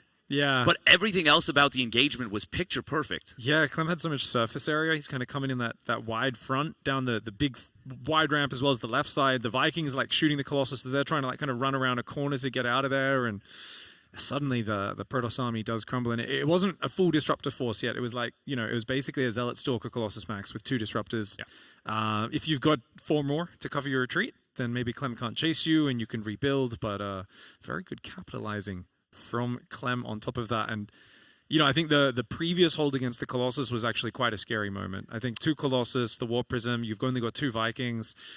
You're still heavy on Marines at that point because it's left over from the early game. You're at like 30 Marines and 7 or 8 Marauders only. This is the point where Trigger got him there. Zounds got him in that same sort of timing earlier in the series. It's been a weak spot for him. Previously, we've seen him counter it by going like quick 2-port Viking or just being in a better position. This time, though, he was very good at keeping the Marines back, the Marauders in front. Good spread on his units. Just very well played. Yeah. One thing that we shouldn't forget is that the anti-armor actually helped a lot in that fight as well. Yeah. Like a big anti-armor missile. A lot of damage on the Colossi, quite a bit on the Stalkers as well. It's a big deal. But enough about the previous game, as in the bottom right, spawning as our yellow Protoss playing for Team Vitality. He's up 3-2. One more game to reset the bracket. It is Zaun.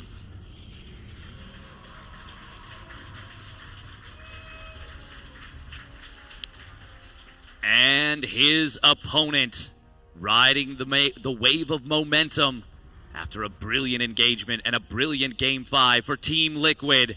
It is Clem.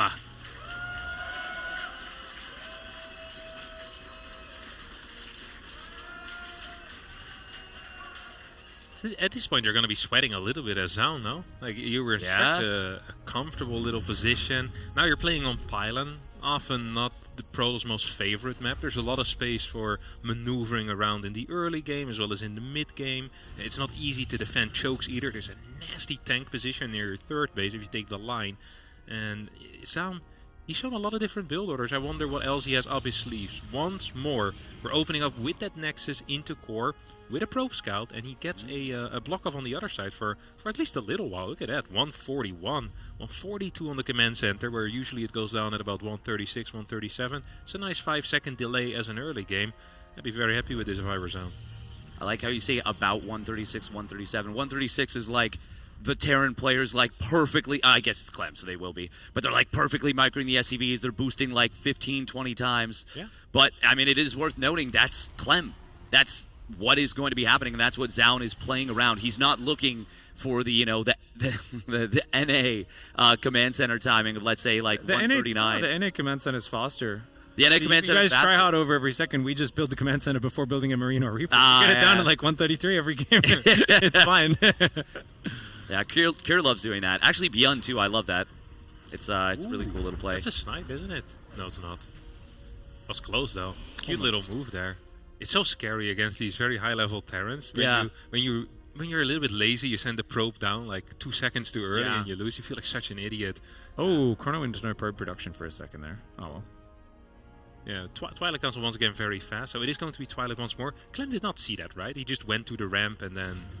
Yeah, okay. Stalker got a shot somewhere and interrupted the healing of the Reaper for a moment. That's pretty nice. Pretty nice, pretty nice. Pretty nice, indeed. I kind of, I wish we saw a little bit more. I haven't seen it in a while when the Reaper first comes in and you know the gateway unit's about to pop out, so you just hide in the edge of their main. Oh, wait for them to like, hey, there's no Reaper here, I'll go to the natural, and then you run in and kill a probe and run away. Yeah, that's a classic. Same energy as hiding a pylon in your opponent's base. But, we don't see that too much anymore. We do not. SOS, please come back.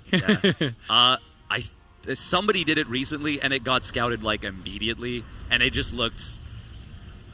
That looked a little foolish, I'll be honest. Doesn't work in PvP anymore as well, because your opponent's pylons can see like further than anything. Yes, yeah.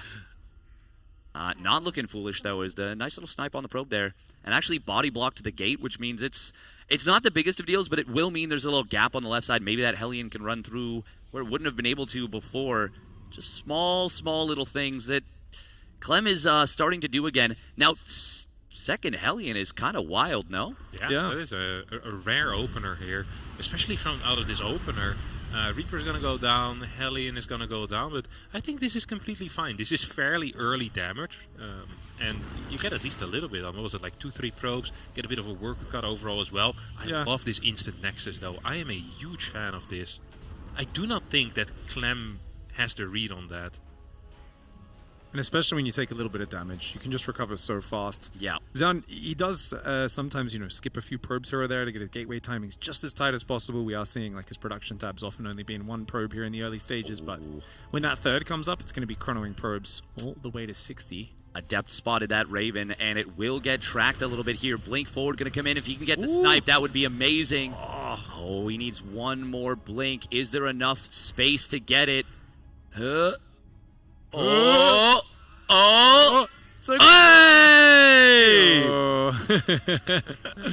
Nice chase for Zaun. His effort is rewarded, and now the Observer gets to assert dominance by seeing whatever it wants with no fear of that Raven finding it. That's actually huge. That is gigantic. Does Clem know about the third base at all? No, he never saw it, right? Yeah, he got turned. The Raven got turned around before he even got close because the Adept Shade, or well, not the Shade, but the Adept itself saw that. And it's just these little moves that can have such huge knock-on effects in a game. And Zhao now finds himself in a really comfy position in Game 6, I feel. Yeah, he's got such a good gateway timing. Be able to warp into that's very early, which means, an early move out for Terran is not so scary. No splash damage just yet. It's a 3-gas style for Zaun. I know Zaun loves his 10-gate aggression, but no, he's going to go for the Robo Bay. We do sometimes see people delay the 4th gas for a very long time. He hasn't taken his just yet. That's usually good because more Zealots is great. It's just a little dangerous if you lose a bunch of Stalkers because then you just don't have enough gas to build Colossus and extended thermal lance and all these things at once. Yeah. It's a very confident playstyle. It's a playstyle that Max Pax does so constantly. Very quickly into 8 gates, +1 charge after the blink. Does go for the Robo, but delays it a decent amount. And it's because you feel so good about your Stalker control and your ability to track drops like this. But if you make any slip-ups, it can fall apart very quickly. It sounds reads. This series so far has been insane. Like the Stalkers game move set is so sick. Exact right time, yeah. He just smells it. And even with the Raven earlier, it's like every little thing. He picked up a Marine. It's so good. Oh my god, it's actually going to get 2 Marauder kills here. This is a very big deal. Targeting down that Medevac is not quite going to end up falling, but I think what you a get a great few start. more with another blink, but too dangerous. That's a good choice to pull back. Yeah. Going up the ramp, you don't get the full range of the blink. You don't know how far the reinforcements are. That's a smart move from Zaun. Normally when I watch Clem, it feels like he is just the boogeyman on the map. He's got the map, he can be wherever he wants, roaming, and always it's the Protoss who is scared. Zaun has found a way to reverse that at many points in his series, just by being active with that vision. The Blink Stalkers have been excellent, and now, Clem, he's got his Marines in the main waiting for the Warp Prism, but Zaun has not been using that. I think he's watched the previous series. Yeah, we've got the Chrono coming in on +2 weapons. No second Forge just yet. Harstom is in mid-series casting form. He had his hands on his head. I've seen the Home Story Cup clips, and it's the ooh, this is getting intense. This is getting really focused up. I love to see it. It's a real treat getting to cast with a legend. 2 legends. Which other legend did you cast with this weekend? Lambo, right? Lambo, yeah. Ah, okay, cool. Just wanted to check. I was with joy for me as well. I'm in the same boat as you. This has been a fun week of StarCraft, and I'm so pleased that Zaun is not just putting up a good fight, but he's really making That was so beautiful. The attempted mind drag onto the tanks, and Clem just in time with unburrowing that mine, making sure it didn't go through. That is such a beautiful eye for detail out of both players, honestly. Such quick reactions. Lovely to see us. I am loving Zaun's position here. I'm going to be honest with you guys. 5th base already on the way. We get the 2nd fort. You have a 2nd robotics facility coming in as well. Zaun has full map control. That means he dictates what is going to happen when Clem moves out. We can see Zealot run-bys. We can see Prisms going in. And Clem is going to be completely blind to that. So he can prepare for it, but he won't know where everything is going to come from. He probably knows something is going to happen, but he doesn't quite know what. The stress that puts on an opponent, going for that mind drag like that, just spotting the opportunity, first of all, seeing that the Marines were a little bit out of position for it. And even though Clem responds brilliantly which is phenomenal. Just knowing that it's like, oh my god, I got kind of, not even punished, but like I have to be so perfect. Even someone like Clem, that does make it difficult. There's the piggy Marines we were talking about. Oh, he's waiting. This is what Trigger unfortunately wasn't able to do the other day. Oh, but Zound capitalizes on the distraction actually really nicely. Clem a bit slow to pull those units back. Loses a medevac and a whole bunch of Marauders and Marines. I think that's a way better trade for Zound. Does lose the Prism, but he gets a bunch of Zealots. Actually, he walked in the back as well. And it's that the ability to get the separation with those Zealots that enabled that. Now, nice positioning from Clem. He plugged the little gap in the minerals with the Marines. Prevents that from getting any more damage than it could have. Still a good defense from Clem. But I got to agree with you, Harstem. This feels like such a great position for Zound. Yeah, I'm really liking it. It's so tough for Clem right now, and it wouldn't surprise me if you actually see some type of attack the moment that fort base tries to land. I would love to see it, because we have our first few disruptors out right now. I see a big Zealot run by on the top side of the map as well, and he should be aware of what's going on right now. Yeah, and there's going to be a 2-1 timing for a decent bit of time before Clem's 2-2 kicks in. It's going to make holding this fourth base very challenging. He's got the units, he's got the tech in the form of the Vikings and the Ghosts. He's got a good position, but does he have enough upgrades, enough stuff? Those Zealots on the right, quick pullback. Zound's been really good at that. The Disruptors tries to cover the retreat. One of the Disruptors already down. The Colossus taking massive damage. Those Vikings not going to be perturbed. One of the Colossus has already gone down. The army is in full retreat for Zound. He needs time for those Disruptors to recharge. Remember, they only take 17 seconds to recharge these days, and now he says, hey, the Ghosts are exposed. They're in the open. Let's chase them down. Such a quick EMP from Clem there on that Ghost that was right about to die, but Zound smells blood in the water. He is looking to reset this bracket right now. Tank on the top side, because of the EMP from earlier, killed so many more units, did so much more damage to those Stalkers than it otherwise could have. Really, really nice knock-on effect from Clem, but does Zound have enough to keep pushing? Oh. He's been very good at pulling back his units at the last second. It always looks like he's about to friendly fire with the Disruptors, but he doesn't let it happen.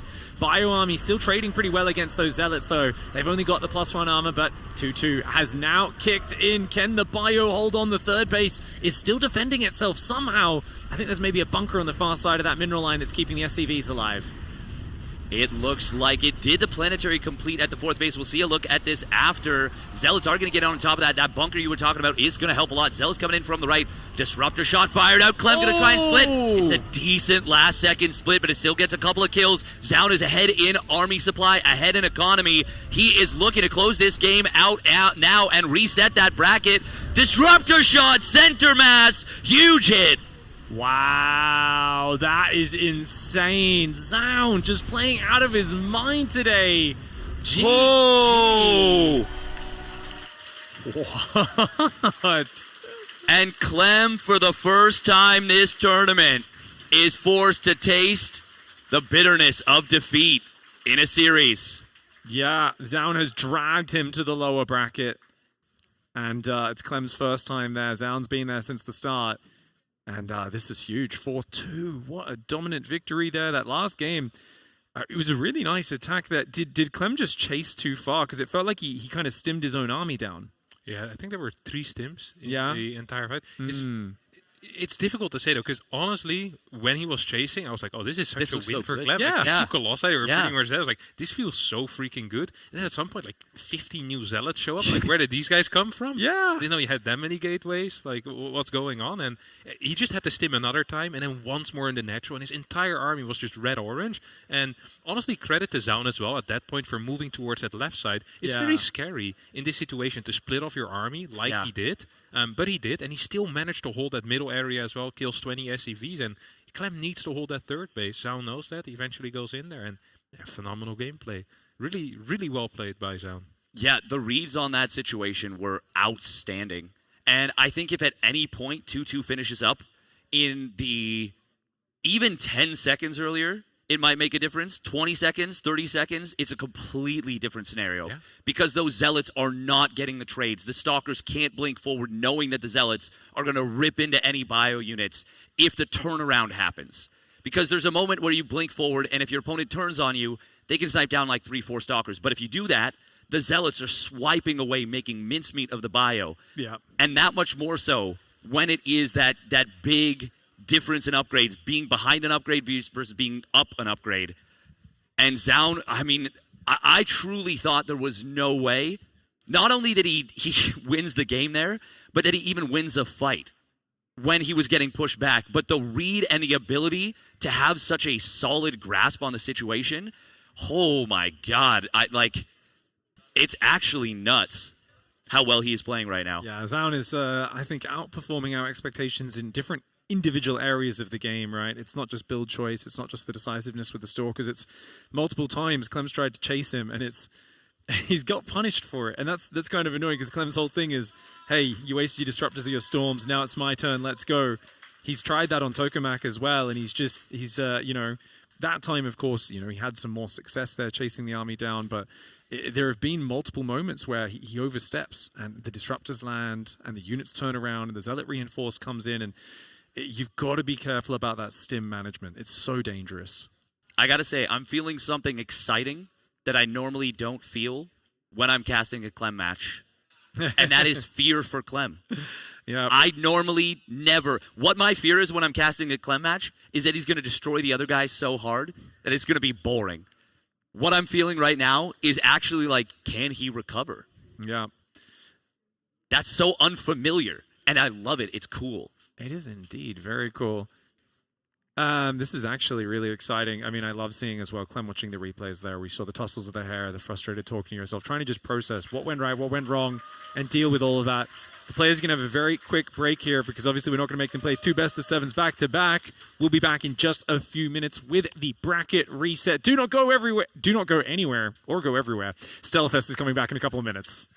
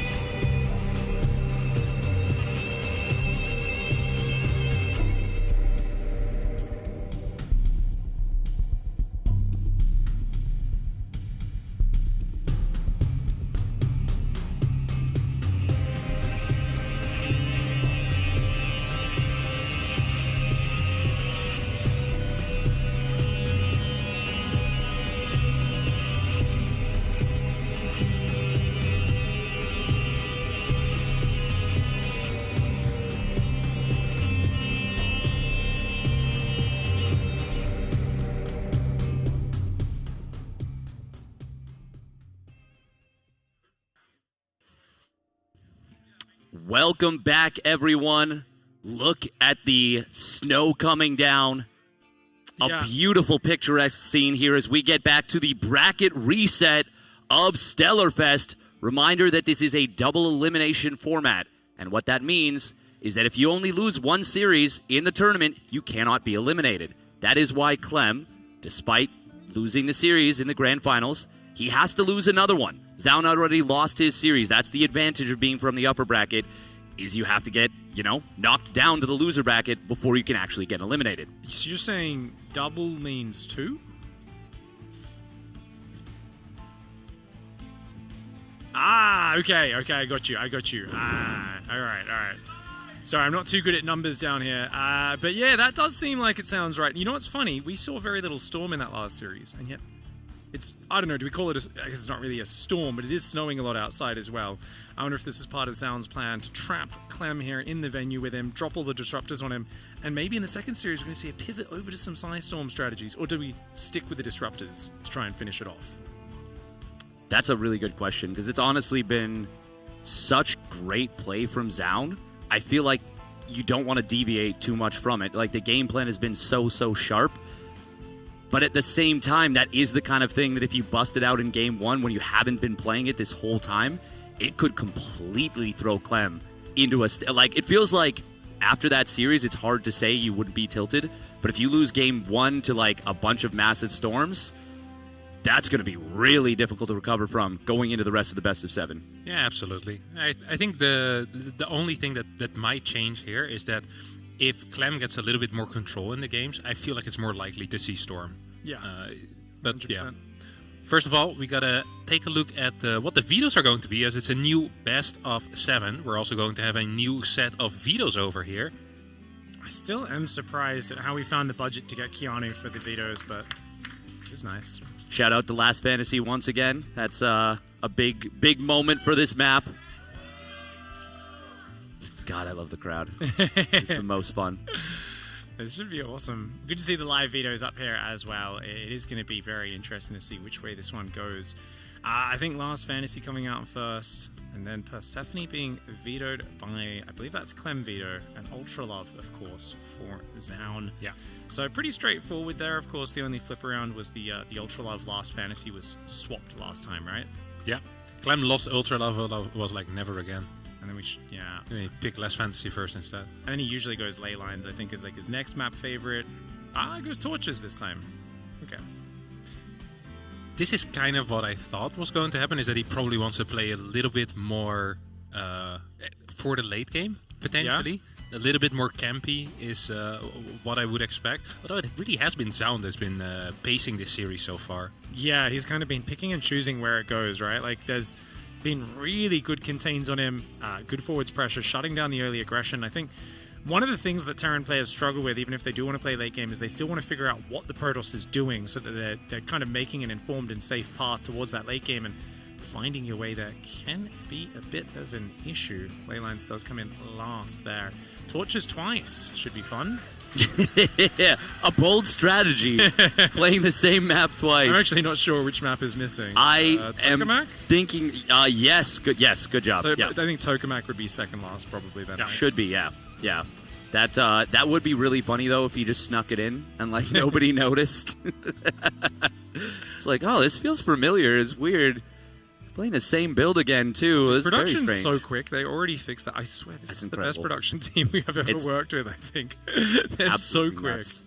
I want to point out as well our resident Keanu professional impersonator had some really good eye movement there, looking down at the sheet, back at the players. It felt very much like I was watching, maybe John Wick, I don't know, -3, well before, back when he just has a regular life. Okay, so before the Assassin arc, okay. Oh, yeah, no, he's just a guy adminning a StarCraft tournament. Yes. I mean, you got to be careful, though. You might set him down that road a lot earlier if someone hurts any of the pro gamers. They're his proverbial puppies in this situation. Exactly. We got to keep him safe. It's, honestly, that's kind of a good metaphor, because I just do feel like they're such sweet, little lads, you know? Like they're just delightful. Protect them at all costs. At all costs. Well, it's going to be interesting for me most of all. Is I'm all focused on the mentality of both players. So far, I'm so impressed with Zaun. He's just so focused out there. He doesn't look like he's overly stressed. He knows he has a huge mountain to climb. And he came into the first series, it didn't feel like he felt pressure. He was just focused on what he had to do. Clem, on the other hand, came in and he looked pretty good. I don't think there was like huge mistakes, but Zaun was finding the weak spots, and you could see him starting to get a little bit frustrated. Has this break given him a chance to reset, to think a bit more about what's going on, and how does Clem change things up? Honestly, it's hard for me to say. It feels like it's so details-based, and I think one of the big things is, of course, do be careful chasing into the disruptors. Do be careful chasing into the army and overstimming. Remember that Zaun will have bigger armies than you're used to facing, and you're always in danger of getting overrun. That you are. And here we go with the grand finals. The grand finals spawning up in the top middle of Last Fantasy. For Vitality, he forced the bracket reset. Can he complete the lower bracket run? It's Zaun!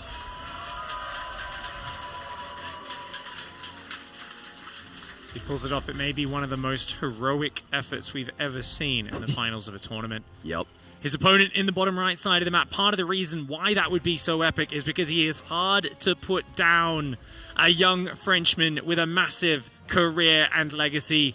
Last year's world champion. In the bottom right side of the map, representing Team Liquid, it is Clem!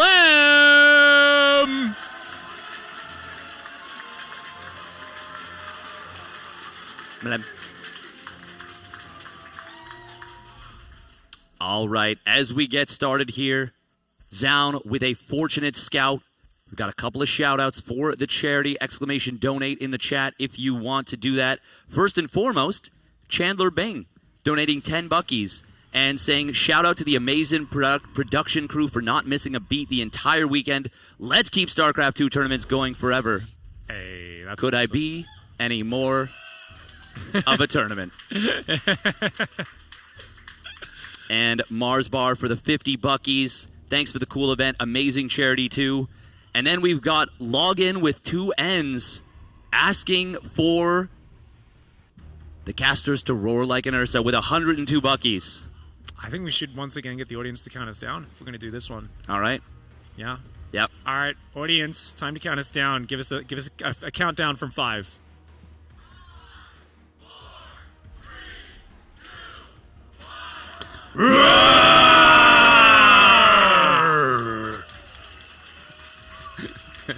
It's actually really fun. It's actually so much This fun. would not be fun if we didn't have this audience. With Yeah. This audience, this is really fun. These guys are awesome. Yeah.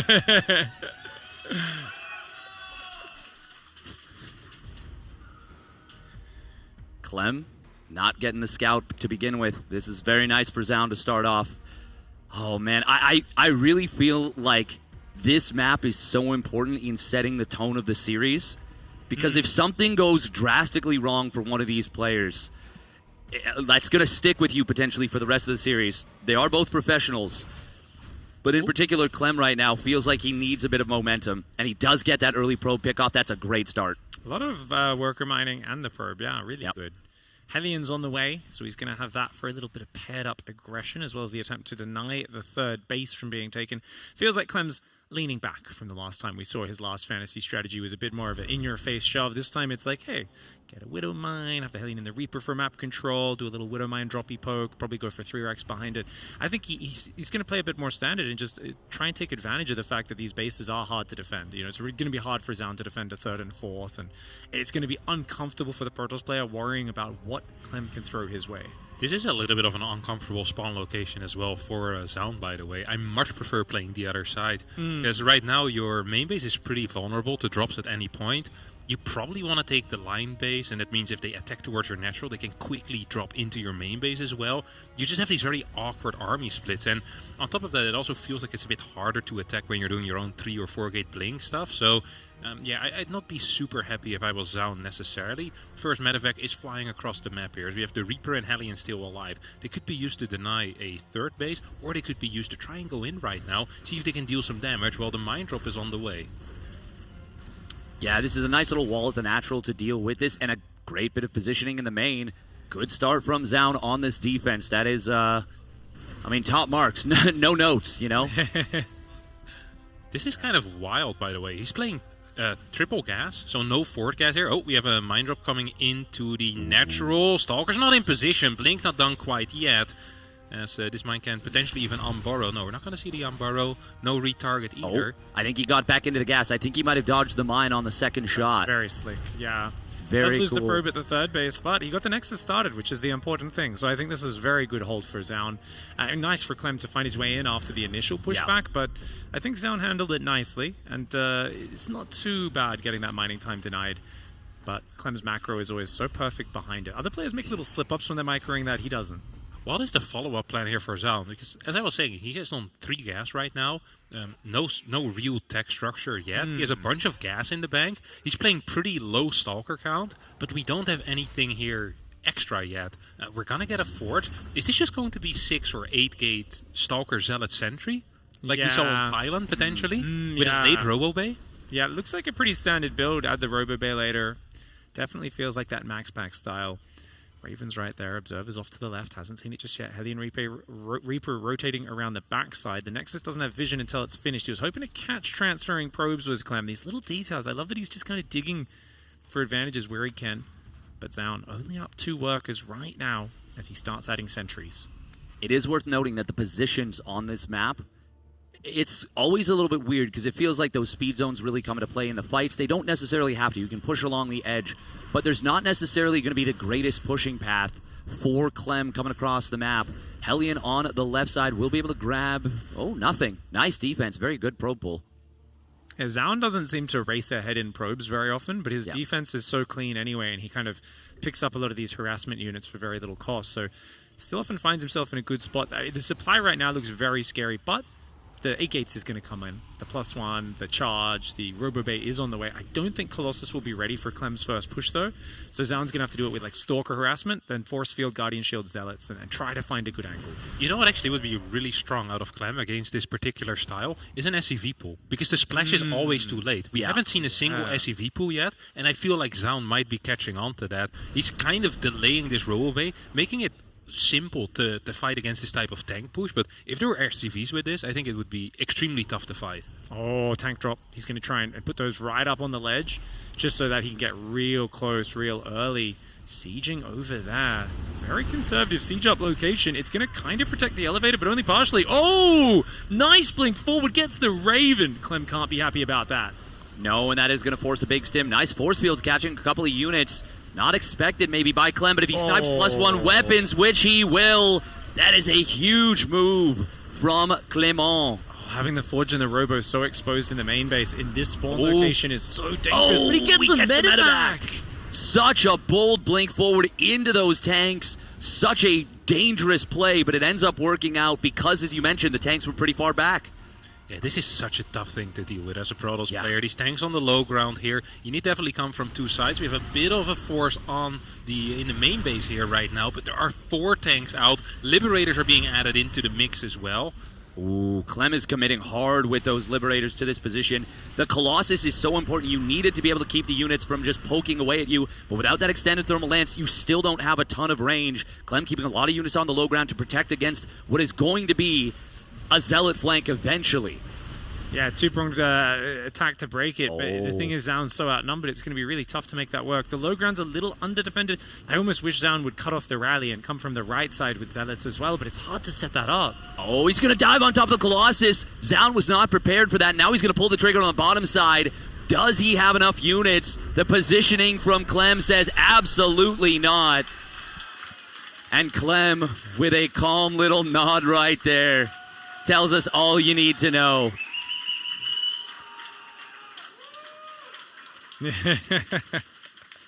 Last fantasy. It was the map, and he maybe says, probably should have kept this one in the last Veto session as well. A little bit better than Ultra Love. Definitely a dominant performance. Really good push. I love the way he set up so far back with the tanks initially. It was very conservative, and he kind of inched his way forward. He earned the forward spot. Yeah. He did. So the reason that I say I'm like, I don't really necessarily feel like it's that scary is a lot of times Colossus are out. A lot of times those tanks go too far forward. But by waiting for that 4th tank, before he actually grabbed the position. That's what allowed him to make it so that Zaun really never had an opportunity to smash a weak high ground or a weak low ground. Even with this blink forward, we can see that scan there providing a lot of vision. Tank's got so much value. And then when that happened, that's when he pulls the trigger, moves forward, and really anchors this position and turns it from a soft chokehold into a very tight choke. It's so dangerous, those pushes. They're so hard to deal with, and especially when the Forge goes down right before +1 finishes at the start of the push. Then your Robo's exposed as well. A tough game one. But map 2 is going to be his map, Incorporeal. A very good map for stopping the Terran kind of getting the early momentum. The Reaper not able to get in the base as easily. And I think Zaun's been very good at staying calm no matter what's happening. His focus has just been next level, and he's going to probably have to repeat a few builds since we are playing back-to-back best-of-7s, but he's going to now be going into his map choice.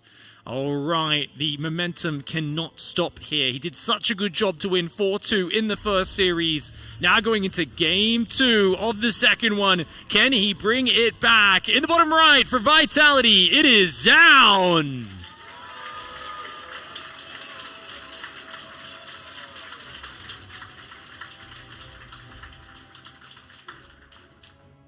And his opponent spawning up in the top left, taking that first map. He is looking much better than the first series. It's Team Liquid's Clem.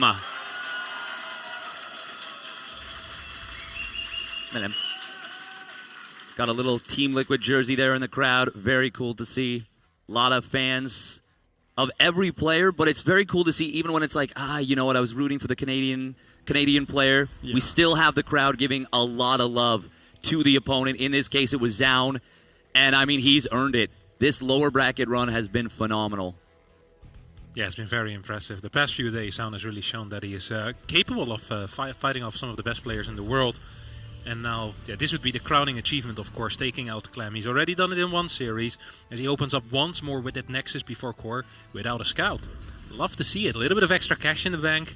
Those 80 minerals extra pick, they might just make the difference in this game. You know, it's funny because I always say, like, Zaun, he gate scouts almost every PvZ. Me and you are like, no, be greedy, be greedy. But here in PvT, he's mixing it up constantly, and I love these builds. Yeah. It's just, the timing of your tech structure can be so early.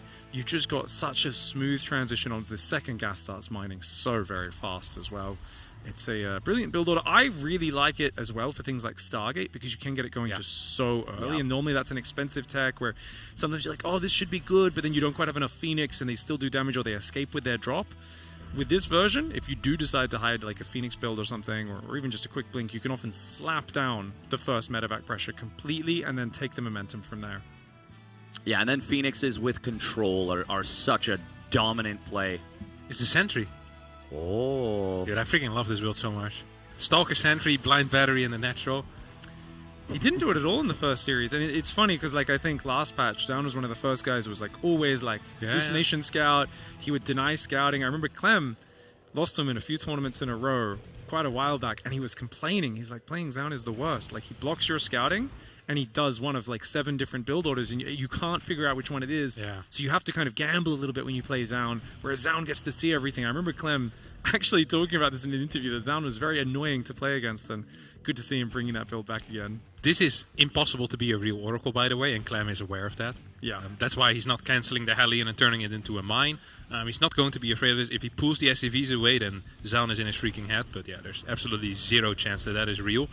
We're going to go for a pretty fast robo behind this as well. So really just using that initial hallucination for a scout, playing it pretty safe behind all of this as well. And I'm a big fan of it. I love that he still clicked on the workers, though. Like, as though it was a real Oracle. Like, he's like, I can target these down. It's like he knew we were watching, and he's like, ooh, look at this. Protoss players can click accurately. We do have good micro. It's also maybe because if there's a mine in there, then sometimes you can drag it if the other guy's not paying attention. So you just want to fly over the CC. So it's actually like he saw all the information, and then you want to try it anyway. Yeah. Just in case, I'm gonna go with the 4 gas. I really like this. This might be one of the times where we could potentially see a Storm Rush as well. He's really favored the Robo Bay, but an opener like this does transition pretty well into Storm Rush in my mind. We're actually going to get, wow, Clem with the Raven. I don't know if this is a fake cloak. It's gotta be, right? Or if this is actually going to be an interference matrix research. I remember Q was still doing like a double Raven timing sometimes, not too many months ago, but it's such a niche build order. You need to be convinced your opponent's playing Colossus. And there is indeed a Robo time on the way. Here we go, drop sneaking in, but nope, it's got to turn away. Great defense. Of course, Blink nowhere near finished, but... He cancelled interference and restarted again. So it's definitely going to be a fake over here. It's probably going to lift this thing ASAP. As he'll start his stim, I guess, on the extra barracks. That's a neat little fake, though. Forces out maybe a defensive battery in the main base, potentially an extra observer that Zaun doesn't want to make. And all of these little things do add up at the end of the day. By the way, I was walking by Zaun earlier, and he has like a really neatly written sheet in front of him with like quite a bit of information on there. Like I was surprised how much was written on there, all in Korean, so I couldn't really see what was going on. But he seems to have some well written out plan, or he's just making his grocery shopping list for next week. It's a way for him to kind of wind down after a strong best of 7. I do like that, the old handwritten notes. Some players, it's all in their head, but I think writing things down, whether, digitally or physically, it makes you organize your thoughts a little bit clearer, right? I think with a guy like Zaun, he has so many build orders and so many details he remembers. He plans his series out very, very specifically. For him, it's a good idea. You can just have that there, that information to review. This tank's inching forward. The observer sees all of it. It's in the surveillance mode where it's got very long vision. Oh. Clem wanted to take that thing out. It's not quite going to get it. The Raven Marine tank is just sitting at home. I wonder if Zaun got the scout there on the CC. Surely he did with that observer, right? On the 3rd command center. Yeah, the warp in. Can he save the probe? Hey, okay. Very nice little micro trick from Zaun there. So Clem's been doing that pretty consistently. He tries to, as the 3rd's finishing, as Hellion comes in, hides behind the middle line as the probes transfer in. I wonder if Zaun's just always going to have units waiting for that from now on in this series. Oh, that's a good idea to think, to kind of keep tabs on. While we've got a little moment, by the way, do want to do a couple shout-outs. We've got Bull Myolja giving us a little bit of information and a $50 dono. Hey! Bulmy, yeah. The name of the Marauder in Korean is Bulgom, or Fire Bear. So bears in StarCraft are fully canon, bears in space, if you will. Heck yeah. Yeah, and he's asked for 5 shout-outs on stream. So shout-out to Bulmy. Bully. One of our favorite commentators, streamers, Protoss players. He's a very nice part of the American scene. He's been doing a lot of casting of the different mods as well as the online tournament scene recently. So I'd love to see him in the chat watching and supporting Rainbow Railroad. What is the Colossus count right now? Is this a fake Colossus build? He went 1 Colossus, no thermal lens, right? Into Storm. He did. We used to play like this in Heart of the Swarm and Wings of Liberty for quite a bit, where you'd try to trick the opponent into doing an SCV pool. You do a single Colossus, no thermal lens, and then boom, you hit them with the Storm. I have legitimately not seen this build in over 12 years, but Zaun remembered. That's in the notes. He's got the build. He's like, no one's used this one in a decade, It's time to bring it back out. Yellowy papers, like right? I like it. I think the ghosts are not ready yet. I don't know if you want to be aggressive with it, but it's very hard for Clem to push for a while. And the second forge timing, one of the big things that I always feel uncomfortable with Zaun's style is often his second forge is so late because he just focuses on the attack upgrades really, really hard, and his armor's late. In this case, he's more Storm Zealot focused. He knows the armor's important, rushes that second forge. Seeing that Templars, it has to be pretty odd for Clem. It's like, well, why is there a Templar there at this point? It doesn't make a lot of sense. And he instantly threw it on the Ghost Academy, or maybe it was building already. I think it was a response, right? I think so. That seems like it. I mean, the Ghost Academy built so fast. I think that was a response to that. It's a nice little play still from Zaun getting the kill on this with the feedback, of course, and preventing the auto turret from going down. But even with that, would you maybe have rather kept the Hardy Templar hidden? Yeah, I think so. Well, it depends what his plan is, right? If he just wants to have like a defensive thing, then maybe it doesn't matter so much. I think what he wanted Clem to do is go for a double port. If you can trick your opponent into double starport and then they go for a push, or you attack into that with just a single Colossus and you have like 7 Templar, it's going to be close to impossible for the Terran player to win a fight like this. But right now I think Zaun is just kind of happy staying alive. He's felt good so far in these macro games as well. This, however, is the first time that we're seeing a focus on the Storm rather than the Colossus Disruptor. So I'm curious to see how he's going to play that out. Of course, we saw him do that earlier against Beyond. Played a phenomenal game on Maganeta, if I recall correctly, with those Tempest, with those Storms. He seems very comfortable just kind of maneuvering into those later stages in the game. His Templar count is already quite decent at 7 against just 3 ghosts. And don't forget that sometimes a single Templar can feedback 2 or 3 ghosts. So this is a very kind of a tight situation for Clem right now. He does need to be careful. Remember that series against Trigger yesterday in the upper bracket finals? High Templar and Colossus managed to get right up on his third base and just storm his army completely as it tried to run through to defend. It was not a fun game for Clem, running through multiple storms. Now we are seeing Clem maxed out. His army comp pretty decent, but I do think he'd like to trade out a little bit of that bio, especially the Marines, for more ghosts. And as the Colossus count grows, I wonder how many Vikings he has. Does he have enough Vikings to really deal with this Colossus count? Zaun poised, ready to attack. 2 Colossus, third one on the way. 8 Vikings are out, 6 ghosts now. Does look like a healthy army count for Clem. It's all about the positioning, though. Nice EMPs there on the Stalkers, just going to force them back. But, you know, Zaun just not committing hard, looking for any freebie pickoffs he can find. I do want to point out as well, Zaun's vision is phenomenal right now outside of Clem's base.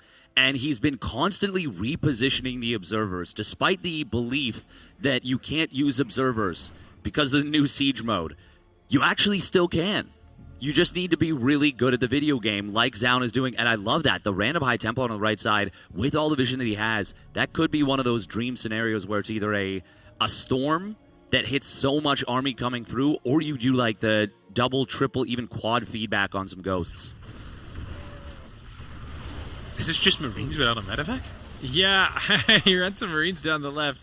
Did get a High Templar, but honestly worth it. Because you kind of want to get rid of them anyway, right? Might as well just see if you can do something. I like it.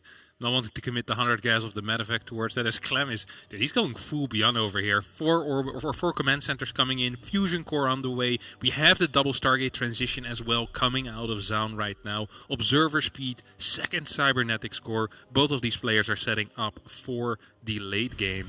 And both players, this is the first time they're going to face off in the late game against one another, which is probably why both of them are so excited to go there. One of them is going to be very sad at the end of this road, though. Oh, yeah. They are both heading directly towards the late game. I would love to see Zaun just start to entrench that middle high ground. He's maxed out. He's starting to get the mineral count up. He's going to find this base on the left a little bit isolated. Does get one tank, but as he sees the army rallying over, he's just going to leave a few zealots there and pull the important, expensive units back to safety. If he's going Tempest Storm, he did this so well with so many backup High Templar in the game against Beyond earlier today. I would love to see him build cannons on this ridge and batteries. If he's got this area next to the tower, how can Clem get out of his 5-base setup? I mean, he just can't. So I don't mind the cannons on the right that Zaun's built, but I really think if you've got a central position with Tempest Storm, it is worth so much. It's really funny. The attack just now was an attack to lose some supply, right? To free it up for the Tempest. But that's not what it felt like. It was a very subtle way of doing that, and I love that because Clem is not taking map control right now, which is kind of what you want to be doing when you're playing against Tempest. Huge storm there, right in the middle of everything. And so once more, like, these Templar spreads are so freaking good. I love this first-person view there, because you could see how methodically he's got those High Templar spreads. That's something we didn't get to see as much of in that Maganatha game before, but he's so good at keeping these High Templar. He's always got another one behind, and usually he doesn't clump them. He's clumped them there just for a moment, but I think that's just because he's backing out. He'll respread those in a moment, no doubt. Otherwise, the Ghost could cause him problems. Oh, there's no detection here. The Ghosts are going to try and hit some EMPs, and they do land them big time. All the High Templar either killed or energy drained. There is one more in the middle of the army on the right side. It gets a storm, but it gets EMP'd. Another storm does come down on the left side. That's going to be enough to push it back for now. But does he have much more to do with this? No. And the Liberator gets the kill as the High Templar have to go around a very awkward Sim City. Yeah, don't get married in front of a Liberator. It's not a good idea. Those two High Templar were trying to marry themselves as an Archon. Didn't quite get there. Colossus Stalker Zealot trying to defend the Tempest with the Storm back up.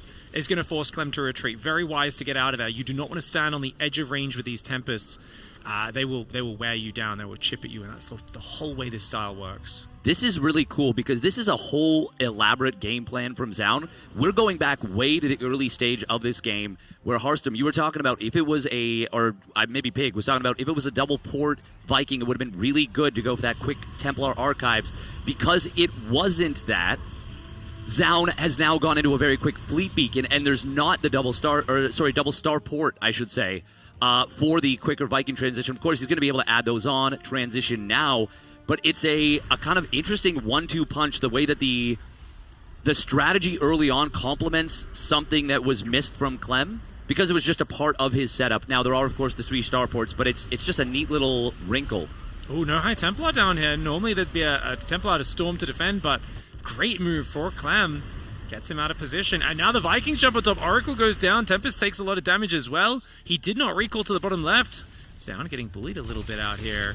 And this is really nice for Clem. Catching the Tempest. Gets one of them very quickly.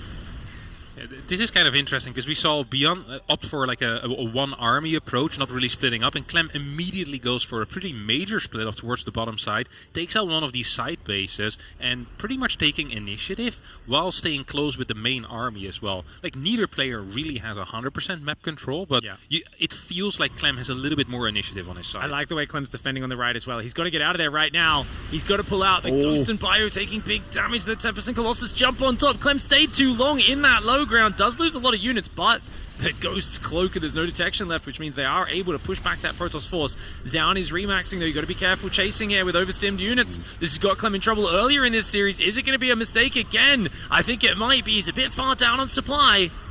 There is another observer in this army, but the scan will detect it. However, it's not being targeted down. That means these ghosts cannot just cloak up so much firepower for this army from Zaun, and he's able to hunt down a lot of these ghosts.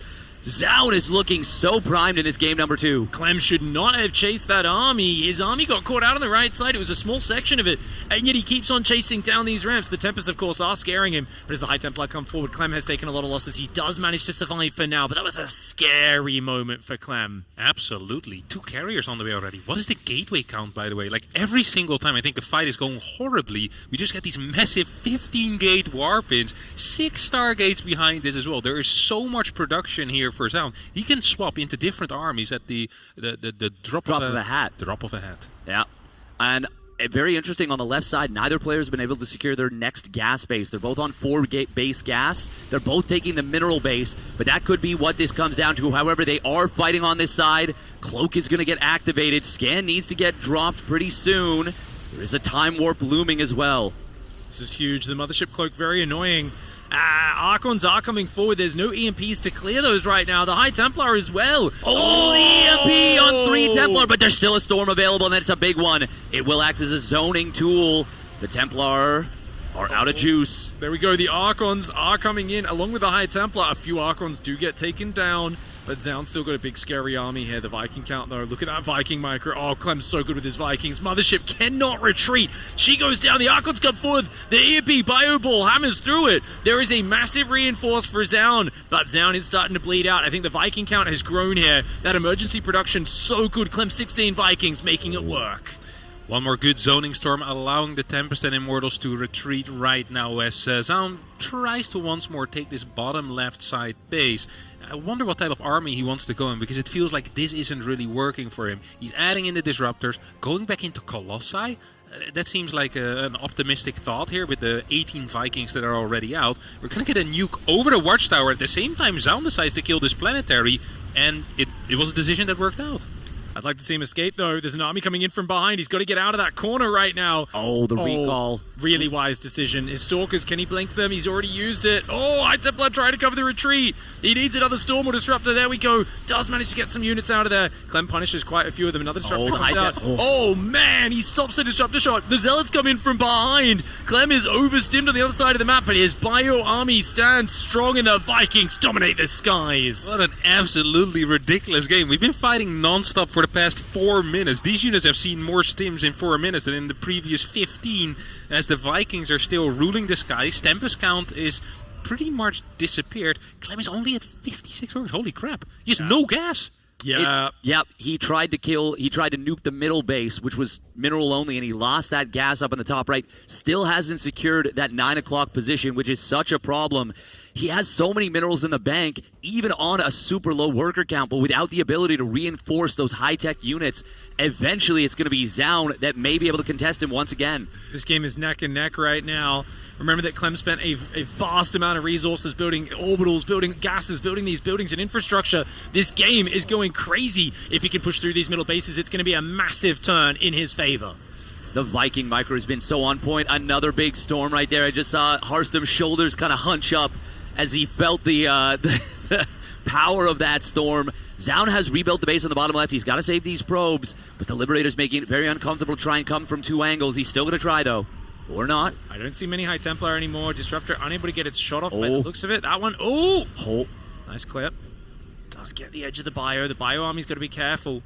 It is very damaged right now. There's a lot of Archons and Zealots in there. It's a pretty basic army. It's not the best army for dealing with mass ghosts, but the numbers for Clem are just so low. Can he get overwhelmed? Zaun pushing down that ramp was not the fight that he wanted. Oh, those 2 Liberators and that ball of ghosts. Such a problem. I dare not ask for it, but I have to. What does the units lost tab look like? I think it's going to be really bad for Zaun. Yeah, what a swing. 10,000 in Clem's favor now. Yeah, if we take a look at the battle report, I'm sure it shows a very favorable last situation. So much more than I would have expected. More than 2-1 on the trades. 67 stims, by the way. Very fun to see. We're going to see the attempt to set up this base on the left side get disrupted a little bit, but not ultimately shut down. Important to note, the detection has been getting sniped so consistently by Clem. What is the observer count right now for Zaun? I'm pretty sure he has observer speed, but he's got no observers, no oracles. Clem could get some monster plays with a late cloak in a fight. 19 ghosts. Oh, another good snipe in this top right. Stalkers will blink forward and get rid of the 2 Liberators. Command Center is going to go down. Of course, Clem has many more where that came from, and he's going to come in from behind. Here we go yet again, catching a large section of that army. Gets an Immortal and a Tempest before the recall happens, and about 8 Zealots get left behind. An expensive trade for Zaun, but one that is worth it. 12 SCVs, and removing that Command Center is important. The problem for Zaun is that he's dry on money. Zealots catch some ghosts in the open. He lands a storm as well.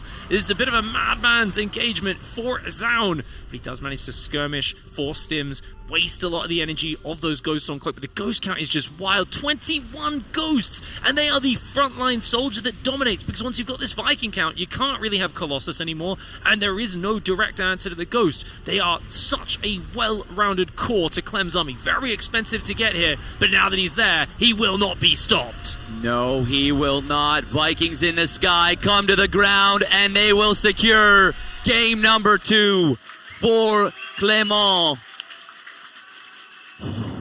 That army was insane. 150 supply of Terran forces, 18 Vikings, freaking 25 ghosts, enough medevacs somehow to heal up this army for what felt like a never-ending battle.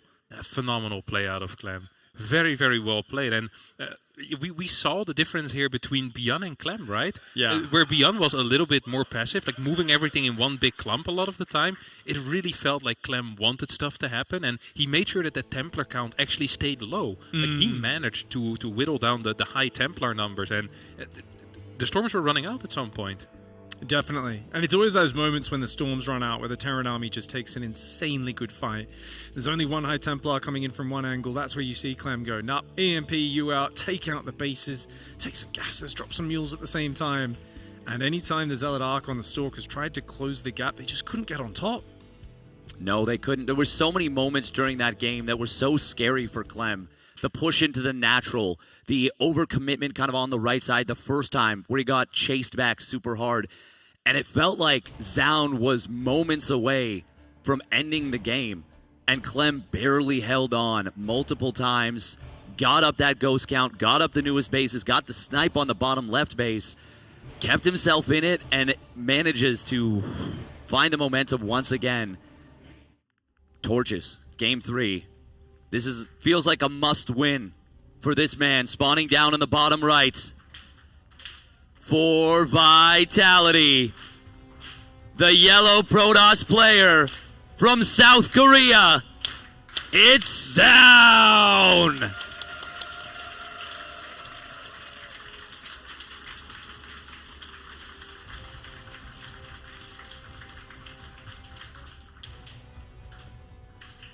And in the top right side of the map, regaining some of his confidence, a big smile on his face as he entered this game. You could see him getting G'd up there.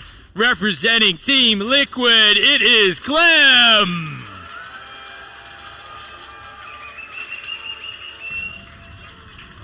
Clem fans, don't get too excited quite yet, because what do we have here? A double gate proxy. I have not seen this in such a long time. First pylon proxy, 2 gateways into an assimilator here. I bet it's going to be a couple of zealots, some stalkers behind it, some adepts. This is going to be the nightmare build as far as I can tell. This is going to be double zealot into double adept. We'll see. It could be stalkers. Yep. But normally with this build, I feel like you want it much closer to your opponent. Yeah, maybe. I mean, it's the Reaper checks, and this way you delay it getting found, because sometimes they hide the 2 zealots, right? Yeah. You wait until the adepts join up, and it all comes in at once, right?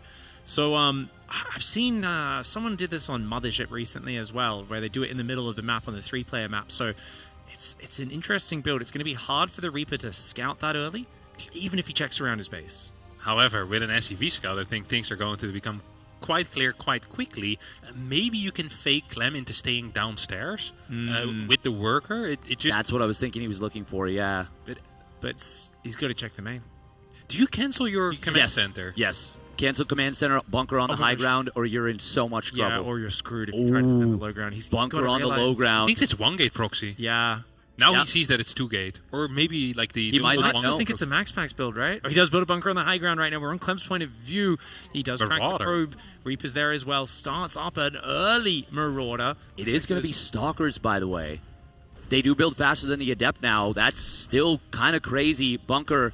Oh, if it gets up, RNG just take the wheel. Will finish up the bunker there. That's huge. Ooh, nice SCV pop out to repair there, but of course with the 2 stalkers, they do a lot of damage. He's just going to overwhelm the bunker and go after it. That's a nice way of dealing this. The Zealot will stay on the bunker to confirm the kill. The Reaper does escape though. Command center has now been cancelled. Clem's in trouble.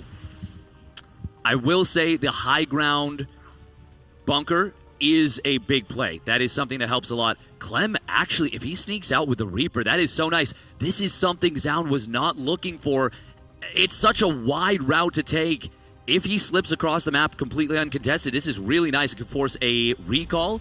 There's no energy. You could pick off a lot of probes. Yeah, that second bunker really saved him there. Like, it's a good call, very safe call. As 1 worker now is going to go down.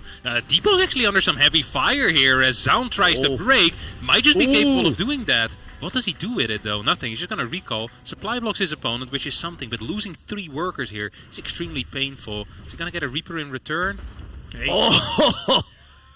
Stalker was knocked into the air. That was so close to getting saved. Just barely got the shot off as the grenade went off and bounced him. Unfortunate for Clem. Good for Zaun, though. Those 3 probes was really annoying. I feel like those 3 probes kind of takes the advantage away from you a little bit. Command center finishing at the same time as the Nexus. Starport's halfway done. Blink's just started. Looking at these timings, does this end up relatively even? It kind of feels like it does to me. I feel like Blink is a bit quicker than it usually would be in the context of a standard game, but then again, there's also 2 Marauders, which usually wouldn't be there. Yeah, we don't have a reactor yet, by the way, which will lower the Marine count kind of significantly. We get a fast second barracks as a result. This is not a good map for any type of Blink pressure anyway, right? So I don't think Clem has to worry about any of that type of stuff. He is going to add in a medevac. What is the chance he moves across the map to at least try and clear these 2 gateways? Yeah, I mean, those 2 gateways are such a big amount of investment, and it's always so awkward if you lose those too early as the Protoss player. That's where the early Blink and Stalkers could come in handy, but you can see Zaun doesn't like being on the map. At this point, he likes to set up and defend those bases for the incoming mine drop or medevac drop. As a result, I think he's just going to give those gateways up, and that'll put him back to just 2 gateways at home. This is where the fact that the gateways are kind of in a weirdly tucked away position could come really in handy for Zaun.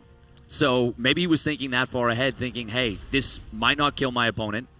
If he goes low ground full defense commit, then I can kill him. But if he does build that safety bunker on the high ground, like Clem did very intelligently, then there's a chance that, I'll need to play a macro game, and I really don't want to lose these 2 gateways right at the outset. And if they're next to the base, he's already lost them by now. At the very least, he doesn't get the warp-ins that he's going to need to bridge the gap into that 3rd base, into the next tech stages, into the point of the game where it doesn't necessarily matter too much to lose 2 gateways in a pylon. Sound's game sense is actually insane. Like moving the 3 stalkers from the natural towards the middle of the map. Can he get this with a blink? No. Ooh. Wow, I thought that was 2 mines and 2 marines. It was 2 marauders and 2 marines. That's so random. Yeah, the leftovers from the early game. Yeah. Right? You end up in such a weird game here. Now the marine production's starting to ramp up so that he can actually catch up in that regard. Stim Shields +1 has all started. But of course, Clem does not have the 3rd base up or anything like that, whereas the 3rd is almost finished for Zaun. He's got the charge, the Forge there, the Immortal coming in. Does feel like he's going to be playing a pretty straight-up style once again. 3 gas, very likely to go for that delayed Robo Bay. I mean, his supply is looking fantastic. The only thing that really worries me is that he's going to lose 2 gateways at some point in the game. The longer it takes for Clem to take these out, the better it's going to be for Zaun, obviously. Clem is just going to make a move out. This is a very early move out. If we take a look at where Stim is at, where +1 is at, we're not quite there. So I think this is just going to be really a targeted attack here for those gateways. And this is completely correct. It's going to force Zaun to add a little bit more production, and it might make the follow-up better. You got 1 more warp in on the top gate. Oh, that's nice, actually. Does he get another? I want to see it. Maybe not. No. But not too bad. Zaun's got lots of gateways coming up at home. He's already made a lot of warp-ins, so he's got value out of those gateways. Yeah. Even though you do lose the 400 minerals, it's paid off for itself to some extent. Robo Bay's now started for Zaun. He's venturing forth with the Stalkers. Clem has still not started the 3rd command, and he's very committed to this push. Yeah, and it's a strong push, too. If the tanks get set up in a nice position, I mean, charge is going to complete in time, but the gateway count is still lower than you'd like to see it. Little Stim was forced out. Medevac energy might be a bit of an issue for Clem. Oh, Stalker takes a bit of damage. Cyclone dancing back and forwards, adding some ranged poking power for the Terran army. His tanks are very far back. Is Clem going to move those forwards? It looks like he doesn't want to risk it. Maybe starting to inch them forward now, just a little bit, but no. Are they in the medevac? No, he doesn't want to risk it. They're just sieged up north of this army. Oh, wow. Very far back. Yeah. Oh, and now he's moving in all at once with all 3 of them. Doesn't want to get the Zealots on top of those. It's all about trying to bait the charge out as far away from those tanks as possible. We got some flanking Zealots setting up to intercept reinforcements by Zaun. That could be a very big play. As soon as the Zealots showed themselves, the bio, a portion of it split off to protect those tanks. Very nice little move, very fast reaction from Clem. But, nice little move from Zaun. Utilizing the fact that 1 tank was a little far forward, gets the kill on it, but there's still so much bio here. Oh, he's going to try and deal with it. Zaun blinks down. Big tank shots, but the siege tanks will go down to those Stalkers. Zealots charging around the corner, getting on top of the bio, and Clem quickly picks up and runs away. I think he got a few important units. He did lose his siege tanks, though. Not sure. I think this was an okay hold for Zaun. His Colossus are on the way. If he can get that first one out, it really stabilizes him. Yeah, those 5 Zealots did so much work running the reinforcements around for a long time. I would love for them to heal up a bit and then come back to the fight, because you really do need that 10 extra supply that's stuck in the top left corner right now. Clem is going to go for round number 2. Once more, has managed to establish himself 2 tanks. 1 is on siege right now. The first Colossus pops out. This actually leaves his 3rd base a little bit vulnerable as well. This is something Clem could target. It's not what he's been doing so far, but it is something that Zaun needs to keep in mind as the Zealots once more force a lift on the 3rd base. These Zealots have been absolutely invaluable. And so many other Protoss players, maybe even every other Protoss player in the world, would have lost them. They would not have maneuvered them around during that chaos, but Zaun keeping them alive, really keeping his hopes alive in this game. He needs those units. A couple of infrastructure units are going to go down. Zealots flanking in on the left side. 1 siege tank will go down. Colossus taking a bit of an awkward angle into the fight, but the Immortals take down the tank. Good pullback on this. We're going to see an attempted dive on top of the Colossus. The Immortals pull back to save it, though. Look at that. Bros helping bros. And now the Zealots come back home and will flank this army, but Clem controlling the bio very nicely, and he does come out of this with a supply lead. However, the super important Protoss units lived. Yeah, absolutely. The medevac count here is pretty freaking decent. There's almost personal healing for these Marauders right now, although a lot of them are running kind of dry.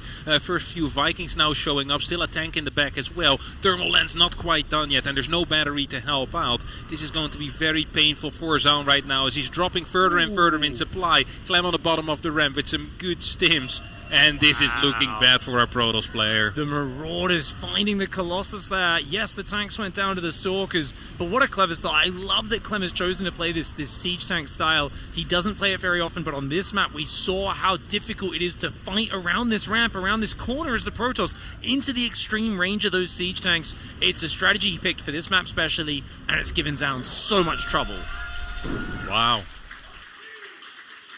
What a difference 30 minutes makes, huh? Yeah. When we were 3 games into this series, in the previous one, it felt like a 2-1 scoreline for Zaun that could have very easily been a 3-0.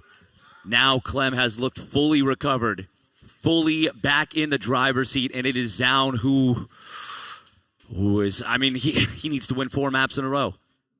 He needs to reverse sweep at this point. Indeed. Oh, man. Clem has come back here. Really feels like he has managed to reset over the break. And these games are competitive. They're very close, in fact. But a good choice of strategy. I feel like I so rarely see Clem play the siege tank style Hearthstone. It felt like I was watching Spirit for a little bit there. Yeah, it's very rare. Although on this map, I think it is more common to see Terrans that usually wouldn't still try it because of that ramp. It is so hard to charge down a ramp because you have to go around the corner. Corners are terrible for melee units, man. It's really, really tough to fight. It's really nice watching Zaun watch the replay there. And I think if you go into the replay, you almost want to see yourself being behind after the early game. Because then there's a reason why you lost. But it actually was kind of fine. You just got outplayed against this push, which feels worse in a way. You know, you wish it was just a strategical loss. It's not going to be the case here. The Zealots coming in with a flank was great. But the Colossus without thermal lance against high Marauder tank counts are not even that great. Like, it feels like it should be this big, powerful unit, but if you don't actually outrange the Marauder, they kind of suck, to be honest. You're constantly micromanaging them. They hardly get any shots in, and I mean, Clem microed that phenomenally once more. It's not a huge surprise, but he's absolutely on fire in the second best of 7. Yeah, and I think a big switch between this first best of 7 and that second one is in the previous series, we saw a lot of heavy Marine compositions, and those Colossus really felt like they shone. In this one, you said it best in that last game, so many Marauders, and it makes those Colossus very hard to find value. But this man needs the energy now. He's down 3-0 in the bracket reset grand finals. This could be it for Team Vitality. It is Zaun.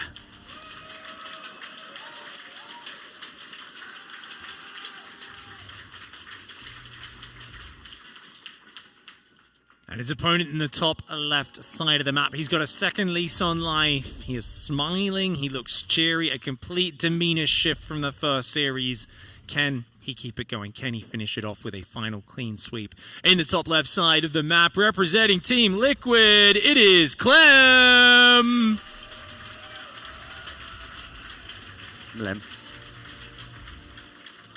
Clement. This is the first double gas we see so far in this series. We've seen 3 single gas expansions, right? Yeah, he did a lot of double gas in the first series, but the second series has been a lot of 1-rax expand. Do you think we're going to see the build that worked so well in series number 1, the Starport proxy with the reactor factory? Clem doesn't mind repeating builds like that, I think. Yeah. In a setup like we have right now over here. He will need to manage to sneak out an SCV if that is going to be his plan. Now that factory is going to be very far away. Tough to fly it over. It is going to be Gate Nexus again out of Zaun. Talking about how he usually plays that Gate Cyber, it feels like I'm a liar, you know, based on the amount he's been playing Gate Nexus. I want to say, has it been all 4 games in this series? Yeah, I mean he is scouting the 1-rax expand, I guess, right, as well. So he's kind of like, well, you're not double gassing, you know, it's nice and chill. I could be a little bit greedier. So he's so consistently probe scouting. We don't see him skip the probe scout as well very much. That's when it's like, oh my, we're taking some risks. But it feels like he's been very safe and really playing nicely. He's also sending a probe out to the corner. Interesting. Ooh. I think he's actually looking for the starport. Like, it's the only thing that really makes sense, or at least looking for the SCV that might build the starport. Yeah.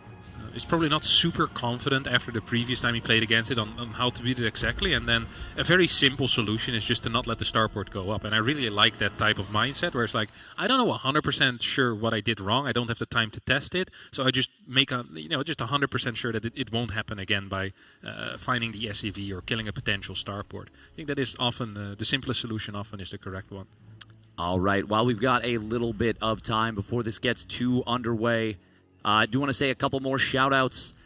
See the thermometer extending once again. We almost hit that $3,500 goal. So close. Eskurian, thank you very much for the 10 buckies and a quick shout-out. Good games, good cause. GG, well played, Ursa TV.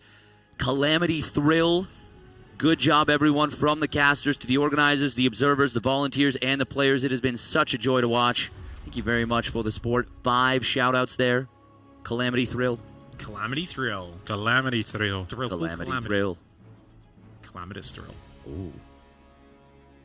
DS Moth with another 50 buckies as well. Can you shout out the All Things Protoss Team League? A fun community event put on by the All Things Protoss Discord server. Asking for 5 shout-outs for that. We're just going to count it as... That's awesome. X5. Yeah. But yeah, shout out to the All Things Protoss Team League.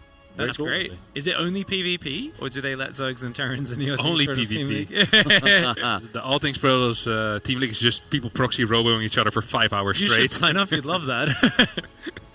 And big thank you to display name optional for 25 buckies as well. Very cool. Hey, thank you so much for the support for Rainbow Railroad, everybody. We appreciate you so much. We really do. Getting into this game. It's a little bit of cheekiness potentially, but not necessarily what we expected. We haven't seen a whole lot of hallucination scouts. I think it was only the one game from Zaun maybe, where he's gone for that. Not often at the very least, even if it was 2 games. Yeah, it was only 1, I think. I think it was only 1. This is a no starport build. And that is something that is very uncommon in today's... Talking about boy pools as well, right? And boy pools with this is really good, yeah? Yup.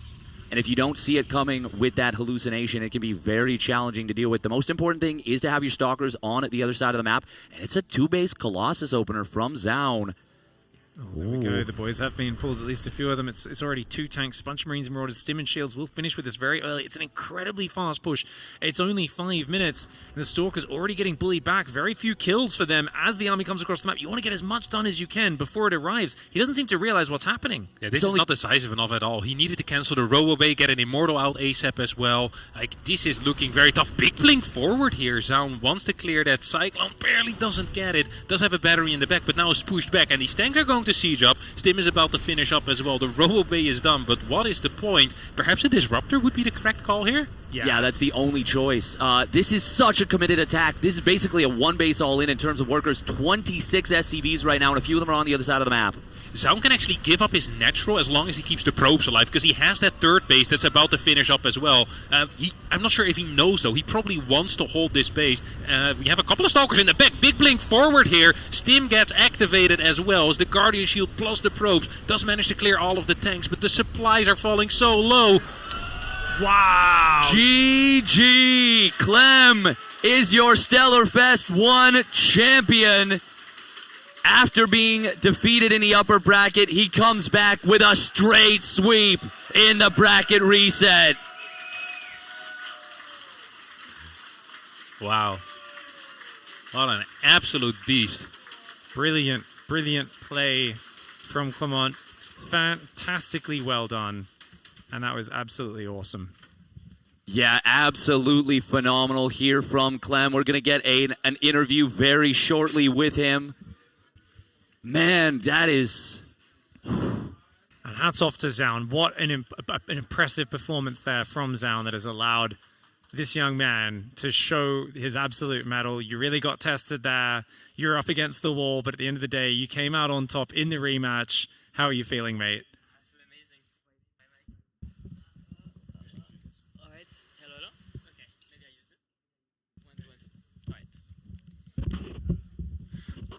Hello, now we can hear me. Very nice. Fantastic. I feel fantastic. I mean, I mean, that's kind of my specialty these days. When I play these kind of finals with a lower bracket and an upper bracket, I lose the first match and I usually win the second. So as long as I win the second, I'm very happy. Very happy. You've got Max to thank for this with all of the Monday Night Weekly double elim finals you guys have been playing over the last 6 months. Yeah, definitely. It makes for a lot of TVP games for sure. It was a really rough series. Just what would you compliment about what Zaun did in the first series that made him so hard to play against? He was very, very decisive. I think that was the key. I think for him, he sometimes I would took one bad fight and he would instantly capitalize on it and just blink in and maybe other parties would not have went in so YOLO in a way, but it worked out really, really well. So he also did a great job at kind of mixing his builds and hiding them a little bit as well. So he played very well. It felt like those Blink Stalkers were just finding pickoffs. He was very decisive, as you said, getting in there and going for it. I think this was one of those series where there was a few moments, it felt like every time you moved out, he was catching you. Those Stalkers were finding your drops. You were getting punished. Did it feel at a certain point like you were kind of stuck on your side of the map, or maybe you were missing any window where you could punish him? Yeah, I felt like I wasn't having the best early games, and because of that, I was having a hard time doing anything in the game after. I felt just stuck in my base, and I was like, if I move out, he's gonna have too many charge laws, so I can't move out. But if I wait, then he can hit a really strong timing with upgrade lead or stuff like that. So it made it really hard. But I think in the second series, I had better early games, so that went better for me in that way. Awesome. And so going into that second series, was that just your mindset? Have a better opening, try to clean it up a little bit, or was there something that you did to reset? I saw you talking to a few people in the audience, actually kind of just relaxing a little bit. What was the main change from the first to the second series? Yeah, well, I was a little bit frustrated after the first series, but I think the break, the 25-minute break, so it helped a lot. And I went to talk to some of my friends. Trigger and Foxer were coaching me a little bit, and I also got some food. Thanks to my friend David, he got me some food. That was very nice. Without food, I probably couldn't have one. So it was, I think I just kind of reset mentally and just played better because I was a bit frustrated. But after 25 minutes, I was like, okay, new match. Let's just go in hopeful and let's see how it goes. And it went very well. Heck yeah! How sweaty did you get during the game on Incorporeal, the long macro game? Because that was a very tough one, and it didn't look super good for a long time. There were some really scary moments, I think, for you. Yeah, it was very scary because he just played I don't know, very decisive this game as well. He kind of had his army and was playing very packed together and was just trying to pounce on my army. And if I take one bad fight, then he can just go, and then it's really hard.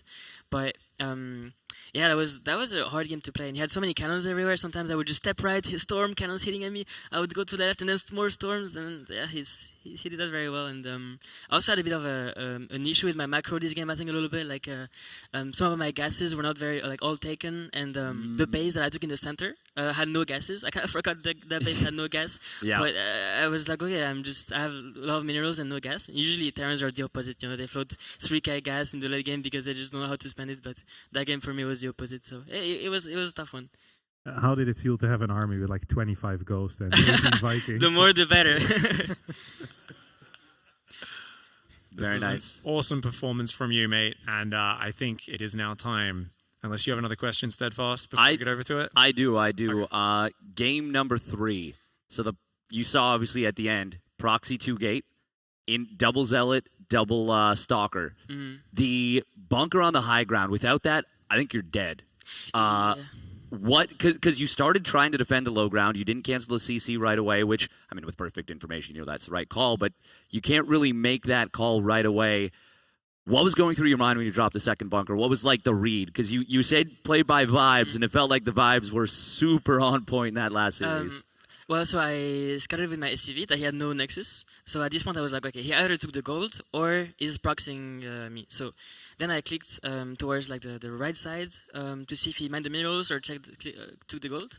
And he didn't open the path, so I was like, okay, it's either gold on the left or proxy gate. Then I scouted my main.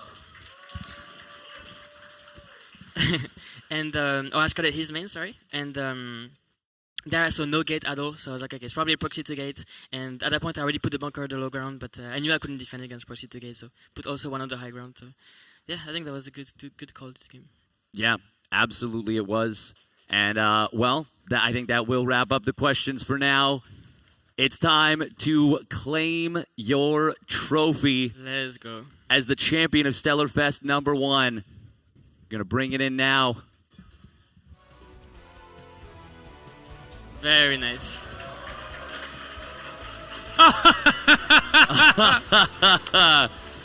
We've deployed the top rocket.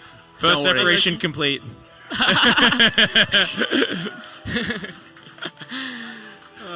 But first boost is off, mate. Very nice, very nice.